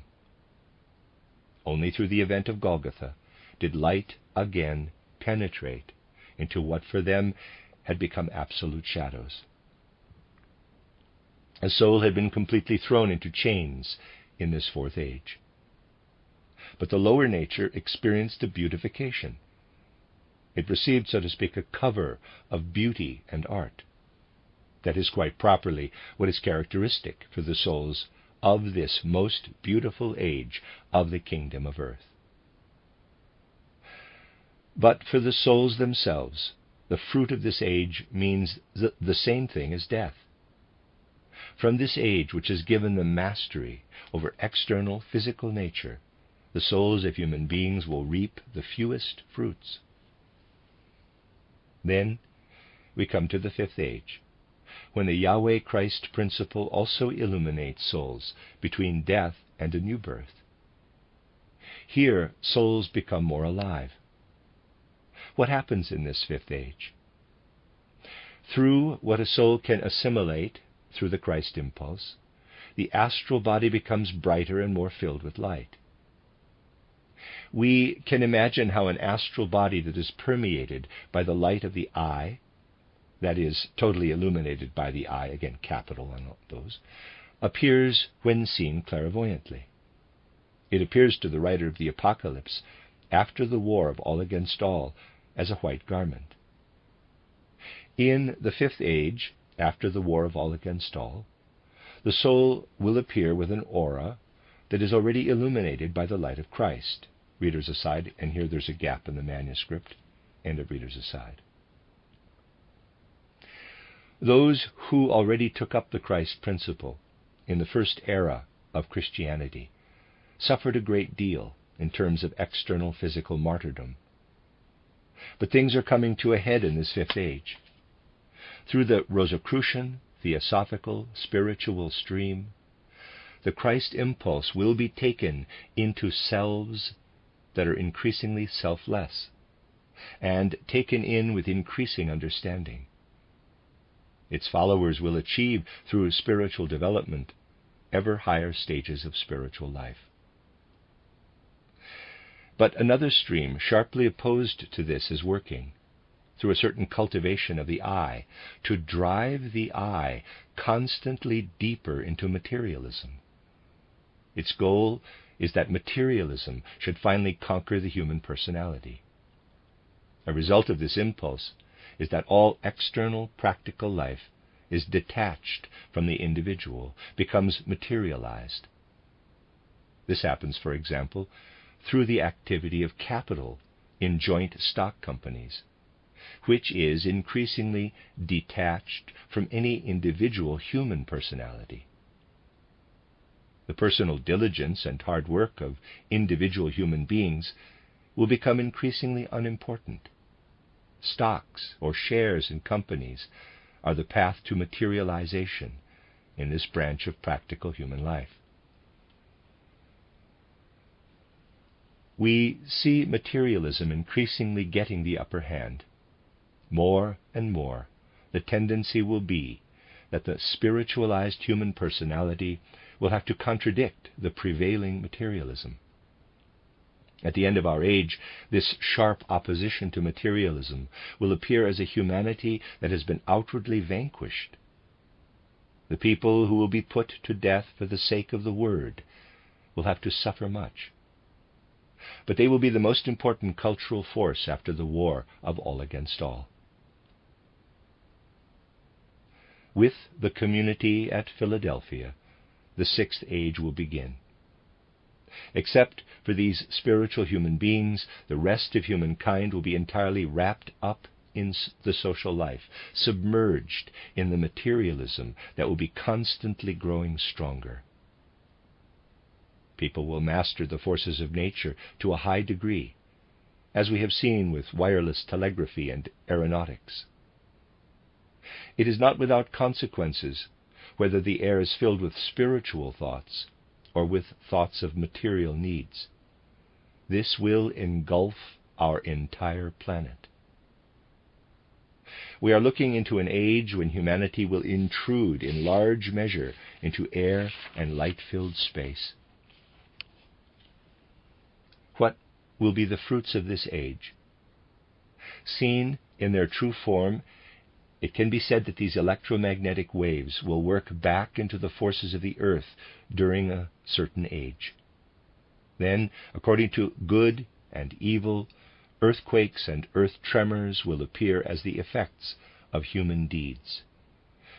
Quote, "When he opened the sixth seal, I looked, and behold, there was a great earthquake, and the sun became black as sackcloth. Close quote, Revelation 6:12. When the feelings of human beings are carried into the air, they change all of nature, and something like a meteor shower appears.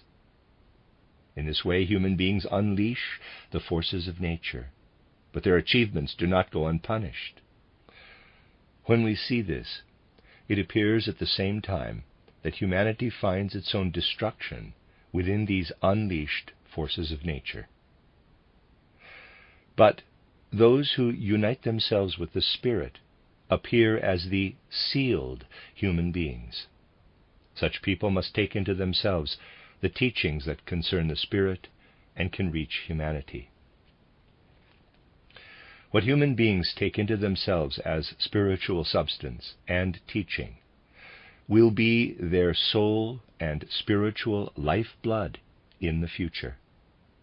It will be the light that will ray forth from them as spirit. The human being stands firmly as on 2 feet, one foot on the Atlantean, the other on the post-Atlantean culture, as it were, on water and on earth. But humankind must take in wisdom, like swallowing a book. This figure points toward the spiritual world. He gives the book to the writer of the Apocalypse. He is supposed to swallow it. It will be indigestible for the lower human being, but like honey for the higher, when it is not read but swallowed. Human beings equipped with modern logical thinking, who have also become clairvoyant through occult training, can also experience what the writer of the Apocalypse described. They can see the visions of the writer of the Apocalypse in the Rosicrucian seals. The seal with the 2 pillars is portrayed in the 10th chapter of the Apocalypse. And that is the end of lecture 13.9. You are listening to RudolfSteinerAudio.com. If you are listening to the podcast of this, it is located at rudolfsteiner.podbean.com. Please consider becoming a patron. As well, there are 2 publishing houses, steinerbooks.org in America and rudolfsteinerpress.com in England, who are the sole publishers of Steiner into English and have given me permission to do these recordings. Please consider patronizing them as well. This is a reading of Collected Works, Volume 104A by Rudolf Steiner, the lecture notes of 16 lectures entitled Reading the Pictures of the Apocalypse, translated by James Hindes. This is lecture 14.10, given in Kristiania on May 19th, 1909. We have seen how the writer of the Apocalypse indicates that in the 5th age, after the war of all against all, people will appear in white garments, that the 6th age is characterized by the earth's enduring great tremors and earthquakes as the result of materialism, and that spiritual human beings will be the sealed ones. We must point out that just as the angels, or angeloi, underwent their human stage in earlier planetary incarnations, humanity must also ascend through its development. What confronts us today as nature is the achievement of the gods. In the future, the human being will also accomplish divine spiritual deeds. We are speaking of the time when the human being will already have begun to work with magic from the periphery of the earth out of the realm of the invisible.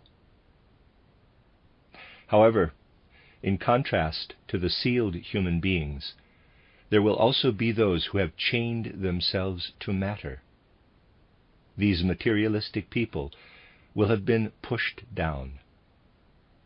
This is why the writer of the Apocalypse sees the spiritualized people hovering above with the others bound to matter below. He sees this very clearly the moment the 7th seal is broken to reveal the vision of the future. Then comes the next epoch of 7 ages. Here, the writer of the Apocalypse sees Devachan, and hears it prophetically proclaimed in the blowing of the trumpets. Human beings will look down upon the earth itself as it becomes increasingly material.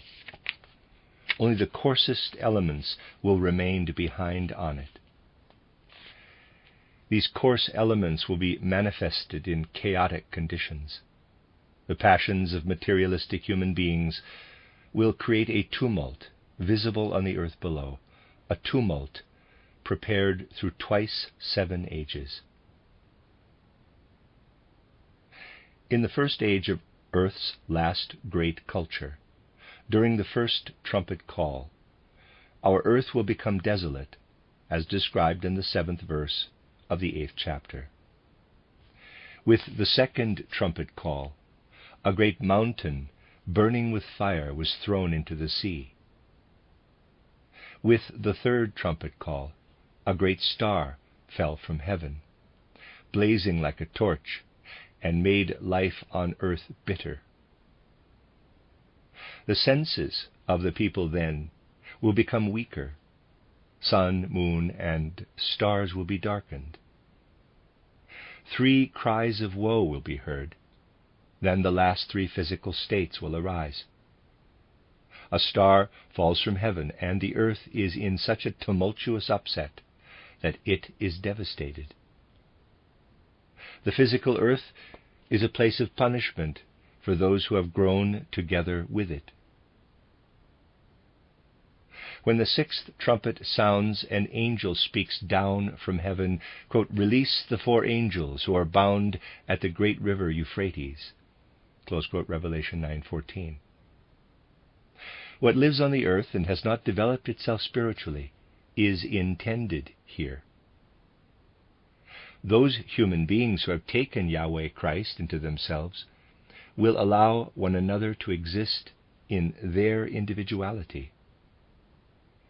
Each of them will have risen above what remains of group souls at that time.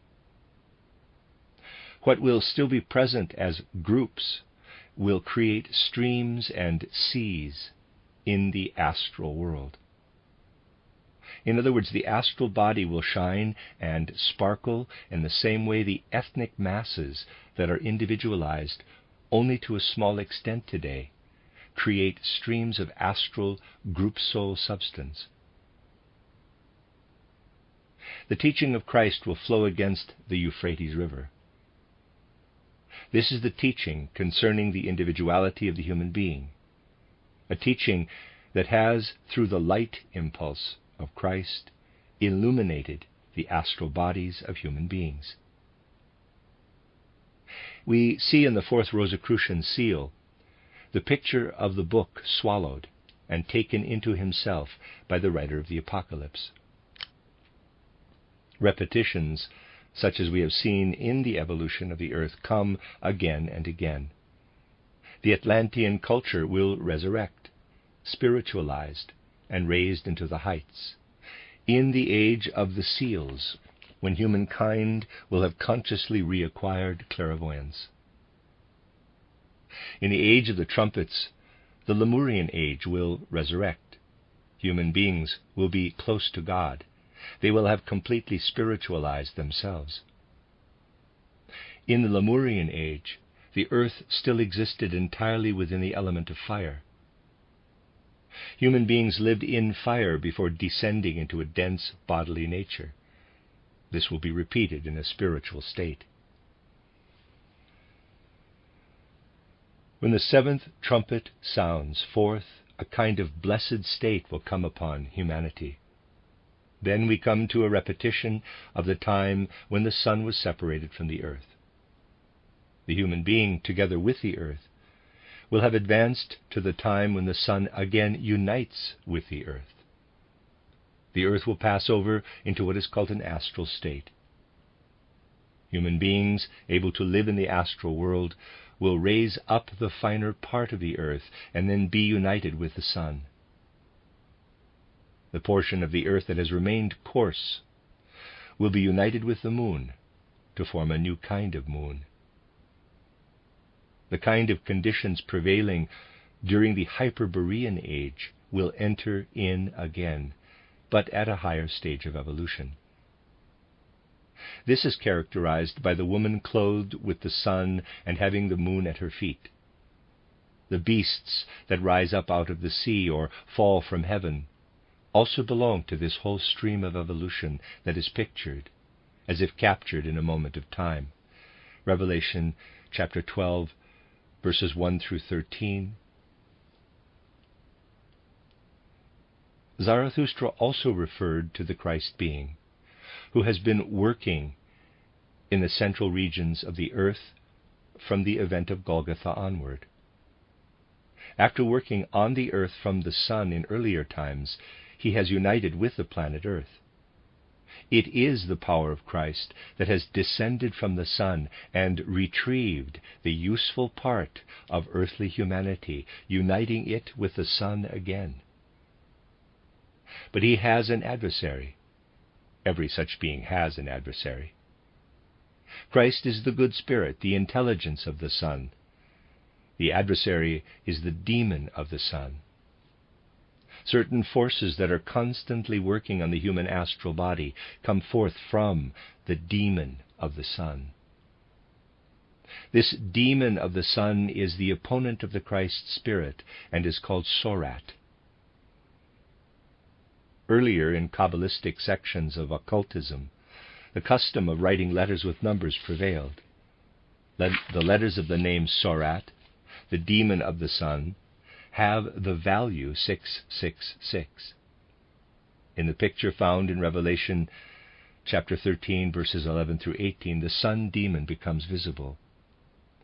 It has 2 horns like a lamb. The writer of the Apocalypse describes the sign of the beast. Already at the beginning of the Apocalypse, he clearly stated he was describing everything in signs, and then adds, "Wisdom is necessary in order to solve this riddle." In this way, the number of the beast has been explained in occult schools by real experts who do not explain it materialistically. We hear how the worst and coarsest elements are thrown out, and how the noblest spiritualized portion of humanity remains united with the sun. The newly spiritualized human body can then again be a temple for the soul. The end of lecture 14.10.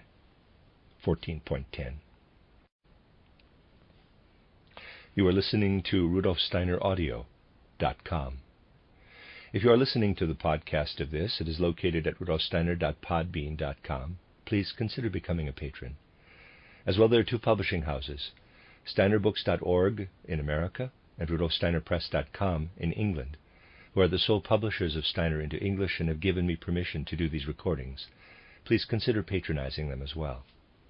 This is a reading of Collected Work, Volume 104A by Rudolf Steiner, the listener notes of 16 lectures, entitled Reading the Pictures of the Apocalypse, translated by James Hindes. This is lecture 15.11, given in Kristiania on May 20th, 1909. In our survey of the evolution of our planet, we have seen that the earth will again be spiritualized, that human beings can participate in this evolution, and that they will again be able to return to the sun. Evolution leads to a constantly increasing spiritualization, to a higher condition, to the devaconic state. All those beings who are too stuck in their materialization will not be able to participate in this spiritual earth. First, everything must pass over into an astral condition. But the coarse material elements of humankind and the base substances in the lower kingdoms enter with human beings into a kind of lower astral world. This could be called the sub-physical astral world. We have then Devachan, the astral world, the physical world, and the lower astral world. This lower astral world is also working in opposition to our evolution today. It is ruled by the spirit Mammon, footnote, through Ahriman, end of footnote, that is, the spirit of hindrances. He is a power of the lower world. All the beings who cannot rise up into the higher world must go down into this lower world. All the higher beings, after the age of the 7 trumpet calls, will enter into a state of the earth united again with the sun. Certain beings have passed through their human state on every incarnation of the earth. The angels during the moon stage, the archangels on the old sun, the good asuras, also known as archai or primal beginnings, on old Saturn. There are also beings who did not complete their development. Such beings existed, for example, on the moon. These beings were then transplanted to the earth. They were higher than the human being, but at that time had not yet reached the stage of humanity. These are the Luciferic spirits. They have entangled the human being ever deeper in matter. They became connected to humankind in the Lemurian age. The human being would have gone through his evolution in a higher sphere if the Luciferic spirits had not united with that evolution. But human beings can thank them for something good, their freedom. The Luciferic spirits made, so to speak, a sacrifice for the good of humankind when they united their evolution with the earth and remained behind. But Saturn, Sun, and Moon occurred before the middle of the earth's evolution. Those beings who remained behind before the midpoint have made an offering, a sacrifice. However, those who remain behind from now on, after the middle of the earth's evolution, merely represent a hindrance, not a sacrifice. The Luciferic spirits have also brought humanity something positive. They have permeated the human astral body, and thereby have brought us to independence. If we consider that the human physical body was prepared for the human being during the ancient Saturn state, the etheric body during the Sun state, the astral body during ancient Moon, then we see how, in its way, this physical body is the most perfect member. It is the most evolved. If we could look into the miraculous structure of the physical heart or the brain that is structured and organized with so much wisdom that physical science has not yet solved the riddles it presents, we would recognize this. The astral body is indeed a higher member, but far less perfect. The etheric body has been perfected more than the astral, but less than the physical. The I, capital, is the least perfect of all. For example, how little does the I understand the structures of the physical body? This is even precisely described in the Bible, where it is said, quote, "Then the Lord God formed man of dust from the ground and breathed into his nostrils the breath of life, and man became a living being." Close quote, Genesis 2:7. This happened during Lemurian times. At that time, Luciferic beings worked into the astral body of the human being.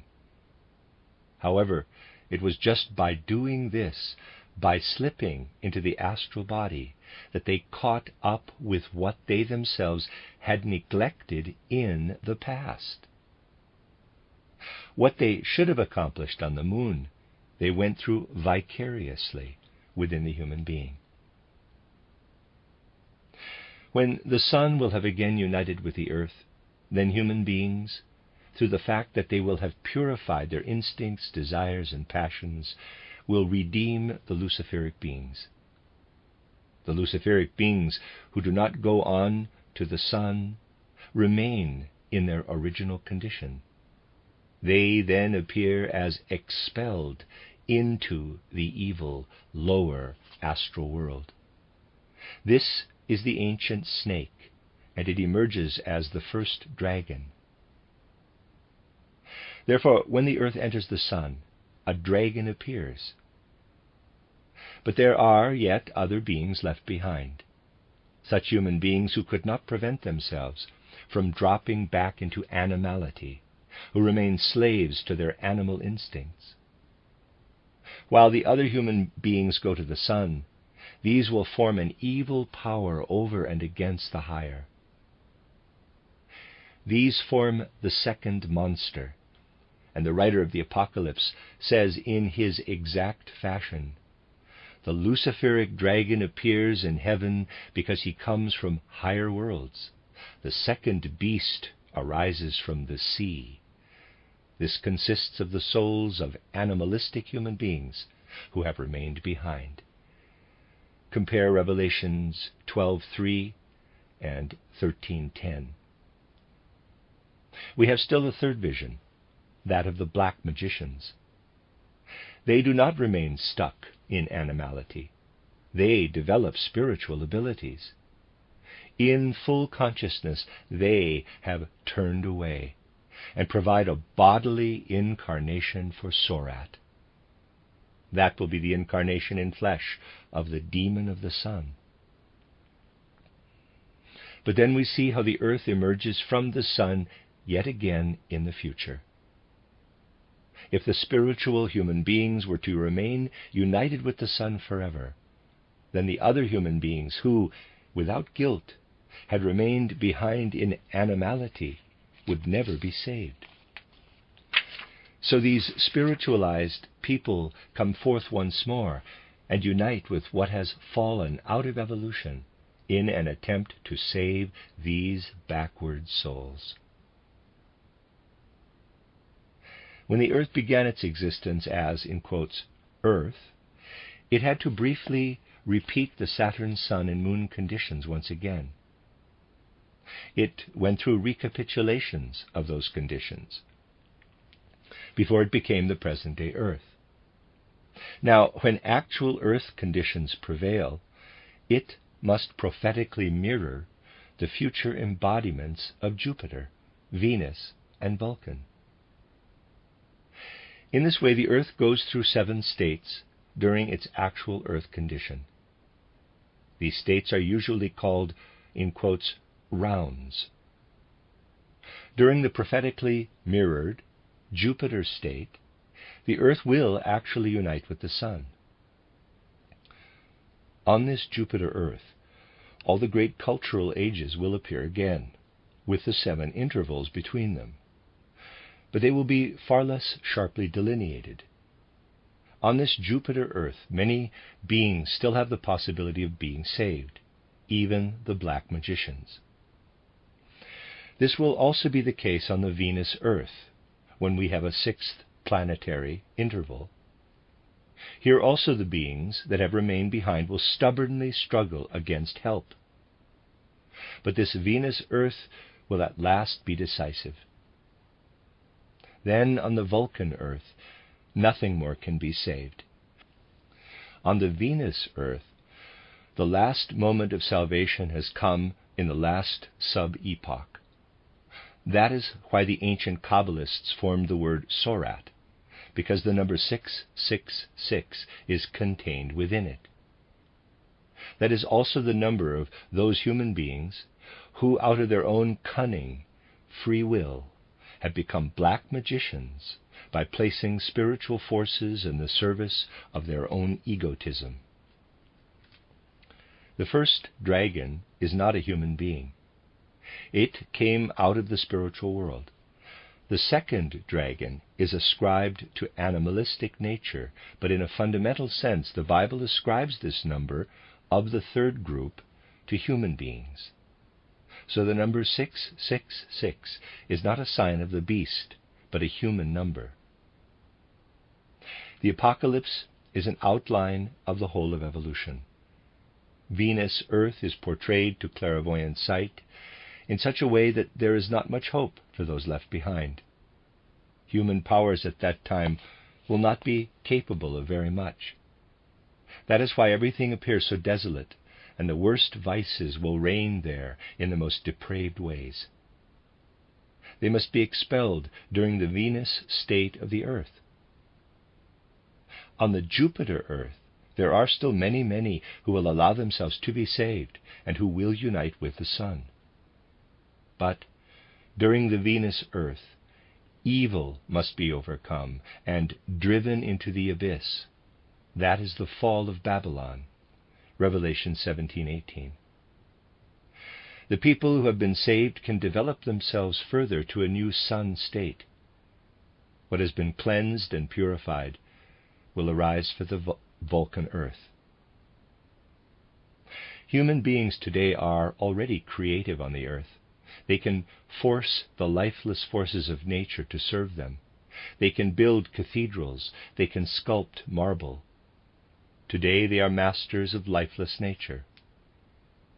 Even though Raphael's paintings of the Madonna are falling to dust, even though the external physical world is passing away, what the human being achieves in terms of art during the evolution of the earth will one day resurrect in a different form. The crystals we see today were once forms worked out by human beings during the old moon embodiment of the earth, in a way similar to how we create and form artistically today. What the spirits once achieved in infinite ages of time now grows out of the earth. Today it rises up. So too the matter of Raphael's Madonnas will also rise up. In the distant future, everything that human beings now create will rise again with the brightness of crystals. The place that humanity has prepared and will find waiting is called the New Jerusalem by the writer of the Apocalypse. A new world will arise, inhabitable by human beings who will have achieved the requisite state of maturity. In a new state, in the Jupiter existence, they will find the place where out of love and out of human work, peace will reign. The end of lecture 15.11.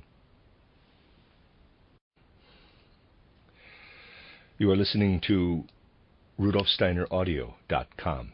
If you are listening to the podcast of this, it is located at RudolfSteiner.podbean.com. Please consider becoming a patron. As well, there are two publishing houses, SteinerBooks.org in America and RudolfSteinerPress.com in England, who are the sole publishers of Steiner into English and have given me permission to do these recordings. Please consider patronizing them as well. This is a reading of Collected Works, Volume 104A by Rudolf Steiner, entitled Reading the Pictures of the Apocalypse. It's the listener notes of 16 lectures, but I'm going to mention there's an additional 17th lecture in here. My apologies, I've decided to record that as a separate entry. So this is lecture 16.12, which is the last lecture given in Kristiania of a cycle, but the 16th lecture in the book. It's translated by James Hindes. This was given in Kristiania on May 21st, 1909.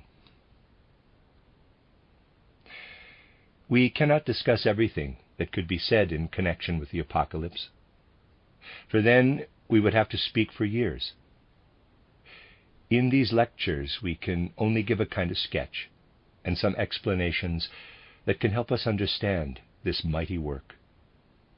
Today we would still like to point out some particularly important things. We begin by returning to a specific question of human evolution. Every age, between the Atlantean catastrophe and the great war of all against all, has its own unique task for our development. In a new incarnation, a human being never has the same task as in the last one. From incarnation to incarnation, new tasks approach us. And so this post-Atlantean evolutionary age has worked on human beings in a special way. The whole epoch of Earth evolution exists to make human beings fit, particularly, to develop the human eye capital. In the last third of the Atlantean age, human beings were first equipped to draw the eye toward the physical head. That is, the I, the spiritual basis for the experience of self, that was only like a seed at the time, was pulled down, in quotes, toward the physical body, specifically toward the human head. But the most significant impulse to have an effect on the I came through the event of Golgotha. All the preceding epochs had already worked in that direction. When we look back at the last third of Atlantean evolution, we see that a certain point in the etheric head and the physical head did not then coincide, whereas today the etheric body of the head is approximately the same as the physical head. Because of this, human beings gradually came to develop their I, their sense of self. The rest of Atlantean evolution was used to make the human being fit to be a proper bearer of the I. Even at the end of Atlantean culture, the brain was entirely soft, more or less like that of a hydrocephalic today, as part of an atavistic inheritance. The physical brain could only become firm enough through the arrival of the etheric brain. Still, even when the etheric head had fully entered the physical head in the ancient Indian age, it was not yet possible for this head to be a perfect bearer of the I. For this reason, the ancient Indians longed for the spiritual world and had to be educated so that the I could gradually develop in them. To begin with, the human being consists of the four members: physical body, etheric body, astral body, and the I. However, if we wish to investigate post-Atlantean evolution more precisely, we must also consider the ninefold aspect of the human being. This is the difference between the Oriental and the Northern mystery teachings. The I works to transform the astral body into manas, or spirit self, the etheric body into buddhi, or life spirit, and the physical body, through breathing, into atma. In other words, the I transforms the astral body, the etheric body, and the physical body. But before this can happen consciously, it must have taken place through higher beings. Today, the conscious transformation of these members occurs only in schools of initiation. For example, in the last third of the Atlantean age, the physical body was transformed to the point that it could be a bearer of an I, but this occurred unconsciously.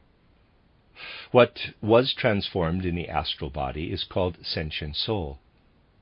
The etheric body, transformed in this way, is called the intellectual soul, and the physical body, thus unconsciously transformed, is the consciousness soul. And only when human beings have developed the consciousness soul can the spirit self gradually, and at first unconsciously, be woven into them. In the cultural epochs of our Earth evolution, manas is gradually being formed and slipped into the astral body. Readers aside, manas, or spirit self. End of readers aside. After it has been prepared in the last third of the Atlantean age, the consciousness soul must again be transformed by the Yahweh Christ principle in the next cultural epoch. In the ancient Indian age, the etheric body was permeated by the I, which by then had moved into the human being. In the ancient Persian age, the astral body was permeated by the I. In the Egyptian age, the I permeated the sentient soul. In the Greco-Latin age, the intellectual soul was permeated by the I. In our culture, the I permeates the consciousness soul.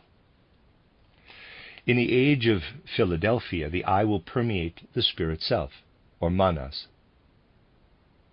Then the human beings, who through theosophical spiritual teachings have made themselves capable of recognizing Christ, will be in a position to see him in a new form of existence, in his delicate etheric body, for he will come again.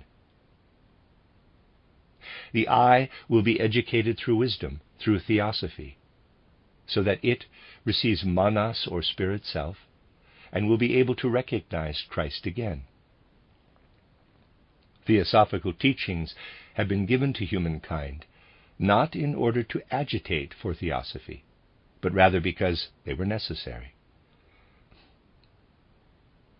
In the age represented by the 7 seals, something like a shower of meteorites will occur, caused by increasing materialism, and some human beings will ascend to a spiritual state.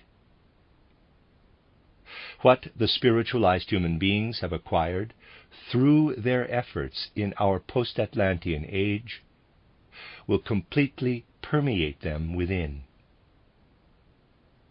When, in the age of the 6th seal, everything that the human being has in terms of sentient soul, intellectual soul, and consciousness soul has been worked into the other members, human beings will have achieved the ability to create an external imprint of their inner life in their gesture, features, in their whole life. Because they have worked on their development, they will be able in the 4th, 5th, and 6th ages, in the epoch of the seals, to use these 3 soul forces, the sentient, intellectual, and consciousness souls, to permeate and work on themselves in order to take in manas. When the human being has gone through a cycle fully, so that nothing more remains to be done, this is characterized in occultism with a 0. Therefore, human beings will have permeated the 3 with 4. For the next age, this permeation of the 3 with the 4 is expressed by multiplying 3 by 4. They have gone through 3 cycles, that is, through 3 zeros. This is expressed thus: 12 with 3 zeros, 12,000. Quote, "Then I saw another angel ascend from the rising of the sun, with the seal of the living God. And he called with a loud voice to the 4 angels who had been given power to harm earth and sea, saying, 'Do not harm the earth or the sea or the trees, till we have sealed the servants of our God upon their foreheads.' And I heard the number of the sealed, 144,000 sealed, out of every tribe of the sons of Israel, 12,000 sealed out of the tribe of Judah, 12,000 of the tribe of Reuben." Close quote, Revelation 7, verses 2 through 5. Then the various groups of people who have matured will be united in the community of Philadelphia for mature brotherhood, when every soul will feel for others. All those who have been separated out of the various groups can now be multiplied together because they will live within one another. Their life together will be such that they will not disturb one another, such that one soul will work into another soul in complete harmony. 12 times 12,000 gives the number 144,000. These are the people who will constitute human society in the age of the 6th seal. The writer of the Apocalypse knows the secrets of all evolution, and he tells them in a language generally little understood. He does this because human beings will be able to develop their consciousness soul precisely through the exertion of energy required to penetrate such riddles. What today is presented as theosophy is appropriate for the present age. In later ages, an entirely different form of wisdom will be given. The souls who are preparing themselves by taking in theosophy will take in new forms of wisdom in the next age, what is exoteric culture today was mystery wisdom in ancient times. In all the ancient mysteries there was a last stage, wherein the student experienced the mystery of Golgotha. Therefore the coffin, in which the student experienced the crucifixion, the laying in the grave, and out of which experienced the resurrection, this coffin was given the shape of the cross. Since the mystery of Golgotha, this fact has become exoteric. The conservative attitude has always been opposed to making the esoteric exoteric. Hence Christ was seen as someone who makes the esoteric manifest. But when the time for it has come, the esoteric must always be made manifest. Had we been able to follow the writer of the Apocalypse to the place where he spoke to his disciples, we would be able to hear what is spoken to us today.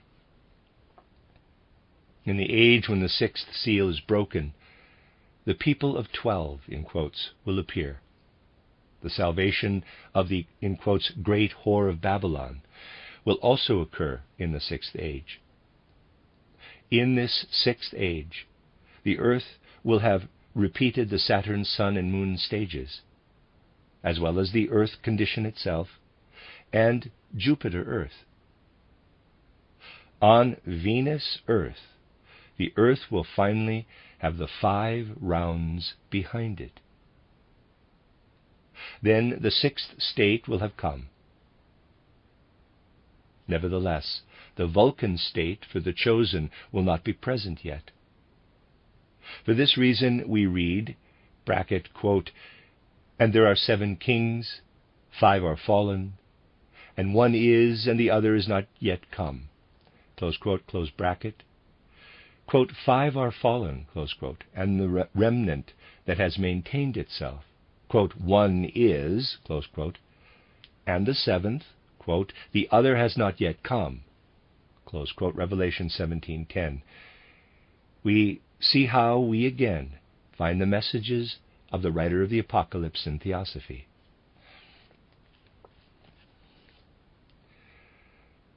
But those who have proven themselves to be immature in the age of Venus Earth, who have placed themselves under the rulership of Sorat, must now isolate themselves on a special sphere of earth, while the other 7 proceed downward and again upward.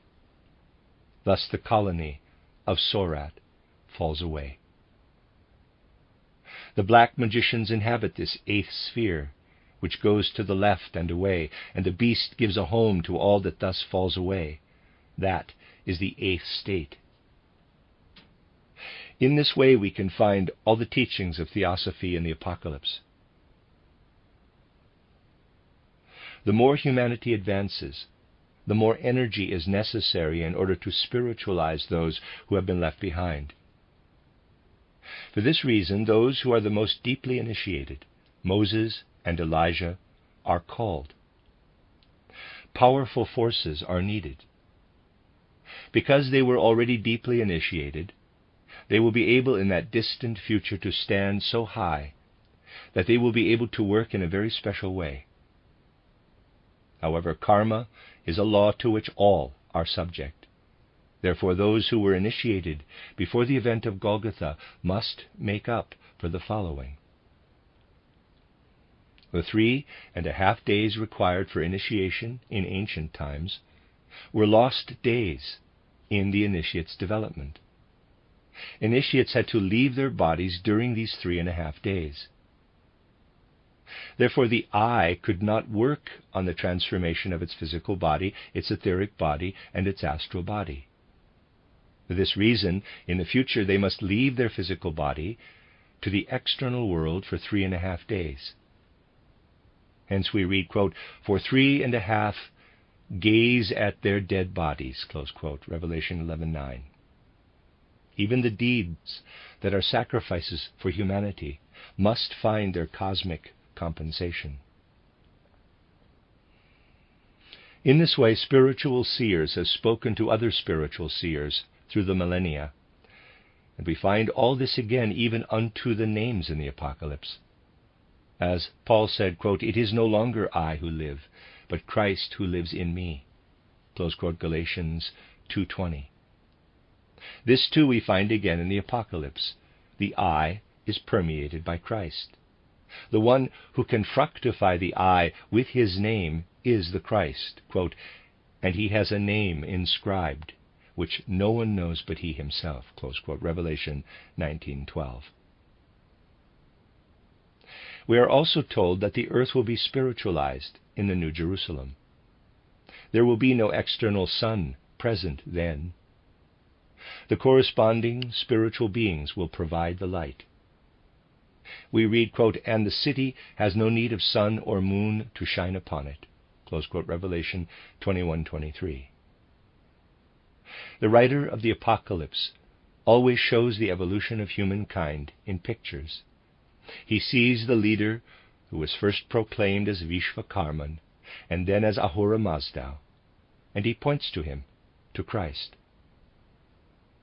In order to illuminate what is found in the Apocalypse, we must refer to the transformation of organs that are developed in human beings into other forms. They now have the ability to change their forms. The heart muscle is distinguished from other muscles under our voluntary control by the fact that the heart is an involuntary muscle, and yet is striated in the same way as voluntary muscle. The heart is on the way to becoming an organ with entirely different functions. We see this indicated in the structure of the muscle. What comes forth from the voice box will become increasingly powerful. What we speak forth in order to express our thoughts shapes the air. Already now it forms it according to how we think, but the word will become increasingly powerful. One day the human being will create the human being's equal through the word that comes forth from the larynx. The one who has the sword coming forth from his mouth is an indication of the being who is the Alpha and the Omega. The Lamb who will be the Lord over the lower nature forms one of the seals. Sorat is as if expelled in the eighth sphere by the woman who shows us another seal of the Rosicrucian. The seer can also see this in the spiritual world. In this way, these Rosicrucian seals have an awakening effect when we meditate upon them with understanding. We have seen how we must understand ancient religious texts literally, taking them at their word. Theosophy is the only possible commentary for the Apocalypse, and it should prepare the community of Philadelphia. It is, therefore, within the plan for the evolution of the earth that Theosophy exists. Therefore, at various locations on the earth, great individualities are at work to give Theosophy to those able to receive it. That is the end of this last 16.12 lecture. It is the end of the series on Kristiania, and I will then have a lecture 17 that comes after this. You are listening to RudolfSteinerAudio.com. If you are listening to the podcast of this, it is located at RudolfSteiner.podbean.com. Please consider becoming a patron. As well, there are two publishing houses, SteinerBooks.org in America and RudolfSteinerPress.com in England, who are the sole publishers of Steiner into English and have given me permission to do these recordings. Please consider patronizing them as well. This is a reading of Collected Works, Volume 104A by Rudolf Steiner, entitled Reading the Pictures of the Apocalypse. It's listener notes of 16 lectures. However, there are 17 lectures in this, and I am adding this. It's an appendix in the book, but it is the 17th lecture. I'm calling it Lecture 17. These are translated by James Hindes. So this appendix lecture, Lecture 17, is entitled Cosmogony. It's a lecture held in Paris on June 14th, 1906. In the course of these lectures, we have said repeatedly that Christianity constitutes the decisive midpoint of human evolution. All religions have their right to exist. They were partial revelations of the Logos. But none has changed the face of the world as much as Christianity. One can feel this influence in the words of John's Gospel, quote, "Blessed are those who have not seen and yet believe," close quote, 20:29. The words, "those who have not seen," refer to those people who had no knowledge of the mystery religions. An essential part of the ancient mysteries is made public through Christianity. For example, the most important commandments concerning morality, and the teaching concerning the immortality of the soul through resurrection or rebirth. Before Christianity, one could see supersensible truth in the revelations, rites, and dramatic presentations of the mysteries. Now, however, one can believe in the supersensible thanks to the divine person of Christ. There had always been a difference between the esoteric truth known to initiates and its exoteric form, appropriate for the great masses, which came to expression through the various religions. The same holds true for Christianity. What is found in the Gospels is the new good tidings, promulgated for all to hear. But there was a deeper teaching. It is contained in the Apocalypse in the form of symbols. There is a way to read the Apocalypse that can be made public only in our time. It was cultivated in the Middle Ages in the occult schools of the Rosicrucians. At that time, historical questions concerning the book were considered unimportant. These were questions concerning its composition and the identity of the author. In short, all that which occupies the sole interest of theologians today, who seek nothing more than historical facts in this book. Modern critical theology knows only the external shell of this book and ignores the kernel. The Rosicrucians stayed with the prophetic aspect, the eternal truth of the book. Occultism is not usually concerned with the history of a single century or a single era, but rather with the inner history of human evolution as a whole. This is true when it delves into the first manifestations of our planetary system, when it looks into the distant past at the vegetative and animal conditions of humanity, and when its perspective expands over millions of years forward to a future when humanity will have become divine.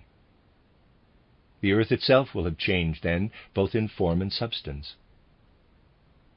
But how can the future be guessed? Is prophecy really possible? It is possible because all that is to take place physically in the future already exists in seed form in the womb of the archetypes, whose thoughts form the plan for our evolution. Nothing appears on the physical plane that was not already planned and preformed in general outline in the region of Devachan. Nothing happens in the depths that did not exist before in the heights. That is the way things are realized. They depend upon the freedom and initiative of the individual.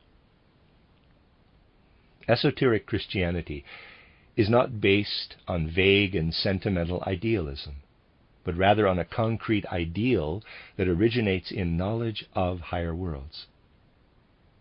This is the knowledge that the writer of the Apocalypse had, the great seer of Patmos, who sketched the future of humankind in Christian perspective.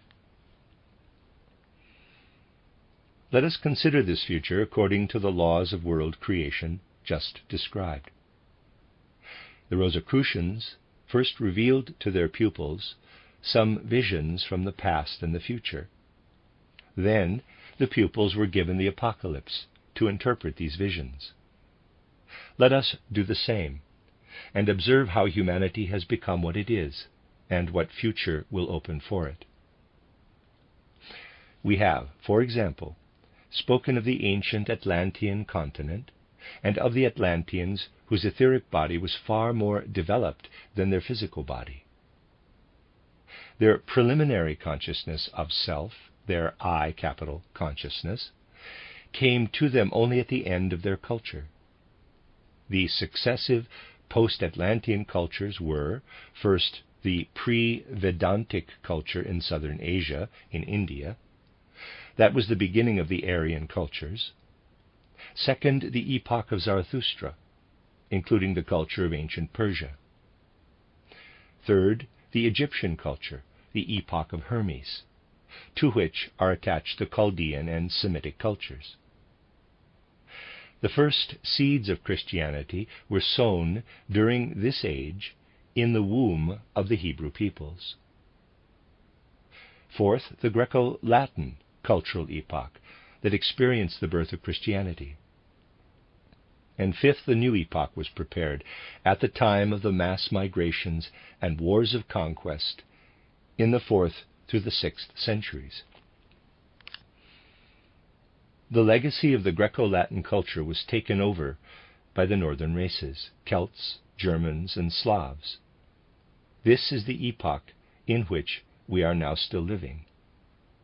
It is a slow transformation of the Greco-Latin cultural heritage brought about through the powerful element of the new peoples under the mighty impulse of Christianity.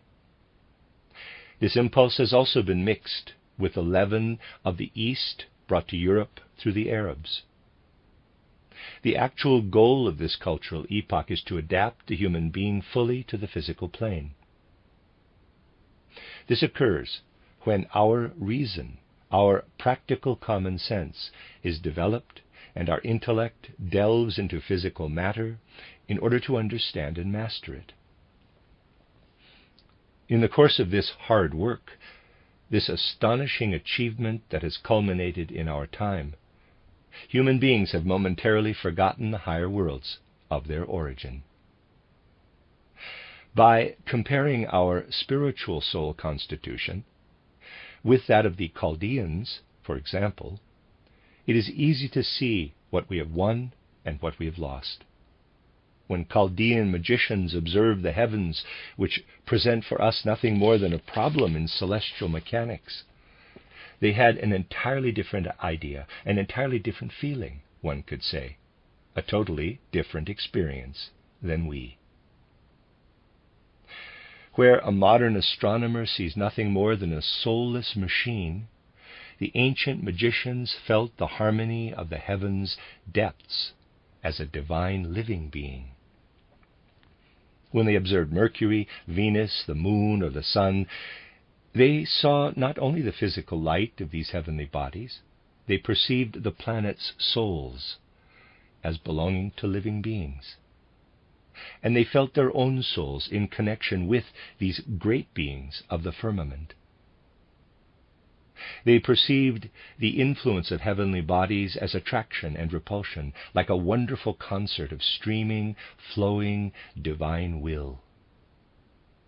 And the symphony of the cosmos sounded forth in the magicians like an harmonious echo of the human microcosm. In this way, the music of the spheres was a reality that united human beings with heaven. The superiority of the modern scholar is rooted in knowledge of the physical world, of matter. Spiritual science has descended to the physical plane we know so well. However, we must now be concerned with again achieving knowledge of the astral plane through clairvoyance. This descent into matter was necessary for the fifth epoch to fulfill its mission. Astral and spiritual clairvoyance had to be veiled so that the intellect could develop itself on the field of the sense world through minute mathematical observation of the physical world. Now, we must supplement natural science with spiritual science. Here is an example. Ptolemy's map of the heavens is usually placed next to that of Copernicus, and then the former is declared to be false. This is, however, not true. They are equally justified. Ptolemy's map is concerned with the astral plane, wherein the earth forms the center point of the planets and the sun is itself a planet. Copernicus's map is concerned with the physical plane, where the sun is in the middle. All truths are relative according to time and place. Ptolemy's system will be rehabilitated in an epoch yet to come. After our fifth epoch, another will come, the sixth, which will be related to ours as a spiritually minded soul is related to a rationally inclined soul. This epoch will bring genius, clairvoyance, the creative spirit to development. How will Christianity appear in the sixth epoch?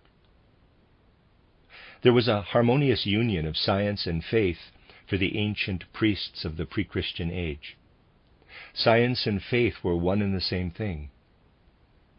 When the ancient priests observed the firmament, they knew and felt that the soul was a drop of water that had fallen from the heavenly ocean and had been led down to earth by immeasurable rivers of life that flow through space.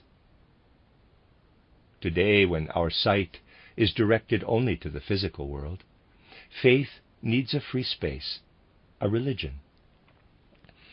For this reason, science and faith are separated. The faithful reverence of the person of Christ, the God of the human being on the earth, has for a certain time taken the place of occult science and the mysteries. But the two streams will be united in the sixth epoch.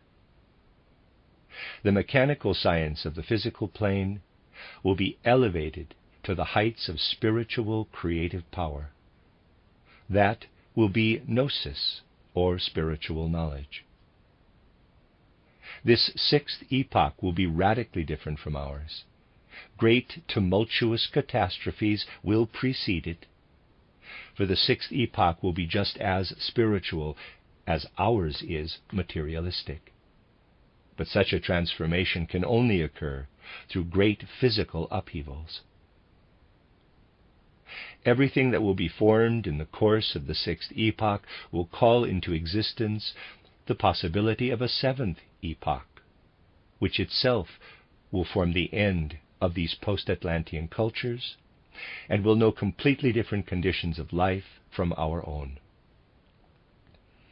This seventh epoch will end with a revolution of the elements, similar to the one that brought an end to the Atlantean continent. The condition of the earth that will then appear will have a spirituality prepared through the last two post-Atlantean epochs.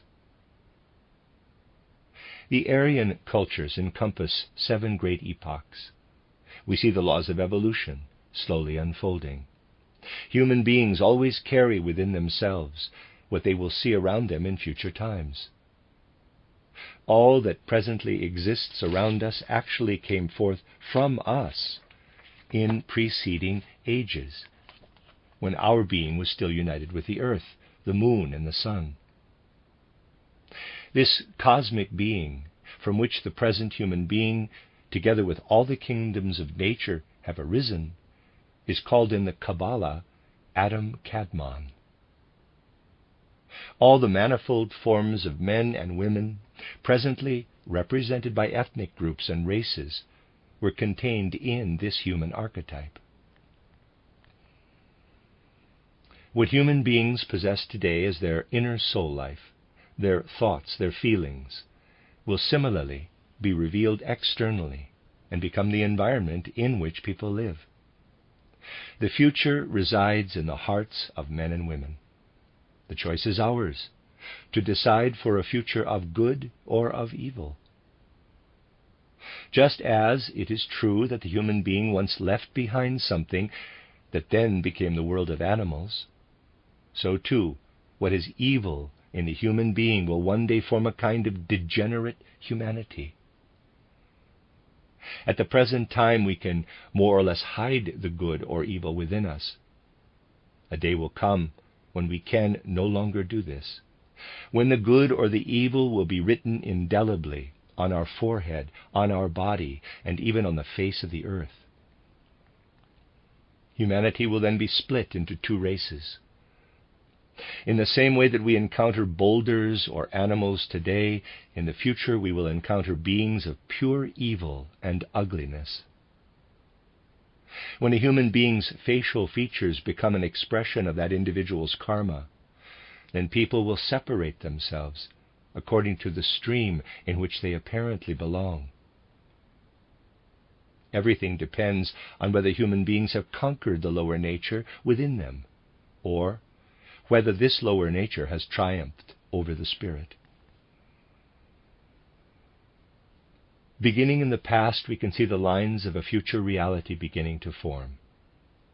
To the extent that we are prepared to understand the past and to work in the present, we can realize the ideal of this future reality. A new race will be formed that will constitute the connecting link between present-day humanity and the spiritualized human being of the future. But one must distinguish between the evolution of races and the evolution of souls. It lies within the freedom of every single soul to develop itself toward this external form of a race, whose character corresponds to the good that it will incarnate. Individuals will belong to this race only through the exercise of their free will and through a great exertion of their soul forces. Membership in a race will no longer be forced upon a soul, but rather it will be the result of an individual's evolution. The meaning of Manichaean teaching is that from now on, souls should prepare themselves to transform into good the evil that will appear in its full strength in the sixth epoch. Indeed, it will be necessary for human souls to become strong enough to protect, through a spiritual alchemy, the good from the evil that will come to light. The evolution of our planet Earth will lead it back through the former phases of its development in reversed order. First, the Earth will unite with the Moon. Then a reunion of this mixed world body with the Sun will occur. The reuniting of the Moon with the Earth will coincide with a high tide of evil on the Earth. In contrast to this, the union of the Earth with the Sun will mark the beginning of blessed happiness, the reign of the chosen people. Human beings will bear the mark of the 7 great phases of Earth evolution. The book of the 7 seals, spoken of in the Apocalypse, will be opened. The woman dressed in the sun and with the moon under her feet is related to the time when the earth will be united again with the sun and the moon.